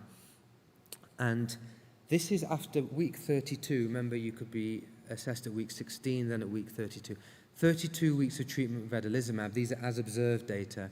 If you look at the far right, this terminology of disease clearance, 53% of the patients met disease clearance. These are new data. We really haven't had this information before. And then if you look at bio-naive versus bio-exposed, in the bio-naive subject, 70% got disease clearance and 50% in the bio-exposed patients. The numbers were a little bit small, so higher in bio-naive, which is typically where we put Vedo, but also half the bio-exposed patients. Then at week 48, when we continue to follow these patients up again as observed data, and this is not the most conservative way of looking at information, we saw some incremental benefit. We saw 2/3 of patients by a year were achieving disease clearance. Now, if you just put all these side by side, now this is the intention to treat data, that you really see out by week 48, about 50% of patients were achieving disease clearance, i.e. the trifecta of all three things, in a very sick population. So yes, it's aspirational, but with pretty good therapy, you can get there. So just sort of wrapping up what we've seen from Verdict so far is that steroid-free disease clearance is achievable in some patients, and some of them get it as early as 16 weeks. At week 48, a similar proportion of patients achieved disease clearance, as well as the other outcome measures. And there was some incremental benefit between, as you went through the trial, so either dose escalation or more treatment. We'll have to work that out. So what we really need now is a follow-up for the patients, and does it make a difference? So what we hope is by sometime next year, we'll present this, probably at UEG next year, at the top-line trial results.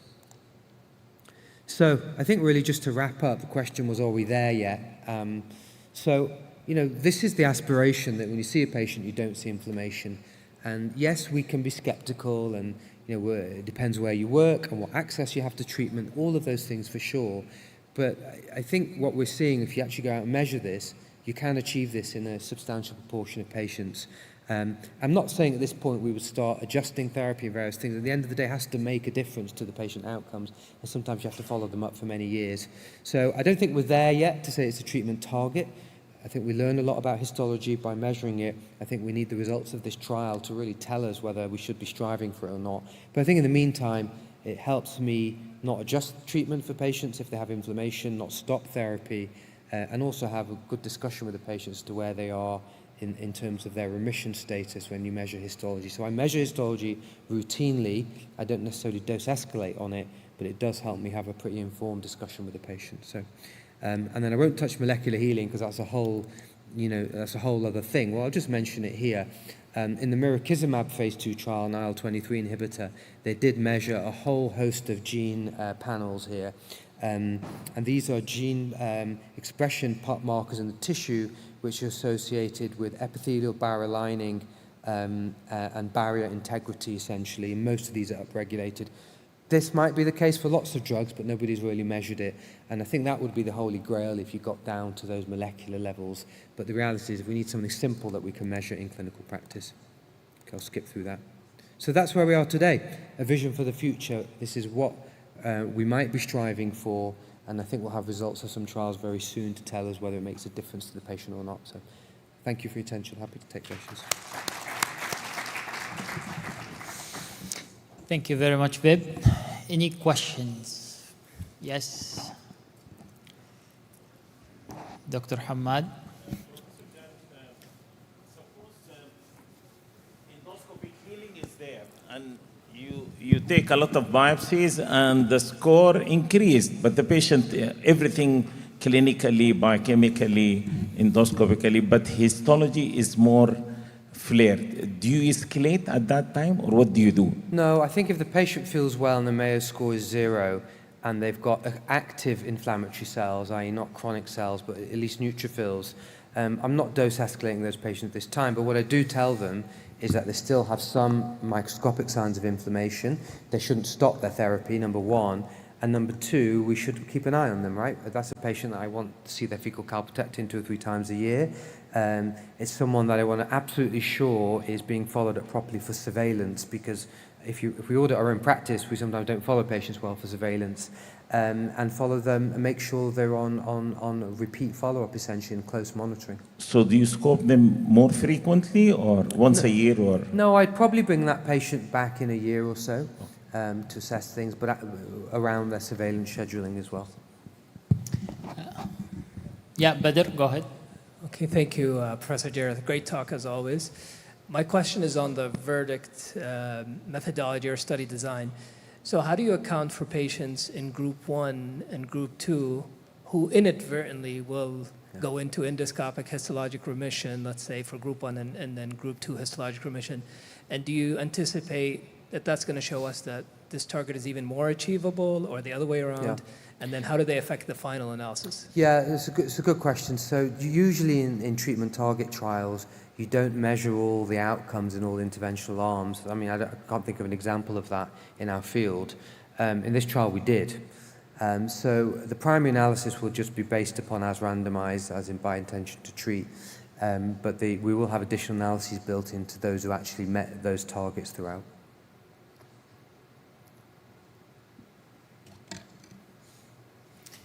Okay, thank you very much, Veb. And now I'd like to introduce the next chairperson, my colleague, Professor Mosley, for the next satellite session.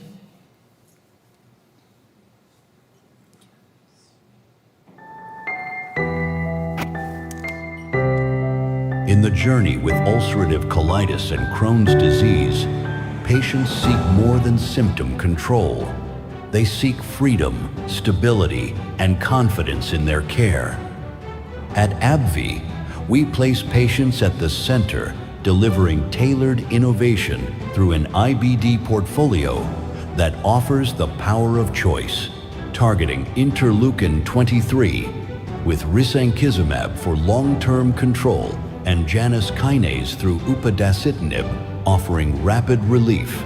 AbbVie empowers care with science built to support life, from induction to remission and healing, and every step in the patient journey.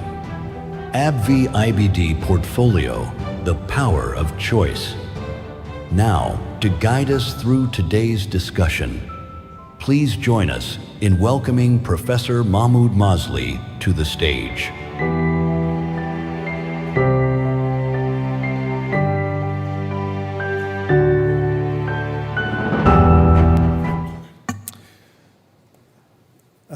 Good evening and welcome to the AbbVie Satellite Symposium. I'm really happy to be here today, and I'd like to thank AbbVie for inviting me to be part of this event.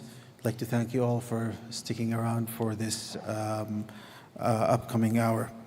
So I'm very pleased to introduce the speaker for today's symposium, Dr. Nicholas Plevris, who is a consultant gastroenterologist at the Edinburgh IBD unit, NHS Lothian. He's a graduate of the University of Edinburgh. His clinical and academic work focuses on inflammatory bowel disease with a particular emphasis on real-world treatment outcomes, biomarker-guided monitoring, and treat-to-target strategies. He is one of a few select group, group of UK gastroenterologists certified in intestinal ultrasound, and he has led the establishment of Scotland's first IUS service for IBD. He is involved in many clinical trials, both industry-sponsored and investigator-initiated, and has lots of previous presentations in international congresses. So I look forward to his talk today, highlighting specifically his experience in using Skyrizi for ulcerative colitis. Dr. Plevris, welcome. The floor is yours.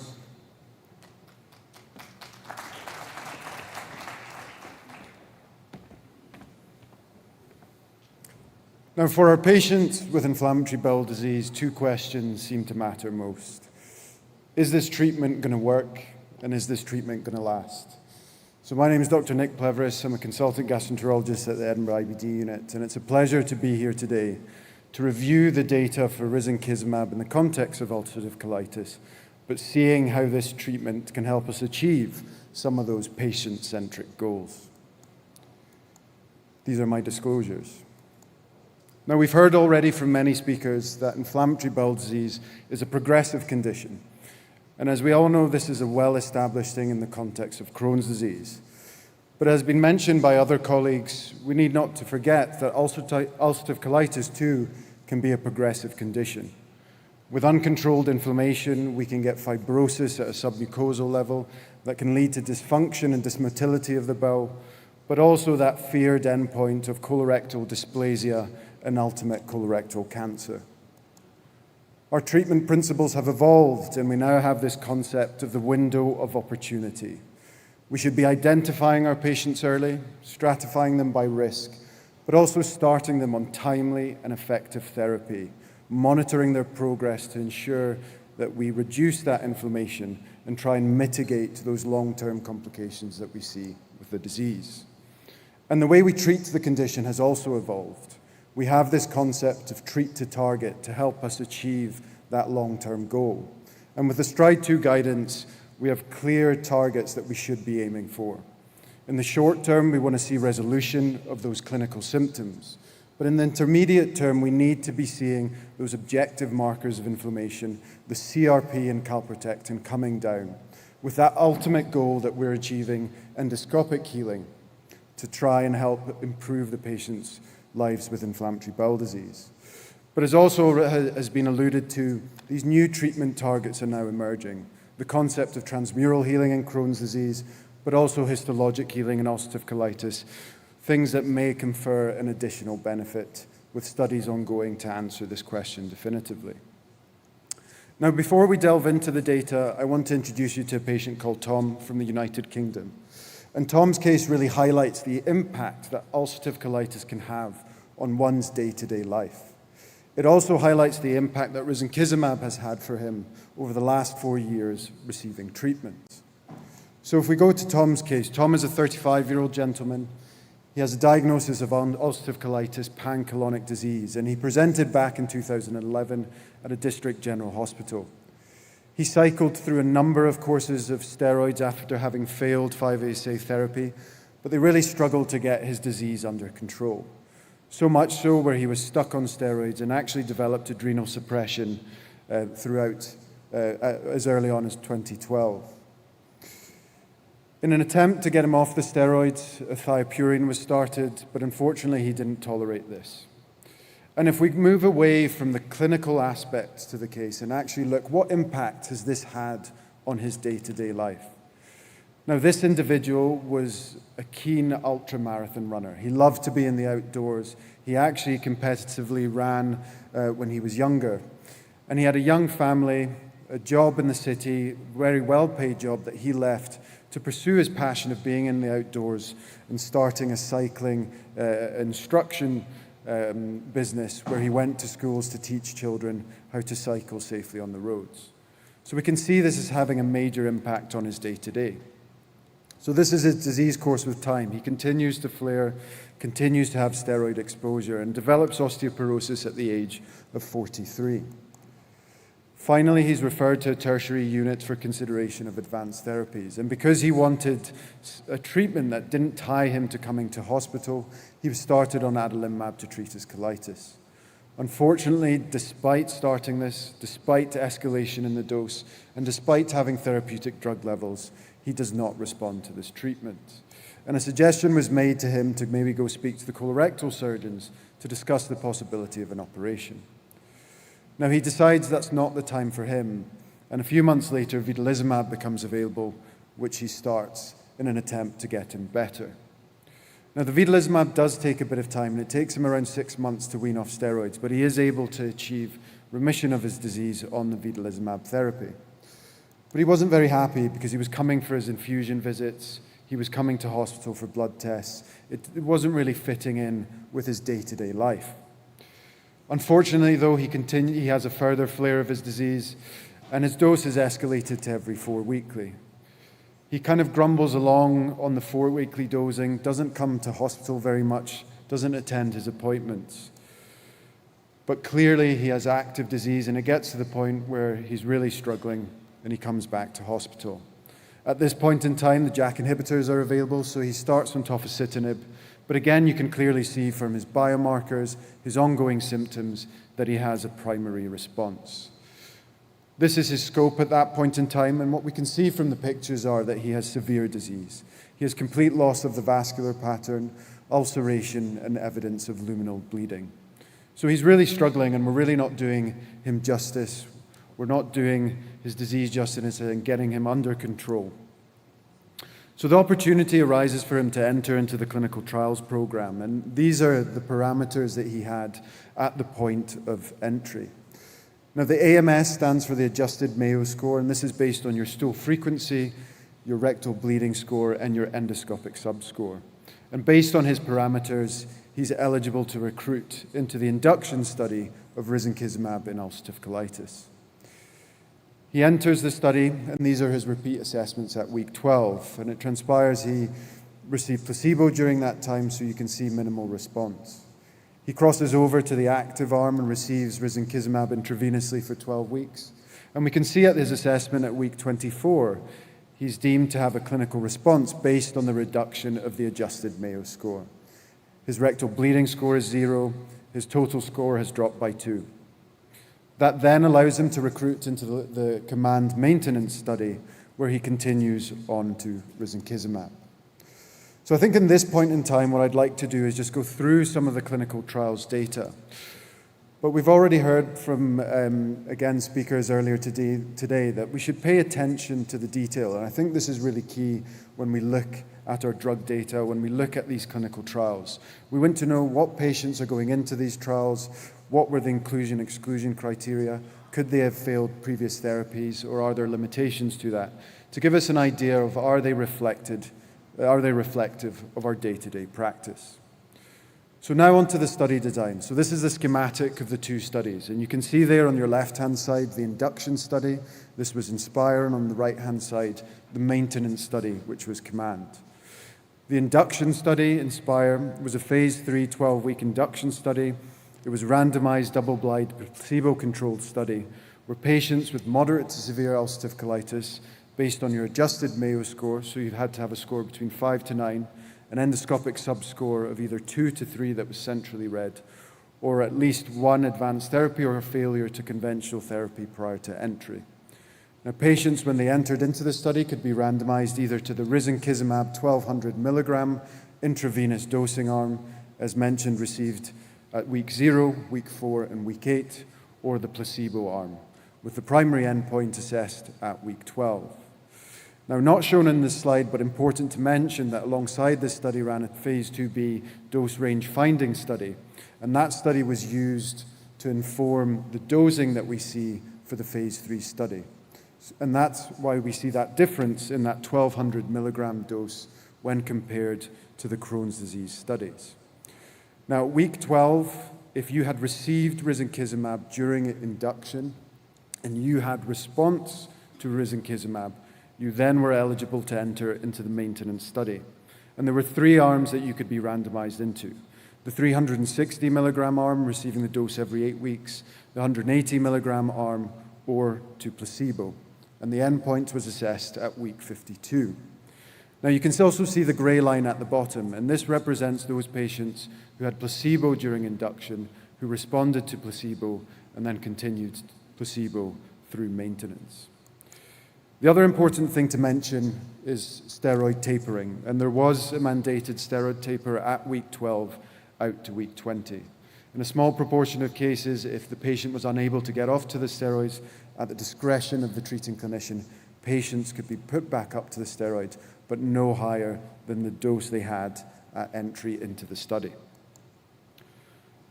So on to the main demographics of the two studies. Left-hand side induction, right-hand side maintenance. And there are a few things that I'd like to highlight in this table. Firstly, this is a mature cohort of patients. We can see median disease duration of between 5 to 7 years in both studies. The other thing to look at is prior failures of advanced therapies. So again, a large proportion of these patients having failed not just one, but multiple therapies. And in this study, patients could have failed either the anti-TNF, Vedolizumab, any one of the JAK inhibitors, so that's UPA, TOFA, and filgotinib, plus the S1P inhibitors. So that's unique to this P19 study. We can see that most of these patients are having moderate, if not severe disease, with the mean Mayo endoscopic subscore at entry close to 3. So these are the main results from the induction study. On the left-hand side, to orientate you, this is the overall patient population, and then analysis split based on whether you'd been exposed to prior biologic versus whether you were biologic naive. We can see in the overall patient population around 25% of patients achieving the endpoint of clinical remission as early on as week 12. And remember that this clinical remission endpoint is not only based on symptoms, but also has, you would have to have your mean endoscopic subscore of less than or equal to 1 with no friability on the scope. What we can also see is that differentiation between those patients who are receiving this treatment who are naive versus those who had had prior advanced therapy failure, with a naive population up at 33% and a lower percentage as expected in that more refractory cohort. But what about other outcomes? And this is bowel urgency, and bowel urgency has gained a lot of traction in recent times. We know when we ask clinicians, bowel urgency actually ranks very low in terms of what symptoms we think are appropriate. But when we ask our patients, this is high up there in terms of symptoms that really impacts their day-to-day life. So I think it's really encouraging that we're seeing these endpoints assessed in trials, and that we can see here that Risenkismab seems to improve bowel urgency in this patient population, both in the overall population and again improvements to over 50% in that bio-naive population. If we look at endoscopic outcomes solely, this is endoscopic improvement at week 12, 36% of patients in the overall patient population, with that percentage increasing to just under 50% for the bio-naive, 26% in the exposed patient population. So that's going over induction, and I'd like to move on to the maintenance study now. And before we do so, I think there's a few key points that are important to mention about the study design that I think will help put the future results that we see into a bit of context. The first thing to mention are that the results that we're presenting today are only the results of the patients who received the licensed 1,200 milligram dose, who were then responders and re-randomized into the maintenance dose. As such, this is considered a secondary analysis, so you won't be seeing any p-values, but I think still the results demonstrate the effectiveness of this treatment. The other thing to mention is that in the placebo group, this isn't a true placebo group. As mentioned, this is what we call a placebo withdrawal group. So all the patients in the maintenance study had received Risenkismab during induction. And what you see from the post-hoc analysis is that even if you receive induction Risenkismab, you have detectable levels out to week 16. You also have evidence of suppression of IL-23 out to week 52. So we think with Risenkismab that this has a long-lasting effect. Even if you're exposed to it over the short term, the effect seems to go out in the long term. And this may account for some of the higher placebo rates that we're seeing in the maintenance results. I'll also be showing you the placebo patients who responded to treatment and then went on to placebo maintenance, which maybe gives us an idea of what the true placebo rates might be. So these are the results at week 52. On the left-hand side, the overall patient population. The gray chart with the blue outline is the placebo withdrawal group. Green bar chart is the lower 180 milligram dosing group. And the blue is the 360 milligram dosing group. We can see 45% and 50% of patients achieving that endpoint at week 12 in the overall patient population. And again, that increase in that bio-naive population, up to 70% of patients in that higher dosing group achieving that endpoint at week 52. With advanced therapy failure, as expected in the refractory cohort, just over 30% in both treatment arms. And again, when we look at endoscopic improvement, just under 60% in that higher dosing arm in the overall patient population. But again, that increase in that bio-naive patient population with 77% of patients and 40% of patients in the advanced therapy failure. And what about endoscopic remission? So this is completely normal endoscopy, Mayo endoscopic subscore of 0.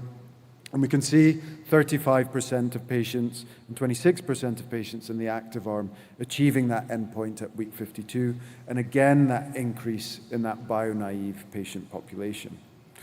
Now, we've heard about histology as an evolving treatment target, and I think it's really important that we're seeing these treatment targets in our clinical trials. I think it's really pushing the drug companies to develop newer agents that are achieving these difficult-to-treat objective endpoints. And this endpoint is a combined histologic and endoscopic endpoint based on your Mayo endoscopic subscore, but also your histological score. And we can see that 48% of patients are achieving this endpoint in the 180 milligram arm, 53% of patients at week 52 in the higher dosing arm. Now, safety, I think, is pretty well established now with Risenkismab in the context of IBD. This is specifically looking at safety in this trial. What is important to mention is that this trial was done during the COVID-19 pandemic, so between 2020 and 2023. And as you can see from the results, a number of these patients did have COVID-19 infections. One patient unfortunately died as a result of COVID-19. But I think this was something that we were seeing throughout the hospitals in various departments. And now what we have with Risenkismab is significant amount of safety data. We have licensing for a number of indications. We have registries now with over 20,000 patient years of exposure, not really suggesting any clear signals in terms of safety. So back to our patient. Now this is Tom. As mentioned, he entered into the maintenance trial, and then he entered into the open label extension trial of Risenkismab. And this is his scope at week 156. The ulceration has healed. He has a bit of scarring on his mucosa. He has some pseudopolyposis, but the inflammation has improved dramatically. And importantly for him, he is much better. He's not had any steroids for the last 4 years. He's very happy because he continues on a subcutaneous drug that he takes every 8 weeks, which means he doesn't have to come to hospital very often. And more importantly, he's out doing the things he loves. He's out running again, competing, spending time with his family, and really pleased at this positive result that he's had. But before I finish up, what I'd like to do is just take you away from that clinical trial setting and just really take it to the real world, take it to our day-to-day clinic, and just go through a brief case of a patient called Fiona that we have in our clinic, and demonstrate, I think, some of the impacts that Risenkismab has had for her, which also highlights some of the key secondary endpoints that we saw from the clinical trials program. So she's 65 years old. She has ulcerative colitis in addition to enteropathic arthritis, so her joints really flare up when she has active disease. She was diagnosed many years ago, and as you can see, had quite active disease at diagnosis, but the inflammation was confined to the rectum, so she had proctitis at diagnosis. She cycled through a number of therapies, as you can see, 5 ASAs. She went through the anti-TNFs, Vedolizumab, the JAK inhibitors, and ustekinumab, and really struggled to get disease control. She presents to hospital with active disease. She has bloody diarrhea, high inflammatory markers, and really isn't feeling well. And when we scoped her, she had progression in her disease in that it extended up to the splenic flexure. So she demonstrates extension in the context of ulcerative colitis. And at that point, she started on steroids and also initiated on Risenkismab. Now, this is there are clinical symptoms using the partial Mayo score over time. And we can see that as early as week 4, she has a response to treatment. Now, the key thing I always tell my patients is, well, that's great, but you're on steroids. We need to make sure when you come off steroids that response continues. And what we can see with her is even though she stops the steroids, the clinical response continues. She has no rectal bleeding, she has no urgency, and also her joints improving because her disease is getting under control. And we see this from the clinical trials program. I think the monoclonal antibodies throughout the years have had this reputation of maybe being slow to act. We're in the era of JAK inhibitors. We're used to them coming on very quickly. But what is nice to see from the induction studies is that as early as week 4, we're seeing separation in the arms between the active group and the placebo group, with the separation continuing out to week 12. And what about biochemistry? Well, this is her CRP over time. Again, we're seeing a rapid reduction as early week 4. Steroids stop at week 8, and her CRP continues to remain low, indicating that she is in biochemical remission. And similarly, we see this in the clinical trial data set. This is just looking at calprotectin and its change over time. I use a lot of calprotectin in my clinic to assess response, and we can see again that separation in the lines as early as week 4. That continues, the value of calprotectin continues to reduce out to week 12. And we can see on the right-hand side the proportion of patients with a calprotectin of less than 250. 25% at week 4, 40% at week 12. Now, we try and get her back in for an endoscopy, but Fiona doesn't want one. She says, I'm feeling good, I'm not going to do an endoscopy. So I say, fine, let's do an ultrasound on you. And this is her ultrasound at week 12. I'm a big proponent of ultrasound. I think it's extremely useful at assessing disease response. And we can see on the right-hand side, that's ultrasound of her sigmoid. The left-hand side is descending. She has normal bowel wall thickness. It's less than 3 millimeters. There's normal stratification of the bowel wall, no Doppler signal. So she is in remission. I'm happy based on that ultrasound that her mucosa is probably looking good as well. And she has continued on therapy on the higher dosing schedule. The other thing that we now have with Risenkismab is this unique delivery of Risenkismab with the on-body injection device. And actually with her, we were a bit nervous, is she going to cope with it? But she's been finding it very easy. Even though her joints are a bit of an issue because of this kind of square design, she sticks it on her abdomen, she pushes the button. She's been happy with how to use it. And I think this is reflected by the studies that we see that AbbVie have done. This is a patient satisfaction survey in Crohn's disease, and we can see that the majority of patients are saying it's easy to use, they're happy with the self-injection device, and they're confident in using it. So with that, my talk comes to a conclusion. I think it's an exciting era now that we have the choice of Risenkismab in both indications for Crohn's disease and for ulcerative colitis, with data showing that it can achieve not only symptom control, but those harder objective endpoints such as endoscopic control and durable disease control for a number of our patients. With that, I thank you. I thank you, Professor Mosley, for the kind introduction and hosting me in his beautiful hospital yesterday, and to everyone here who has hosted me during my time in beautiful Saudi Arabia. Shukran.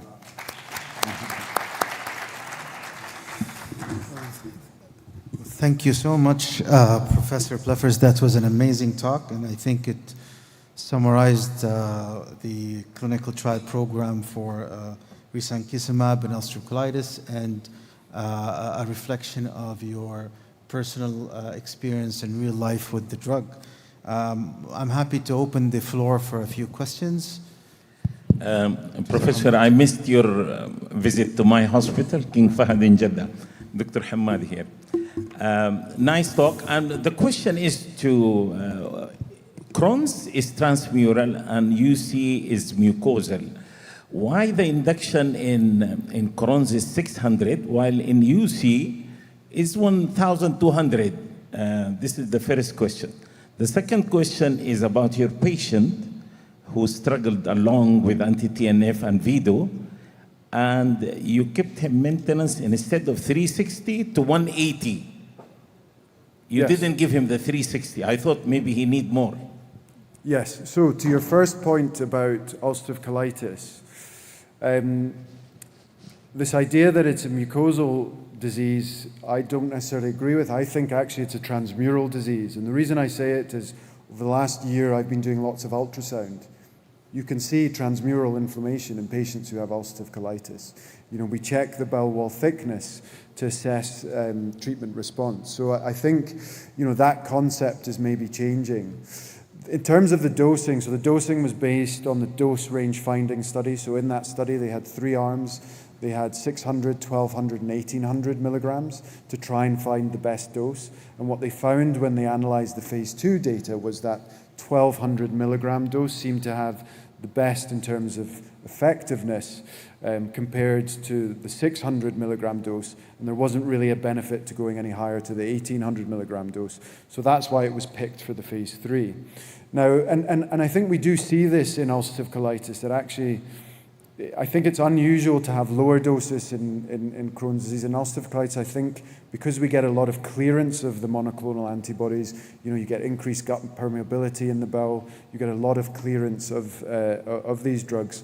I think we do find that we maybe need more of the drug in the system. But, you know, this was based purely on the phase 2 dose finding studies. That's what it said, so that's what they chose. Sorry, your second point about the first patient. So the first patient, it was because they were in the trials program. So they were randomized to that dosing schedule. So when he 180. So Tom was on 180. Fiona is on the higher dosing schedule. In our practice, we use the higher dosing schedule. That is mainly based on the fact that there isn't a huge cost difference for us. So we decided, well, we should just give the higher dose. And also when you look at that biofailure group, there does seem to be a suggestion that numerically there might be a benefit towards that higher dosing schedule. That is just, when you look at the numbers, there isn't a statistical difference between the two. But certainly we thought, well, we may as well use the higher dose if there's no cost implications to us, just to make sure we're covering all bases. And you de-escalate later on, let's say after a year or two? We don't yet. It is relatively early for us in terms of the time we've had available to this, and I think we will learn about how we do so, but for our patients, we've not been de-escalating. I have a point and a question. So these, as you've presented, very clean clinical trial results, but do you think we'll see the same success in real world UC patients who are more likely to be older, steroid dependent, and have multi-biologic exposure?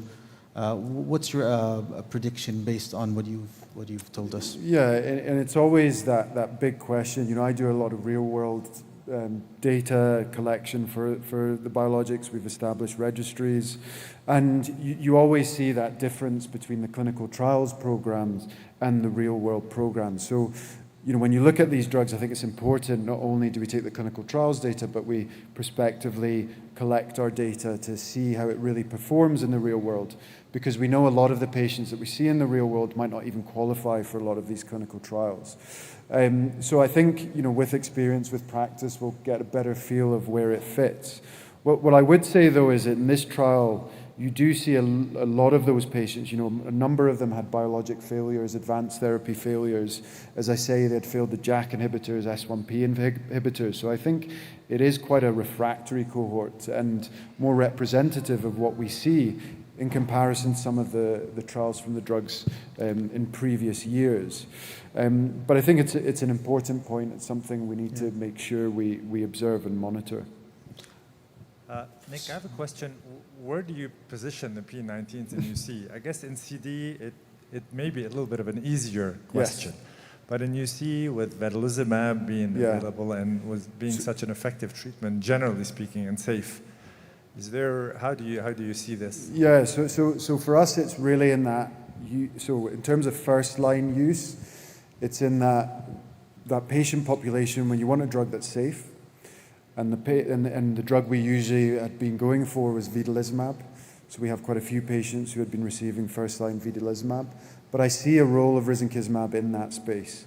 And I think it's really interesting, AbbVie, as a lot of people have mentioned, are doing this head-to-head study, Risenkismab versus Vedolizumab in bio-naive moderate to severe UC. And actually that study has a superiority endpoint. So I think that'll be really exciting to see the outcome of that study, because I really think that that's probably the space where I'd see early use of these of Risenkismab in UC, and when you look at that data, that real increment in the bio-naive patient population, I think there's a real opportunity there to use this therapy in that space.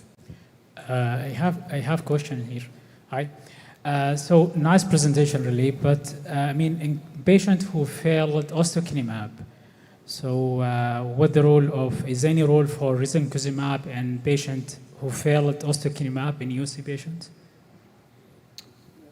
So I think so, yes. So we treat these, we treat the P19s as a standalone drug. It's got its own mechanism of action. I think certainly our experience has been that even after ustekinumab failure, we are seeing responses with Risenkismab. That patient that I presented had failed ustekinumab prior to going on to Risenkismab. We see it extensively in our Crohn's disease population. So we did a big real-world study looking at Risenkismab use in Crohn's disease throughout the UK, over 760 patients in that. And when we stratified by prior ustekinumab failure, it didn't seem to have a huge effect on whether patients responded to Risenkismab. So I think these are standalone treatments. if someone has failed ustekinumab, it doesn't mean that I wouldn't try risankizumab for both indications.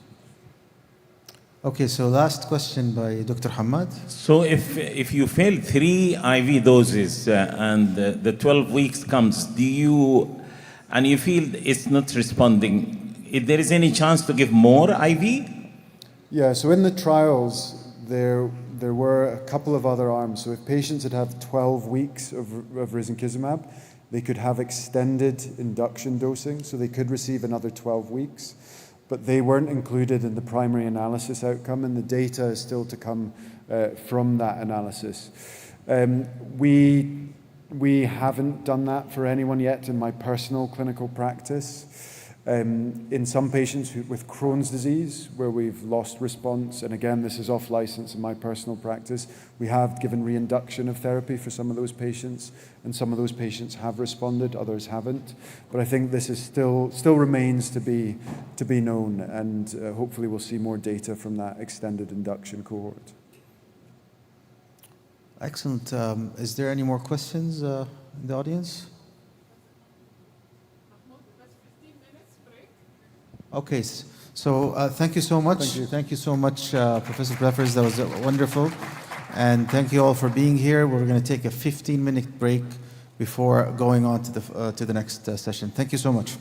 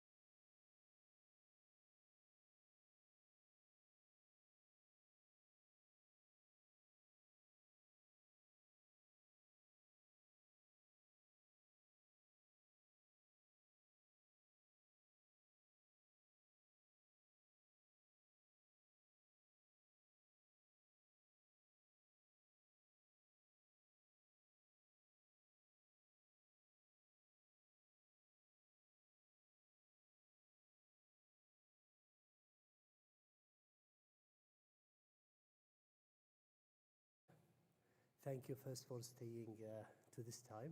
I know also it's Friday. So I'm Sharid Tamim, I'm a gastroenterologist and IBD specialist. I'm practicing at King Faisal Specialist Hospital. And today we'll have a panel discussion about colonic dysplasia in patients with inflammatory bowel disease. And I will discuss the case thoroughly with some data with the panelists. First of all, before we're starting, I'm just introducing the panelists, starting from Dr. Shakir Bakari. He is a consultant gastroenterologist and IBD specialist at King Saud Medical City. Next to him is Dr. Yasser Mel'am. He is also an IBD specialist working at King Abdullah Center in Mecca. Next to him will be Dr. Khayal Al-Khayal. He is a colorectal surgeon with a special interest in inflammatory bowel disease. He is practicing at King Khalid University Hospital. And also we have Dr. Mohammed Al-Somali. He is a consultant GI pathologist at King Faisal Specialist Hospital, Riyadh. Can we, slides, please?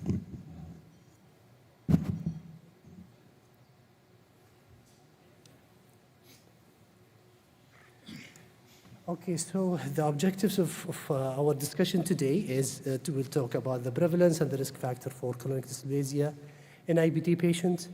And we'll have also a few about the principles and the frequency and of dysplasia surveillance. We'll have also a few slides about surveillance and method and the best practice for dysplasia and IBD. And also we'll touch about reporting the dysplastic lesion in endoscopy report and also management of invisible lesions. And lastly, we'll talk about the surgical options for colonic dysplasia. So starting with the patient history. So our patient, he's a 31 years old male who's known to have ulcerative pancreatitis and also primary sclerosing cholangitis. He was diagnosed at age of 17. He's initially presented with a diarrhea. The initial workup shows that he has cholestatic liver injury and tend to be a BSC based on MRCP without any dominant stricture. His index colonoscopy showed pancreatitis, but unfortunately at that time, we didn't have details about disease severity. So he was started on oral and typical 5-ASA. His disease was relatively well for a few months, but unfortunately he lost follow-up. He presented again in 2018, and he had a bad flare at that time. He was treated with a systemic steroid, and then he was initiated in adalimumab monotherapy. Later on, his treatment was escalated to weekly dosing due to uncontrolled disease. Again, he lost follow-up. He came with a disease flare in 2023. He has colonoscopy, which showed Mayo score of 2, and he has a rectal sparing, which is typical for patient with primary sclerosing cholangitis. So his adalimumab trough level was undetectable, and he has high antibodies. He was switched to infliximab at standard dosing of 5 milligram per kg every 8 weeks, along with azathioprine 1 milligram per kg. He showed a clinical improvement, but he has still uncontrolled disease. So his fecal cal was 450 with the scope showed an improvement, but still has a Mayo score of 2. His MRCB again shows picture of PSC without any dominant structure. For that, the infliximab dose was intensified to 10 milligram per kg every 8 weeks. And a few months later, he has complete clinical and biochemical remission. Then he relocated in Riyadh. At what time his care was transitioned to our clinic. So early in 2024 is first visit in my clinic. He has a normal bowel movement. He was actually in clinical remission. He has no signs of chronic liver disease, and he has no extraintestinal manifestation. His labs were reassuring, apart from mildly elevated alkaline phosphatase and gamma GT, which is obviously from the BSC. His fecal calprotectin level was acceptable at level of 105. His MRCB again the same. So when we're talking about colonic dysplasia in patients with inflammatory bowel disease, we should know that those who has colonic Crohn's disease or ulcerative colitis, they have a double risk. If their disease is remission, they will have a risk of colon cancer. And gladly that in the past 20 years, with advancement of therapy and also endoscopic technique, the rate of colon cancer in patients with inflammatory bowel disease has declined. So imagine if the patient has low-grade dysplasia, an IBD patient, in surveillance, they high likely nine times they will have a risk of colon cancer, and also 12 times they will have risk of advanced neoplasia in the future. So there are some risk factors that we see in our patient that makes him at risk of colonic dysplasia. Those factors including primary sclerosing cholangitis, for sure those who has long disease duration, more extensive disease, and more uncontrolled disease as well. For sure those who has a family history of colon cancer, specifically those who is age less than 50, they are at risk, and also those with prior history of dysplasia. So how to survey those patients? We should know that not every patient with inflammatory bowel disease needs to be surveyed. Those patients who has a beyond the rectal disease, those that are candidates for surveillance. Those who has limited rectal disease or ileal disease, they don't need to be surveyed. So when to start surveillance, this is also the next question, is 8 years from the symptoms onset, not from the patient diagnosis. This is a common confusion that we start from the disease diagnosis. No, it's from the disease symptoms. And also we should be vigilant for those with BSC will start surveillance at the time of the diagnosis. Now this will come the question, if you survey our patient, how frequent we'll do the surveillance if we have a negative result? This depends on patient risk factors. So if the patient has a BSC, for sure, he needs to be surveyed every year. Those who has a prior dysplasia with negative current examination, he needs to be surveilled also 1 year. We will be more comfortable for those patients who has long quiescent disease and those patients who has prior dysplasia, but they have 2 consecutive negative examinations. So it's basically profiling of the patient when we do a surveillance. We should make sure that these risk factors are absent. So back to our patient, he is a 31-year-old man with IBD BSC. He has UC-like phenotype. He is diagnosed over 13 years. He's currently on infliximab in clinical remission. So we have few questions for our panelists. The first question is, what is the optimal time and setting when we're doing a surveillance? And the next question is, in addition to high definition Crohn endoscopy that we will know and compared to a standard definition, do we use chromo for every patient? Do we use a virtual Crohn endoscopy?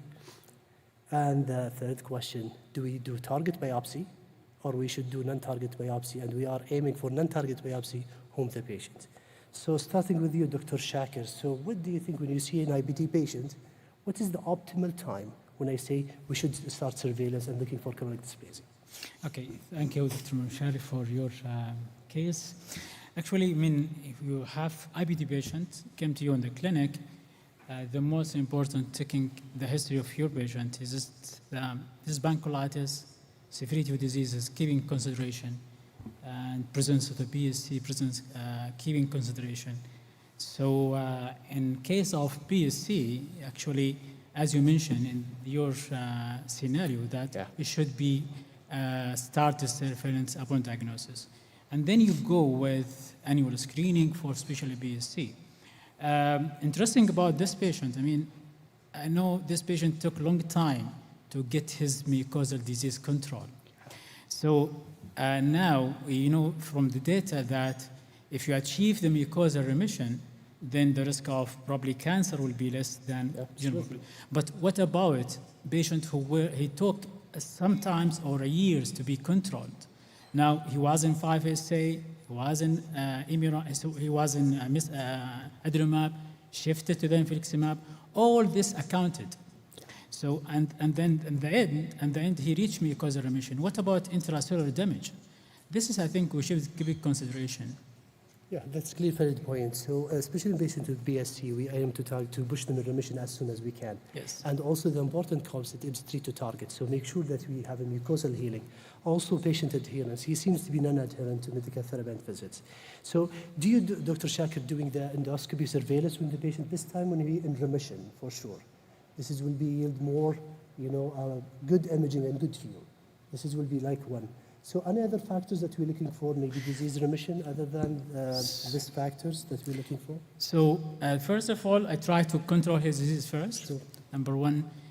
So if I'm sure that he will reach mucosal remission, but if I do maximum, and the time of the surveillance, he still have disease, let's say moderate or severe disease, then probably in this patient, you know that even you do your best, this patient has severe disease, then probably that patient will be high risk for malignancy.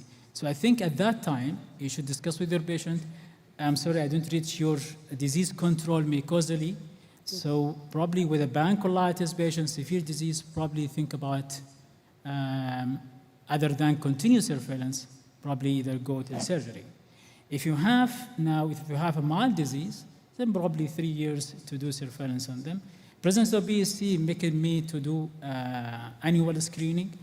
Presence of a chronic lesion or stricture make me, this patient probably will need annual screening.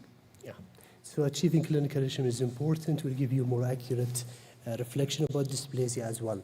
I think, Doctor, we have maybe the question at the end will be okay. So, Dr. Yasser, so we know from the data and from the guidelines that the high definition colonoscopy is needed when we do a screening for dysplasia. But what about adding Crohn endoscopy or virtual Crohn endoscopy like MBI or IR scans? And when do we need them?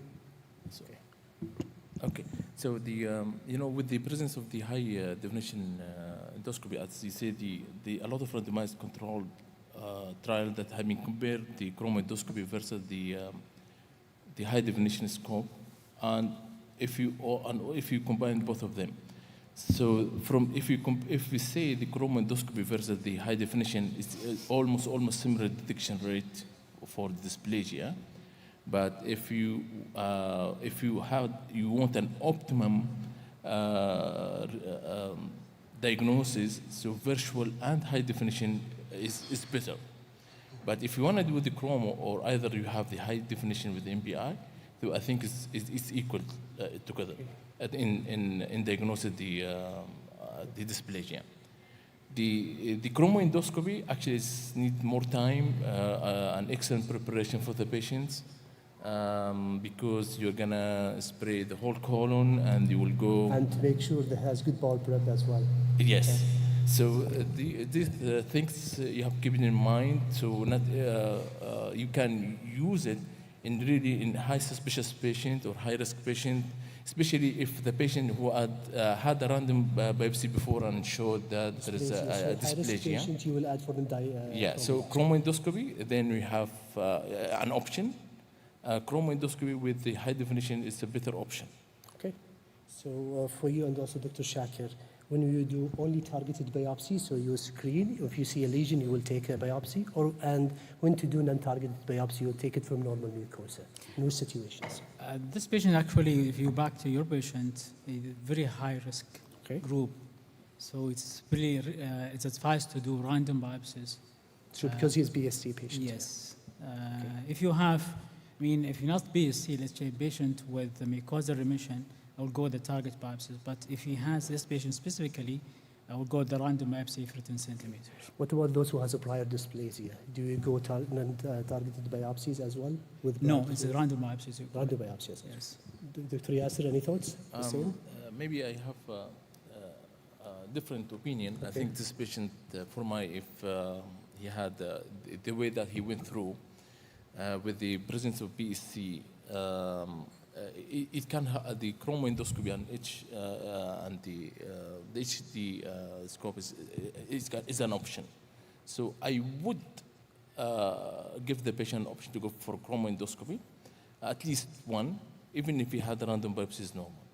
Okay, good. So let's move on. So the best practice for dysplasia, as we discussed, that the best to be done when the patient is in controlled inflammation. Active disease sometimes maybe obscure the lesions and also may give you a false positive results with the biopsies. Excellent bowel prep is really needed. Make sure that about careful inspection of the mucosa and do a biopsy from a suspicious lesion, what we call targeted biopsy. So what are the guidelines saying about doing a chromo or virtual endoscopy and also doing non-targeted biopsy? So in ECO Guidelines 2023, the endoscopy, virtual endoscopy, or high-definition scope are all adequate methods to do a surveillance with targeted biopsy.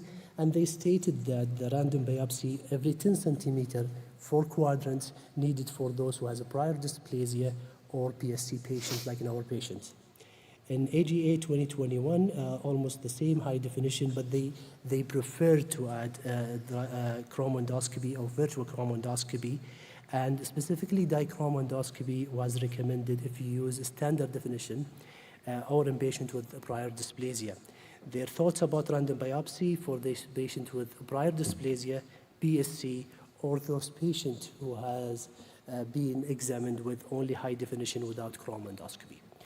Cynic trial, which is a best practice about chronic dysplasia, their updates in 2021, they recommend high definition scope for sure with diachrome endoscopy or virtual Crohn endoscopy, and again random biopsy was needed for those with prior dysplasia, almost the same, BSC, but they have added for those who has tubular colon, which indicate a longer standing disease or scarred colon.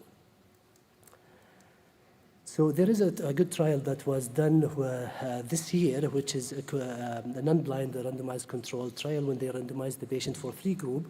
The first group was high definition scope with re-inspection of every segment, and the second group with high definition and dichrome endoscopy, and the third group is single pass high definition endoscopy. So the result shows that neoplastic detection rate was almost comparable with high definition scope with re-inspection and those with Crohn endoscopy, compared to those with single pass high definition, which up to 6% detection rate. That we can see that careful inspection of the mucosa is also important when we survey our patients. So summary point for what we discussed, that the start surveillance at 8 years from the disease onset, ideally will be during remission, applies if the colon involvement extends beyond the rectum. Those who has limited ileal disease or rectal disease, they do not need to be surveyed. Primary sclerosing cholangitis patient to start at the time of the diagnosis, irrespective of disease extent. The interval, it depends on the patient factor, those with BSC or non-BSC, and prior dysplasia history. And dichrome endoscopy, virtual Crohn endoscopy, targeted biopsy seems to be the best modality, but also high definition scope will be good.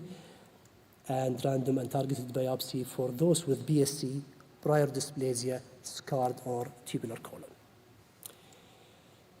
Okay, so our patient, he had his colonoscopy. It shows that he has no active inflammation with Mayo score of 0. His scope shows scarring and cluster of pseudopolyps in the descending colon. He has no suspicious lesion that we can see in the endoscopy. 4-quadrant random biopsy was taken every 10 centimeters. As we discussed, he is a BSC patient.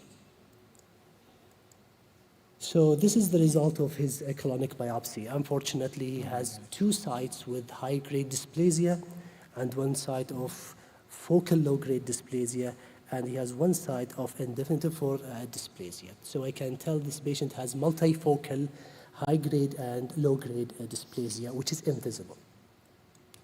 So going to our pathologists, they are working in the dark room. We didn't hear from them much, but we have a lot of questions for the pathologists. First of all, how they reach the conclusion of indefinite for dysplasia, this first. The second question also for us as a physician, when this inflammation is reflected because of the inflammation or not through dysplasia, and when we need to control the disease before deciding this is a dysplastic lesion. So Dr. Mohammed Somali. Yeah, so I'd like to thank the scientific organizing committee for inviting me to be here. So, with regard to the evaluation of IBD-related dysplasia, I would like to mention just a few tips, principles that we use as a GI pathologist in evaluating any biopsy from a patient IBD with suspected dysplasia. So I think the first thing is typically we look at the background mucosa. Bye. Yeah, we look at the background mucosa. So if there is actually very significant active inflammation, if you have ulceration, erosion, or marked active inflammation in the background mucosa, we typically increase our threshold, so before calling something as dysplasia. This does not mean that you cannot have dysplasia in the background of active inflammation. I think you can have dysplasia in the background of active inflammation. But whenever we encounter very significant active inflammation in the background, we typically increase our threshold. We tend to be more conservative, calling it before we call this dysplasia. Probably most of the time we lean toward reactive changes rather than dysplasia. So this is very important principle. The second thing actually is that we look for something called surface maturation. What does it mean? You have atypia limited to the base of the crypt, but the atypia actually, as you go toward the surface, atypia is getting better and better. So this is called surface maturation. So this is actually a more reassuring sign that we are dealing with the reactive process rather than dysplasia in most cases. However, there is an exception to this rule, which is called crypt dysplasia, which is a form of non-conventional dysplasia. This is only an exception to this rule. But most of the time, whenever you have surface maturation, this is actually going toward reactive changes rather than true dysplasia. The third thing actually we'll look at, if there is a sudden change from normal mucosa to abnormal mucosa. If there is abrupt change, this is actually usually goes with dysplasia. This is actually a very worrisome sign for us as a pathologist, because this is, you will not have abrupt change in a reactive process. Usually you're going to see some gradual transitioning from area looks normal to area looks a little bit more abnormal. So the abrupt change from normal to abnormal mucosa histologically, this is a sign that goes with dysplasia. So these are the few tips that we typically utilize whenever we encounter any patient, any IBD patient suspected to have dysplasia. So let's go to the images. So I hope that you can see the point here. I think it's not very clear, but you can see the right lower one is reactive, it was diagnosed as reactive. You can see the surface epithelium here. You can see looks a little bit pink, right? There is no goblet, there are no goblet cells, little bit pink. There is some, maybe you can see, if you look at the surface, the pink one, you can see there's some mild hyperchromasia, nuclear hyperchromasia there. There is actually some neutrophils there. So this is actually, typically we encounter this hyper pink looking surface epithelium. Typically we see this in the area of prior erosion or ulceration. So typically we consider this as a reactive change, right? So here you can see there is no complete loss of nuclear polarity. There is some intraepithelial neutrophils. So this actually, we typically call it as reactive. I think the more problematic one in the upper left one, you can see there are few crypts here, look a little bit dark. Hopefully you can notice that. There are few crypts, actually a little bit look abnormal with some nuclear hyperchromasia, right? And some atypia. But if you look at the surface, toward the surface, there is a mucosal break here. You can see there is some mucosal erosion here. So I think the degree of atypia here is a little bit more than what you expect. He just wanted to point with the... ما هي واضحة بالنسبة لهم ممكن. ما هي واضحة. Yeah, so ممكن. Yeah, I can.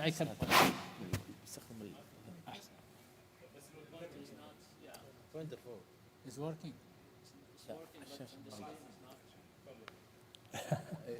هي عشان الشاشة. We didn't. حاولك تشرح. You can point out. We can give you a mic.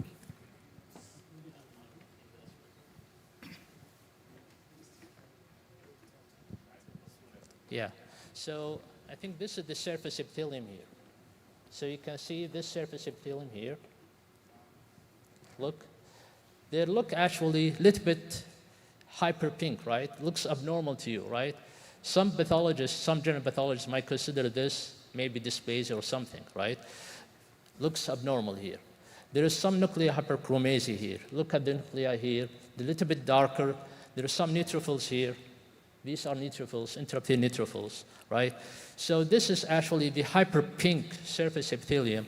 This appearance of hyper pink surface epithelium, sometimes you see it in the area of prior erosion or ulceration. Whenever you have ulceration or erosion that has been healed, this is called the re-epithelialization phenomenon, which is typically you see it in the reactive process. So this should be called as dysplasia. This is reactive process, right? So the upper left one, you can see here on the right side, you can see a group of crypts here.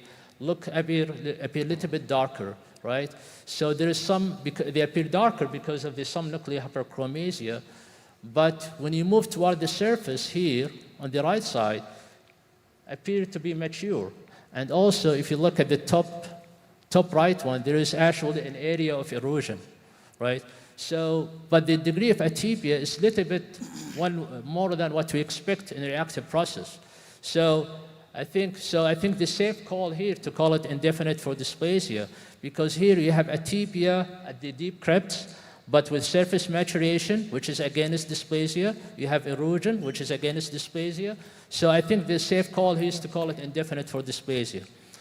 I think some people might call it as reactive, some people might call it indefinite for dysplasia. So, Dr. Mohammed, we know in our guidelines the recommendation is to review the biopsy with the second pathologist. Is this happening in your section, in your department? Yeah, and typically for indefinite dysplasia, we try to have a consensus between pathologists. We are luckily at King Faisal Specialist Hospital, we are about 5 GI pathologists. So we have a good number of GI pathologists. Typically we try to get to consensus for, especially for area that look for biopsy that look equivocal. Is it really indefinite for dysplasia, or should we push it for dysplasia? We typically try to get a consensus opinion for this. Thank you. Thank you. So for low-grade dysplasia, on the upper left one, you can see actually toward the left side, you can see there is some nuclear hyperchromasia, right? Then you will move the surface toward the upper side, you can see the surface looks a little bit normal, right? So you can see the surface epithelium at the top left. When you move down, there is sudden change, right? There is sudden change from relatively normal mucosa to abnormal mucosa. The nuclei, you can see a little bit dark. There is significant nuclear hyperchromasia, right? But the cells are still respecting each other. There is no complete loss of nuclear polarity. But you can see the surface epithelium appear very dark. So there is no surface maturation here. So this is actually a low-grade dysplasia. And so if in comparison, when you look at for example, here on the right lower image, you can see you can look at the nuclei, how big it is. You can see there is very significant nuclear enlargement, significant nuclear pleomorphism, significant variation in the size and shapes of the nuclei. So this is actually, you cannot explain this unless this is high-grade dysplasia. The only explanation, this is high-grade dysplasia. You cannot have any reactive process would explain this process.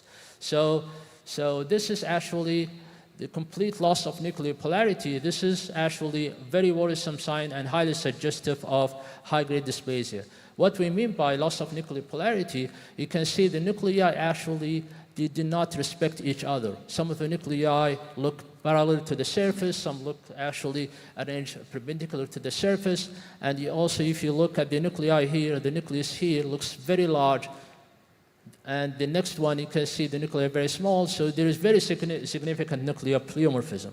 So this is a very good sign of high-grade dysplasia. So on the left side, you can see actually here the same thing. You can see there is some nuclear enlargement here. You can see actually the cells do not respect each other, right?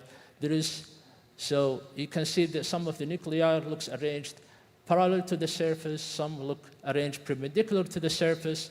So there is complete loss of nuclear polarity here. And look at the significant irregularity in the nuclear membrane and significant nuclear enlargement here. So this cannot be explained unless this is the only explanation. This is high-grade dysplasia. Okay. Thank you, Dr. Mohammed.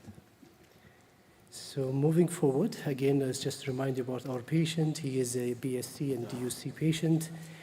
He's diagnosed for more than 13 years. He's in remission, and he's diagnosed with invisible, multifocal, high-grade and low-grade dysplasia with rectal biopsy was negative. I think this is important later on. So in general, Dr. Shakir, this question for you. How is the dysplastic lesion in general will be described in the endoscopy report? And also, it's important when we describe it in NMDT discussion. So now let's say back to our patient. He came with invisible dysplasia, mucosal normal. No, I mean in general, how we describe this dysplastic lesion for invisible and visible. When we see a visible lesion, how we can describe it. Okay, so if you have a lesion and you're doing surveillance or you just scope patient and you find a lesion, raised lesion, then this is a visible mucosal display lesion, and then you deal with it. Either you go with resectability, assess resectability or no. You go with this supporting this is malignancy or no based on the So you're looking for any signs of invasion as well? Yes. And then you decide you resect it and then you assess it. You go with either you assess it and if it's less than 2 centimeters or multifocal or high-grade dysplasia, then you scope them probably after one year and you evaluate them. Sure. If you have a lesion, dysplasia, and is resectable and you find more than 2 centimeters and high grade, then you go again, scope them in 6 months and assess. So the importance for visible dysplasia is about the size of invasion and also the margin and the way assess the resectability. That's good. So Dr. I think you answered this question, Dr. Shakir, that sometimes we mind about the size and invasion and when to resect and to operate. So Dr. Yasser again went to do surveillance or colectomy for invisible lesions. So we see a lot of invisible lesions. Okay, when to say I will survey the patient, when say no, I will call the surgeon. So for the invisible lesions, if patient while taking the random biopsy and seeing that the patient had, we have to make sure that is it low or high grade dysplasia. Okay. In a case, for both cases, if it has low or high grade dysplasia, I prefer to give have a second opinion from an GI and expert histopathology before taking a decision.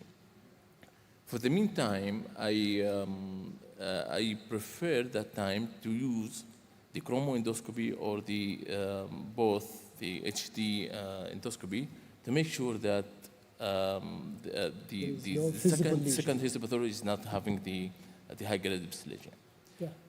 Because mostly we are misleading for the patient who had low-grade dysplasia with the inflammation. The general pathology sometimes they interpret it as dysplasia. Correct me if I'm right. Yeah, we have cases like from outside overcalled as dysplasia. I mean, many biopsies like you see low-grade dysplasia.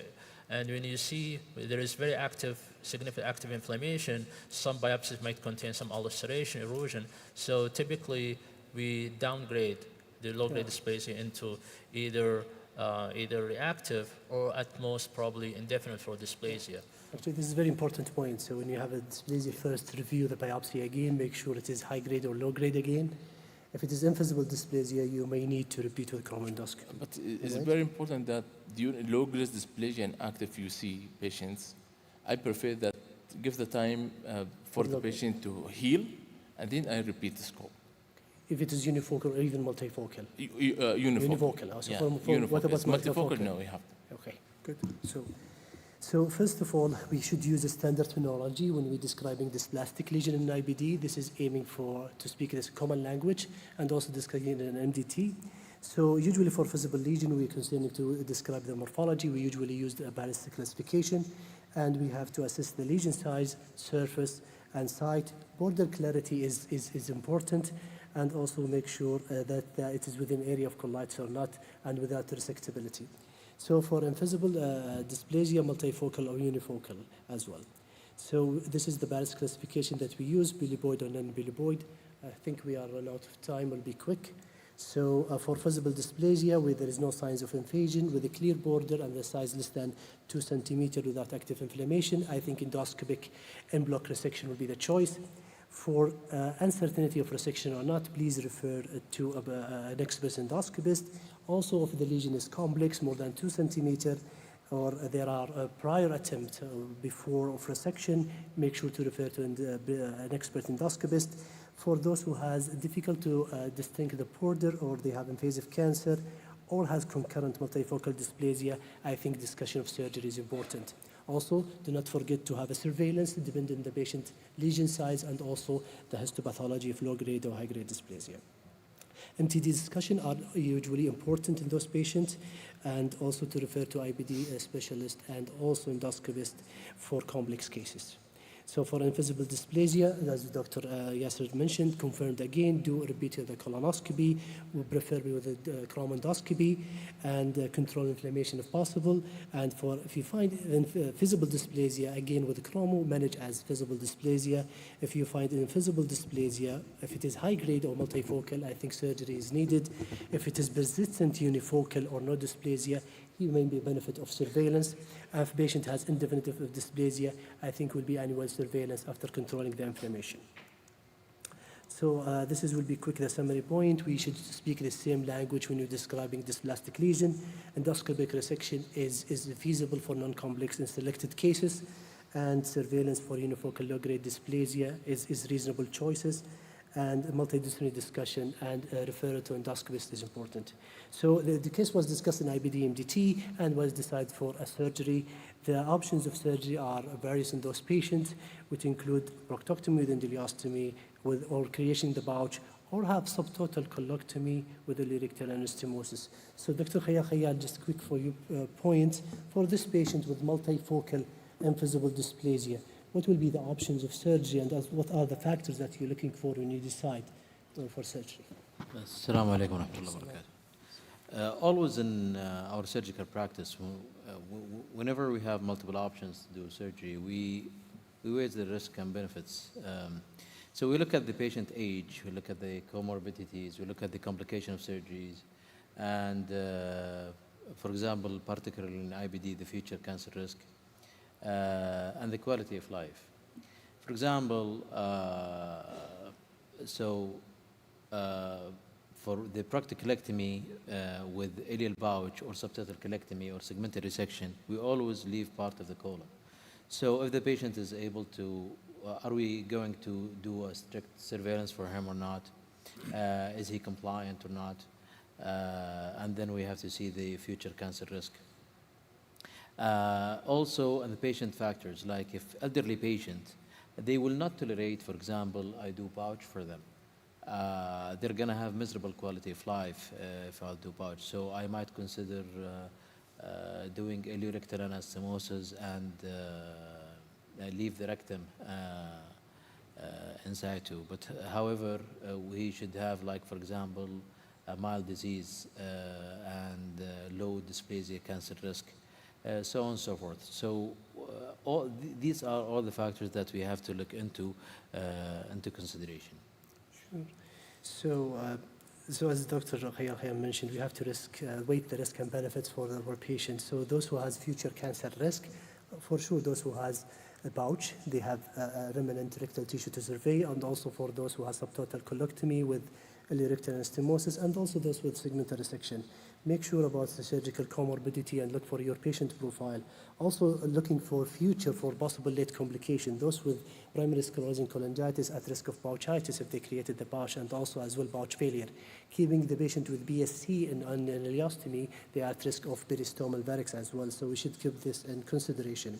So also discussing with the patient the need for ongoing surveillance, if they are willing to have ongoing surveillance or not. The only way that there is no ongoing surveillance after resection in patient with dysplasia is to have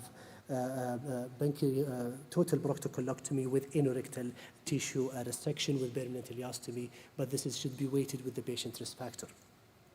Ileorectal anastomosis may be an option for those who has more proximal disease, mild quiescent rectal disease, and also they are willing to adhere to a surveillance. The survival of the ileorectal anastomosis is quite good at 10 years, is almost reaching up to 75%. For proctitis recurrence an issue, is almost 2/3 of the patient will have a proctitis at the remaining rectal tissues, and there is Swedish national data shows the rectal cancer is very low in those patients, less than 2%. Pouch, the pouch is in BSC as we discussed, there is pouchitis, pouch failure, need for surveillance. Also we should be vigilant for those female patients. They are at risk of decreased fecundity and also decrease of fertility and need for surveillance. And the cancer risk for pouch is mainly driven for the remnant rectal mucosa. Segmental colectomy, maybe we haven't discussed this, Dr. Khayal, but it can be an option in very selected cases for those primarily with the Crohn's colitis. After segmental resection, they have also recurrence of the disease, but the cancer risk is low. This is a study analyzing 99% patients with Crohn's disease with cancer when they have segmental resection. At 43 months follow-up, 9% have synchronous lesion and only 1.5 with metacarnous lesion. Segmental biopsy in UC seems to be risky with ongoing colitis and risk of having colitis after resection. So to summarize the point, surgical choice depends on the patient risk factors. A subtotal colectomy with ileorectal anastomosis, it can be an option for selected patients. Segmental resection may be option for a carefully selected patient and mainly for those with Crohn's colitis. IBD BSC, we should be also vigilant about risk of pouchitis, pouch failure, and peristomal barracks. So we'll conclude now. The take-away message today is begin surveillance for your IBD patient 8 years from disease onset and prefer to be with during disease remission. High definition scope also is acceptable modality, the same as dichromoendoscopy. Biopsies is needed randomly in case of high-risk patient with BSC or prior dysplasia. Endoscopic resection is feasible in selected cases. Please refer to endoscopist or expert endoscopist in case of complex lesion. Colectomy is indicated in high-grade or multifocal low-grade dysplasia. Surgical choices should be tailored to patient age, comorbidities, and also adherence to surveillance. Again, and most important, multidisciplinary team is essential for complex cases. Thank you. Do we have time for questions? Okay, we are running late. One question, Dr. Nahla. No more questions. I think you finished. I think you finished. Okay, thank you so much.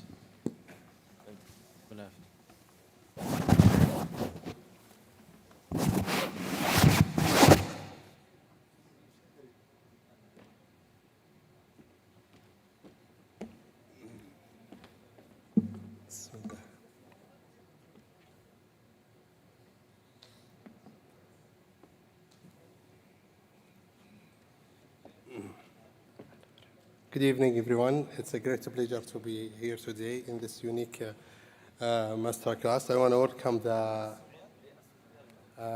panel experts with me. I'm Dr. Khalid Nafisa, gastroenterology consultant in King Fahd Specialist Hospital in Buraida. Dr. Mansour Tuwajri is a GI consultant and IBD specialist in King Saud University Hospital. Dr. Khalid Al-Aji is a GI consultant from Prince Hamad Hospital in Qatar.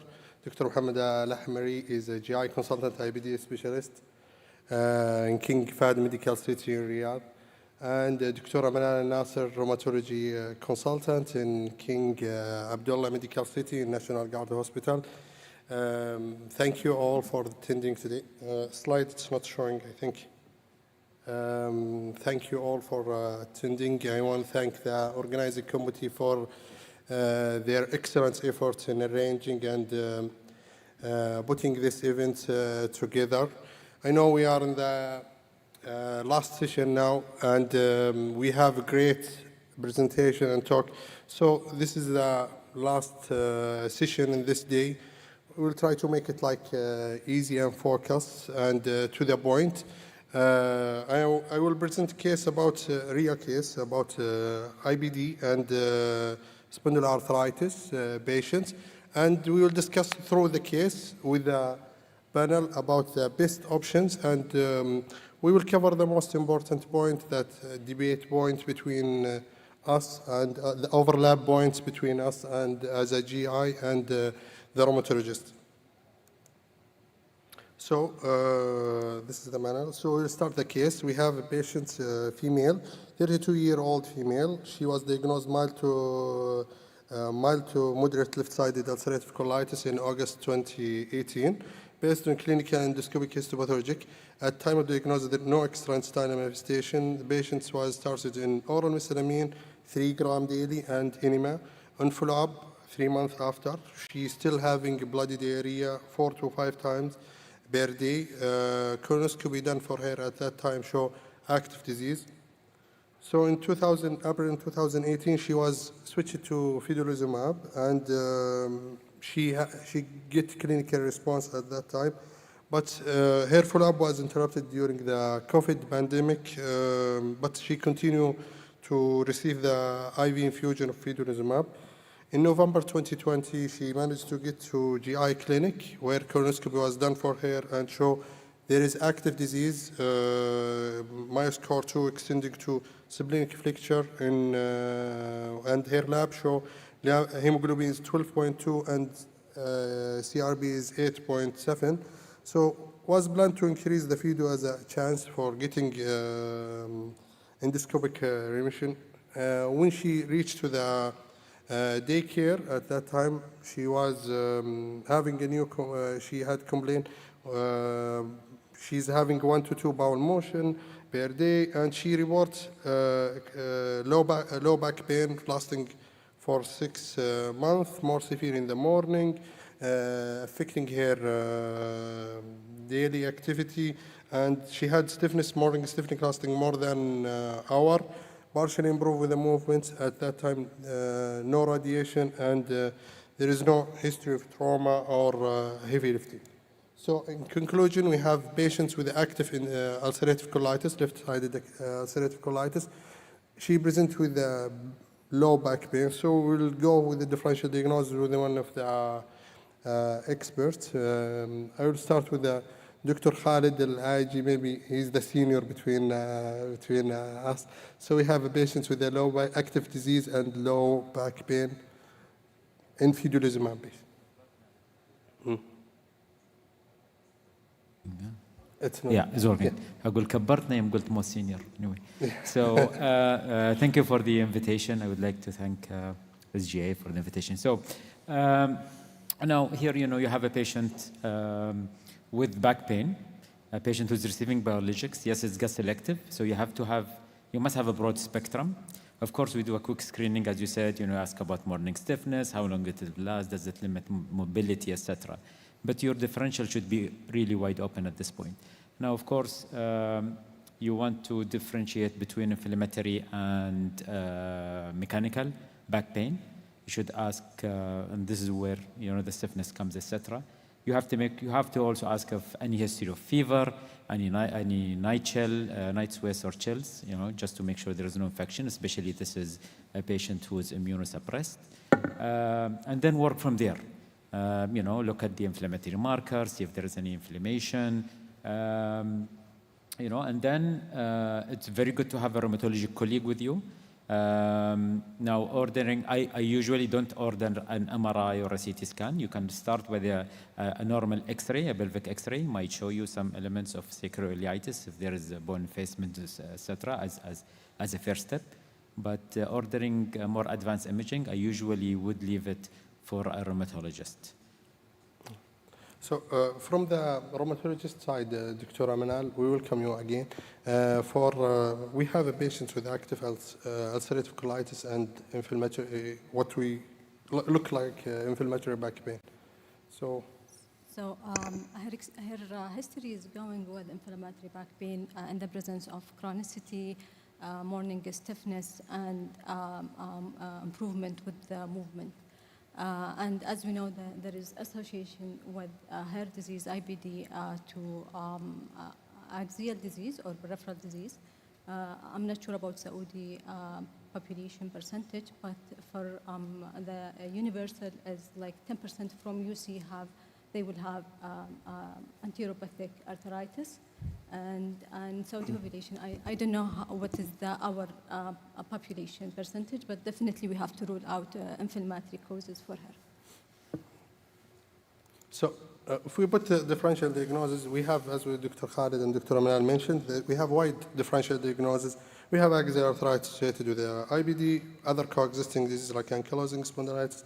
Side effect of Vedolizumab, I think it's one of the differential as it's well-known side effect, and there's some evidence, as we maybe mentioned before, that it's sometime will trigger the extraintestinal manifestation. Mechanical low back pain, it's one of the differentials still, and infection or malignancy, which is we have like cases of brucella or TB was recommended, especially if this patient's immunocompromised. So,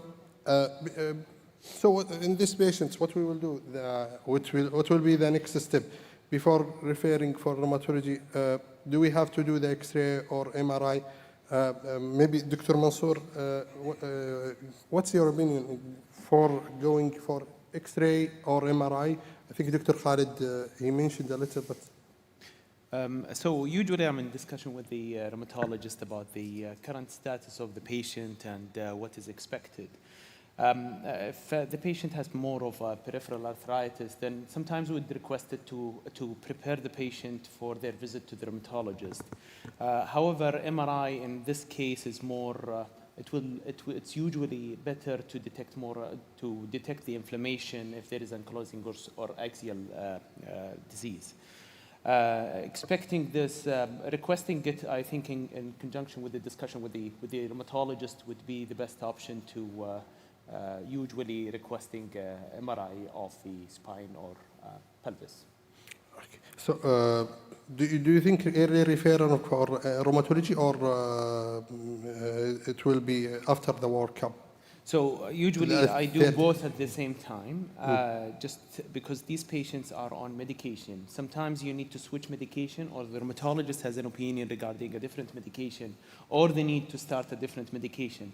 So the expedited referral and prioritizing this if there are any red flags from a rheumatological point of view, this will expedite the decision to reduce any further complications. Having a rheumatologist colleague or having a multidisciplinary team discussion usually facilitates this process.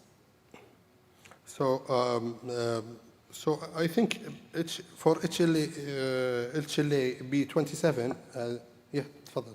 Let me just ask you a question. You know, we see a lot of these patients, and sometimes, you know, you are 100% sure this is inflammatory, this is definitely SI, but would you rather, you know, do an MRI, because, you know, MRIs are expensive, takes too long time to get, a lot of, you know, waiting lists, etc.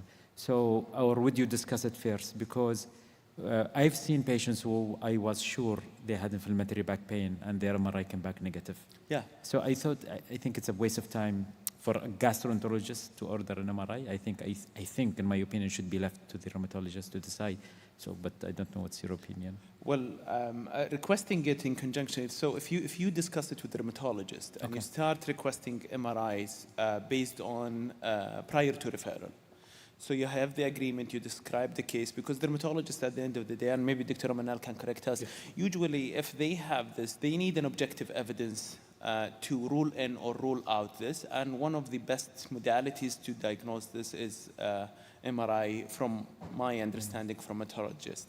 I usually get the agreement from the rheumatologist and request the prelim workup if they agree on it. And then they can see the rheumatologist as soon as possible, because sometimes, as you know, you need to change the medication.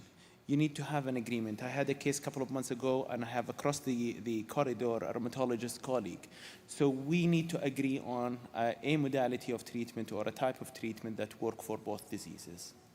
So from a rheumatology point of view, usually we go with X-ray as an initiation, because we have to follow patients usually with X-rays. Not MRI, but MRI definite, because X-rays, because some patients, they would have non-radiographic axial spondyloarthritis, so not be appear in the X-ray, we have to go to MRI. Do we need MRI? This is individualized according to the patient. If X-ray is diagnostic, means sacroiliitis 3-4, that we can start the management straight away. But MRI is indicated for other differential diagnoses and for the chronicity and activity of the disease. I've seen that sometimes our rheumatologists do CTs as well. Are they sensitive? CT is not. It's usually done by orthopedic colleague for the structural changes. We have to have bone marrow edema to diagnose spondyloarthritis. So MRI is the modality of the diagnosis. So in conclusion, we can go initially for X-ray as a base, and to discuss with the rheumatologist for going for MRI to rule out other causes, as you mentioned, and to confirm the diagnosis. Also, MRI, I think it will be needed because, as you said, rolling out. But there is an entity non-radiologically spondyloarthritis. This is MRI is mandatory, I think, Yes, in this it's issue. MRI diagnosis without any appearance in the radiographic, in the X-ray per se. So non-radiographic ankylosing spondylitis. Yeah. So the second, which we'll discuss, point, requesting HLA-B27. For us as a gastroenterologist, we don't depend on much. That's why maybe I think the rheumatologist, you have another. We like it, yes. So HLA-B27 is not indicated as a diagnostic tool. It's done as to increase the probability. Negative HLA-B27 doesn't rule out spondyloarthritis, especially in our population, because it is less frequent and prevalent in Saudi Arabia rather than the other global prevalence. We do it to increase the probability, but we didn't depend on HLA-B27 as a tool of diagnosis. There is a prognostic value? From our point of view, it is increase the probability of ankylosing spondylitis, but we think that if the patient have it with Crohn's disease or ulcerative colitis, maybe increase the correlate with the severity. And need aggressive management, I think. So this is the patient's MRI, as shown. There is a, as you see here in the around the arrow, there is a high intensity. I think it's, yeah, it's clear here. Maybe Dr. Manal, you can. So the one in the right side is, in your right side here, is the T1, which is usually used to see the structural changes like erosions, and maybe to rule out or the fatty changes in chronic disease. The other one is the STAIR. This is the bone marrow edema that we usually depend on diagnosing of ankylosing spondylitis. It should be at least more than in 2 cuts or more than 2 areas and a sacroiliac joint. So it is, it's, as shown, it's more, there is a sacroiliitis more in the left side. It's manifested like mild bone marrow edema in the left side more. So the patient was at that time referred to a rheumatologist, and they see here the rheumatology opinion, chronic back pain with the morning stiffness in the examination. Range of motion is full, and fiber test was positive. Straight leg test was negative. Lab show rheumatoid factor and CCB is negative. Lumbar image was showing revealing left sacroiliitis, and they recommend physiotherapy and painkiller and switching FIDO to alternative biologic. So from Dr. Mohammed Al-Ahmari, so we have a patient now with sacroiliitis and active ulcerative colitis. Do you agree in changing in biologic, and immunomodulator can help in this patient, starting, for example, sulfasalazine or methotrexate? Well, yes, changing the biological therapy, given the fact that this patient is still actively in terms of her disease, would be an option. We know that Vedolizumab is not the best, it's not an option that you could use for a patient that they have UC and ankylosing spondylitis or any other spondyloarthritis, because they are gut selective, and sometimes they can cause de novo spondyloarthritis themselves. And one of the way of ridding of the spondyloarthritis by stopping the therapy itself. So changing the therapy is an option. Adding immune modulator, I would refer to the rheumatologist, but it's not an option if you can change the therapy with an option that could combine and can target both of them. That would be, I would love to solve all the mystery with one therapy. So I would suggest that we could change the therapy to anti-TNF, which is probably a better option for it.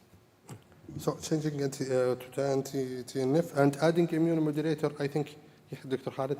I just, sorry, I don't like to interrupt, but the causality between Vedolizumab as a cause for spinal or axial spondyloarthropathy is not really well published in data. So if we look at the data, most of these studies are small, and the link is probably is a silent disease that have been there before the initiation of the biological agent, in this case Vedolizumab. So most of these cases have a mild element of sacroiliitis or ankylosing spondylitis, and with Vedolizumab, they are not covered and they flare. Even the actual flaring of the disease, the data the studies that have suggested that could increase the pain are small. So as a causality, we have to be careful, because I don't think Vedo itself can cause in a patient with negative spondyloarthropathy. Yes, and even in our evidence, we don't have any evidence that Vedolizumab can cause ankylosing spondyloarthritis or increase the probability of a flare. As you said, Doctor, that concomitant other diagnosis could be there from the beginning, and this as the pattern of the disease. But we didn't find any association between the flare or the new diagnosis of ankylosing spondylitis coming from Vedolizumab. It's good with type 1 that is associated with a disease, IBD disease activity that can control arthritis with that. But other than that, we don't have any evidence that a good option for patients with IBD with ankylosing spondylitis or other IBD-related arthritis. But you come across cases during your clinical practice that exacerbating after starting Vedo.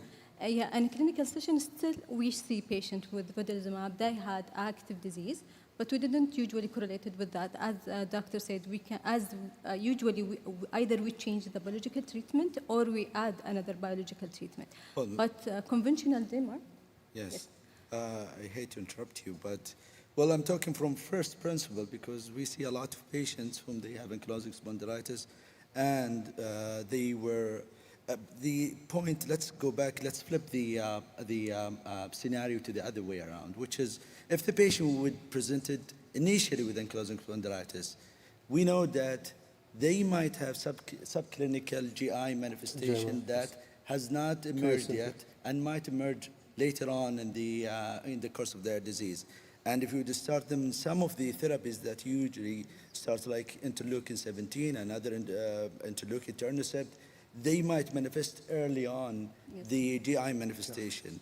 From first principle, from generally from the way I see it, I know that it's really hard to pinpoint that Vedo themselves can cause ankylosing spondylitis. It's not a causation, it's an association. I know that, but I've seen it. Yes. I've seen it many times, and it happened. So that's why I'm telling you from first principle that it is one way to look at it, that you can stop the Vedo and start something else. So, I think conventional DMARD is not a good option for this patient because it's not working in axial disease. Yes, it's only in peripheral disease. So to conclude, biologic recommended to be changed, and immune modulator it's not working the axial, and Vedo can be there is association, but there is no clear evidence. Some small study about Vedo inducing sacroiliitis or inducing the extraintestinal manifestation. So the patient attended the physiotherapy session, and then she came to her gastroenterologist, and he discussed with her the she asked him about using the non-steroidal. He totally refused. He told her, recommended her to avoid using any non-steroidal. And since that she is doing fine with the Vedo, she was hesitating to change. So the dose of Vedo was escalated to Q4. So using the non-steroidal, we know the GI toxicity for using non-steroidal. And all our patients in IBD, we are asking to avoid the non-steroidal. Dr. Mohammed, for your opinion, do you agree with this gastroenterologist regarding avoiding the non-steroidal? Well, non-steroidal was Velivide and IBD. And conventionally, we used to hear that you have to go for more selective COX-2 kind of therapies. Yet, a couple of years ago, that in the American Journal of Gastroenterology, there was a review and meta-analysis of 4,000 patients where they looked into this question, and there is no association between the increase of flare and the use of either selective, non-selective, non-steroidals. Yet, if you look at the guidelines from the different societies, they are still hesitant to pinpoint whether you can use non-selective induced patient, and most of them, and the most recent one is the British one, where they went with a statement of avoid non-selective in flare patient, which any wise person would do, and go for more selective COX-2 induced patient that you want to, for short term, and also for short period. Short period means they're less than 12 weeks. I think even in the last ECO guideline in the extra-intestinal manifestation, they mentioned there is no clear association between flaring ulcerative colitis with NSAID. Maybe there is some weak evidence about Crohn's disease, but in ulcerative colitis. But I think using COX-2 inhibitor for short courses, it will be a good option. So the patient was evaluated later, and still she have 1 to 2 bowel motion without blood. Her back pain partially improved with the physiotherapy. Her hemoglobin is 13.1 and CRB was 7. Fecal calprotectin is 655. So colonoscopy later that month was done and show active disease. So I think now the FIDO should be changed to anti-TNF as we decided before. So following multidisciplinary team meeting between the GI consultant and rheumatologist, the patient was started for an infliximab and azathioprine. In the follow-up, in August 2021, patients experienced total improvement in her back pain, absence of morning stiffness, and increase in bowel movements reaching 6 to 7 times per day, with some blood requiring steroid infusion. At that time, escalating the infliximab to 10 over a Q4 week, over 7 months, because of non-availability of drug level and antibody, but still there is no improvement in her GI symptom. So we have a patient, Dr. Mansour, the anti-TNF worked well for her sacroiliitis, and she improved. And after stopping the FIDO, she relapsed clinically and endoscopically with using anti-TNF. Do you think an option regarding this patient can help? Well, actually, this is like you're reaching to a bottleneck where you have a challenge between 2 different conditions. Options may include one, if the patient is responding to infliximab, not abandoning infliximab, but adding on a different medication with a different mode of action. The other modality is taking or switching infliximab to a different medication that would help in both diseases.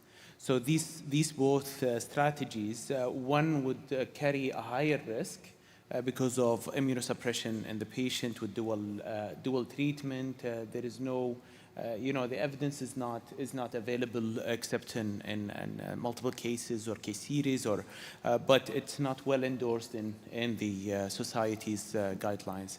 The other option, which is the safer option, and I think most gastroenterologists would have an experience, is switching to a different medication from a different class, like IL-1223, IL-23, and other modalities, including also JAKs. A JAK inhibitor.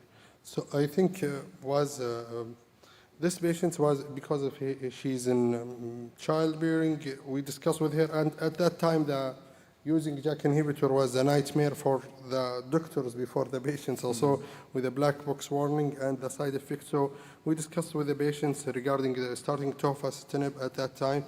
It will manage sacroiliitis and the ulcerative colitis, but she chose not to begin with. So she was started in ustekinumab for active ulcerative colitis, which she did well in using in her ulcerative colitis, led to clinical and endoscopic remission. In the same time, we sit with a rheumatologist and we decide to continue in the infliximab since her back pain is improving, and she continue in combining biologic, which is she reached clinically and endoscopically response, and from the rheumatologist, they continue her follow-up in Dr. Khalid. I will just ask our rheumatologist, what's your opinion on interleukins for axial spondyloarthropathy? Again, we didn't use aceticanumab for axial disease. Interleukin 23-12 is good for the peripheral disease, but it's not good for the axial disease. So I don't think this will work in her spondyloarthritis. We have to choose another modalities. Like JAK inhibitors will be more convenient than aceticanumab. Yes. Yeah. When we discussed with her, I think maybe previously on this era, I've seen some rheumatologists try ustekinumab for axial disease, and actually some of them did help, but mostly they actually fail.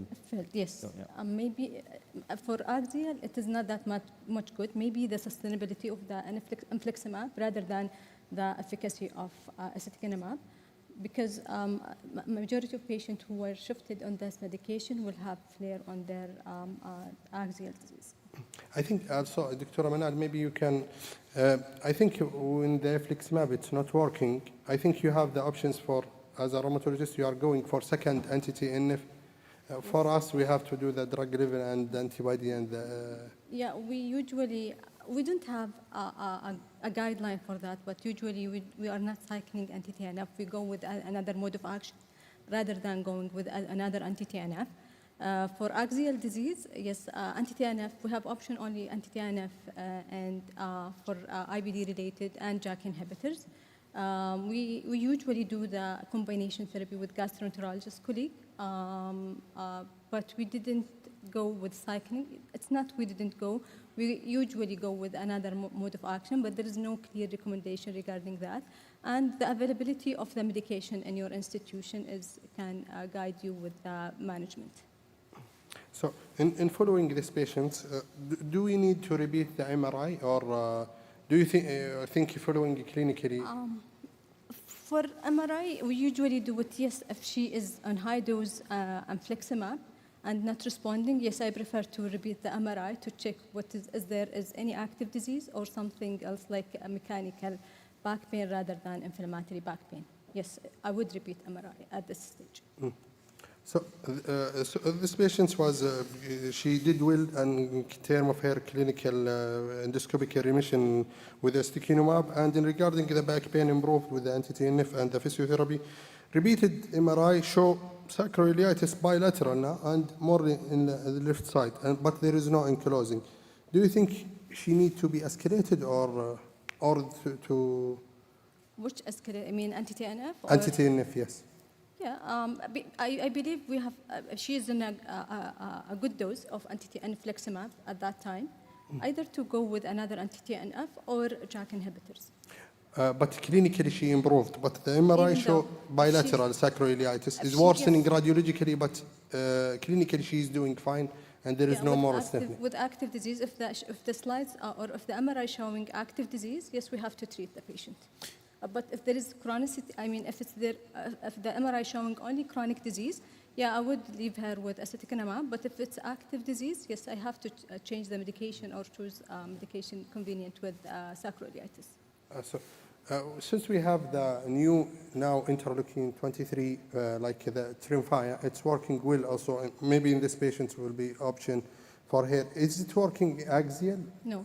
Tremfya or any interleukin 23? No, it doesn't work in axial. So axial arthritis, only we have the two options, anti-TNF or JAK inhibitor? Yeah, with IBD-related disease, yes, we have only two options, anti-TNF and JAK inhibitors.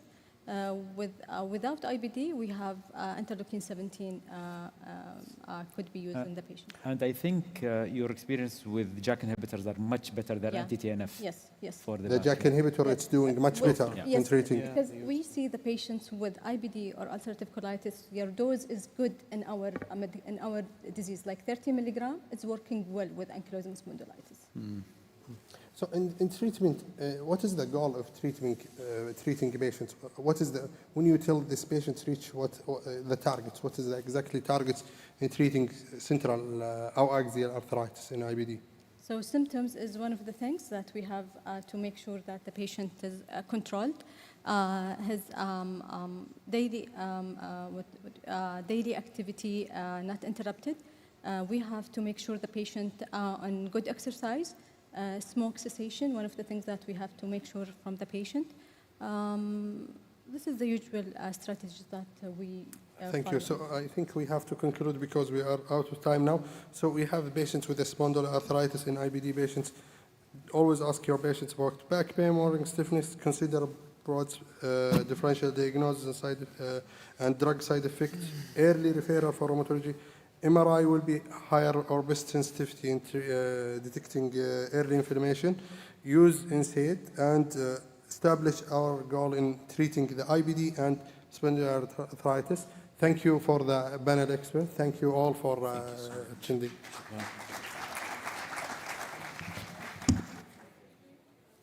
I think the time was taken by Dr. Mshari before. Yes. Please stay because we will have now MUO with SGA and Takeda. So please, you have to stay just to the nature of MUO and then the dinner. We'll have the dinner.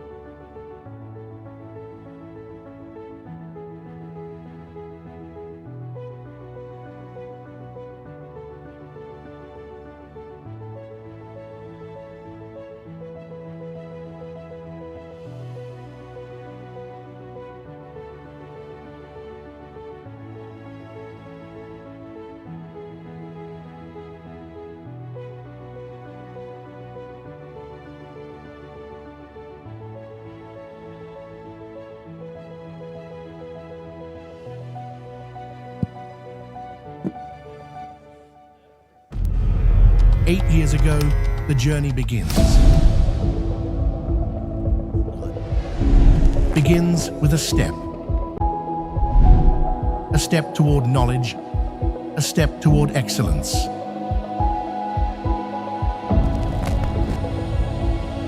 Step by step, we built a path.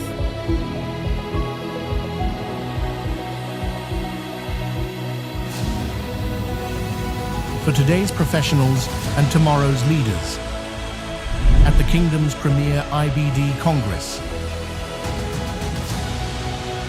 a bold new chapter begins to elevate care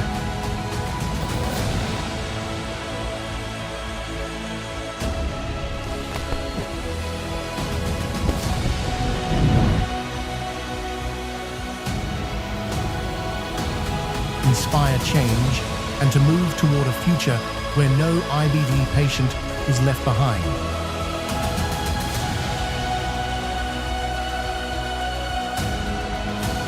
This is transformation in action. Each step advancing in harmony with Vision 2030 Blueprint.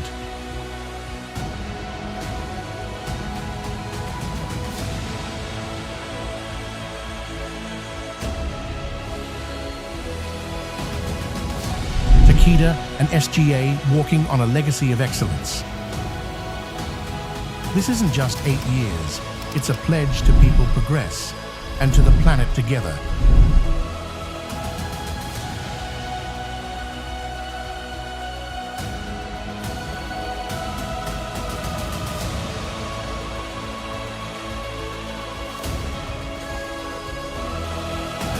We drive sustainable IBD care for a healthier nation.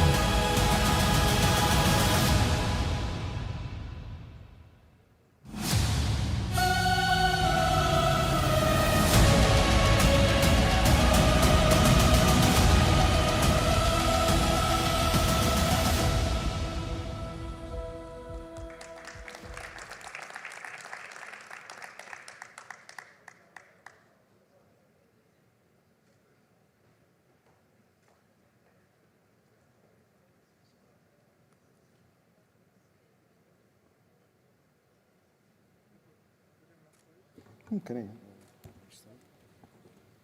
It's working خلاص. It's fine.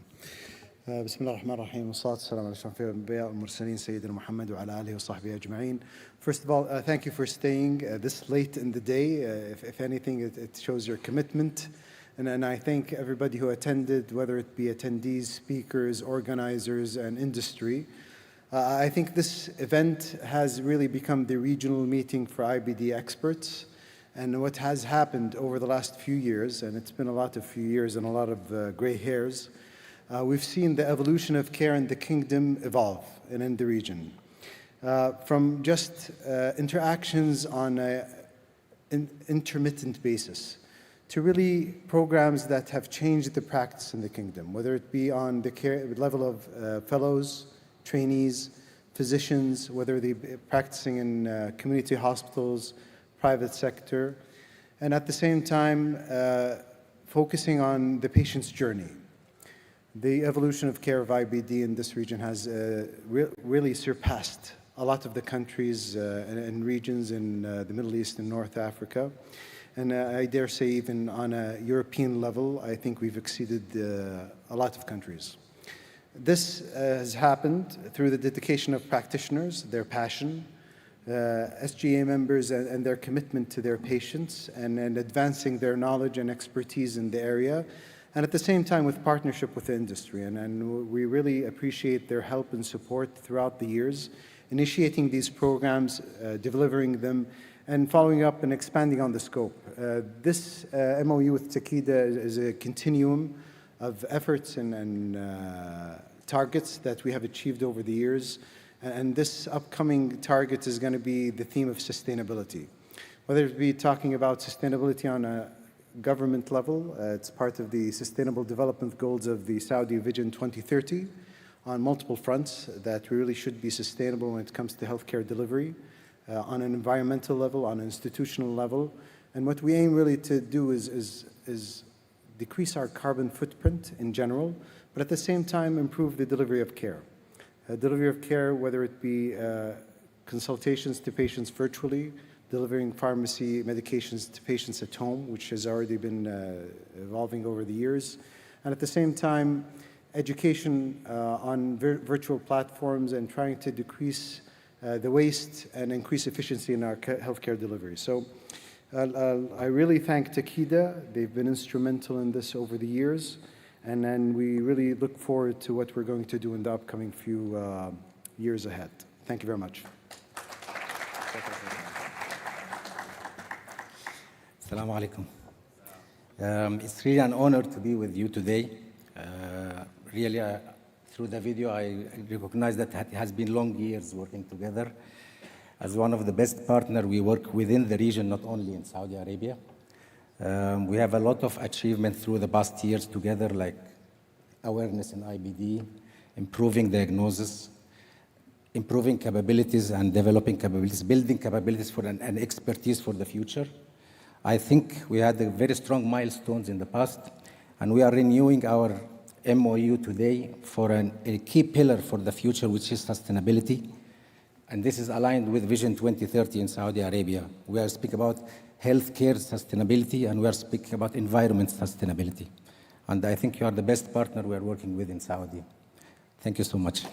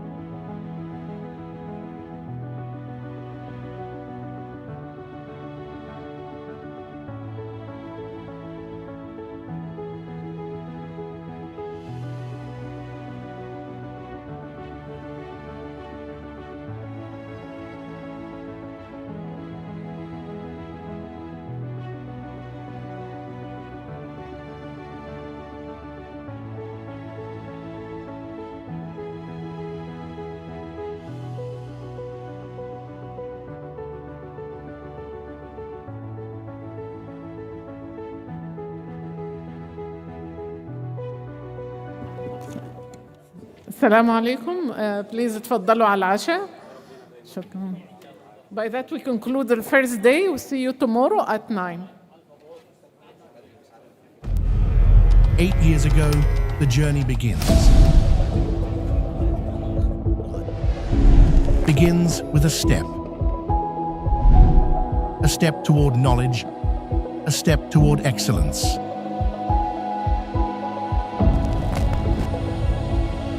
Step by step, we built a path.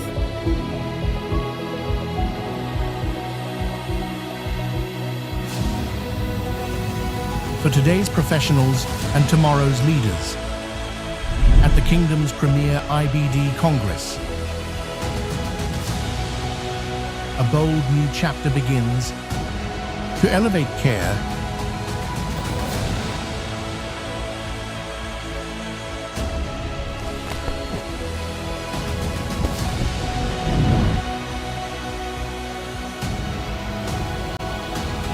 inspire change, and to move toward a future where no IBD patient is left behind.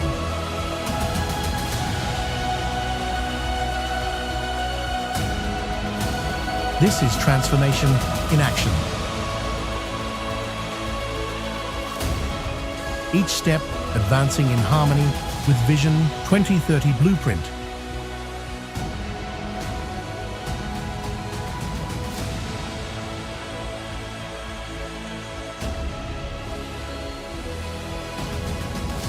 Takeda and SGA walking on a legacy of excellence. This isn't just 8 years, it's a pledge to people progress and to the planet together.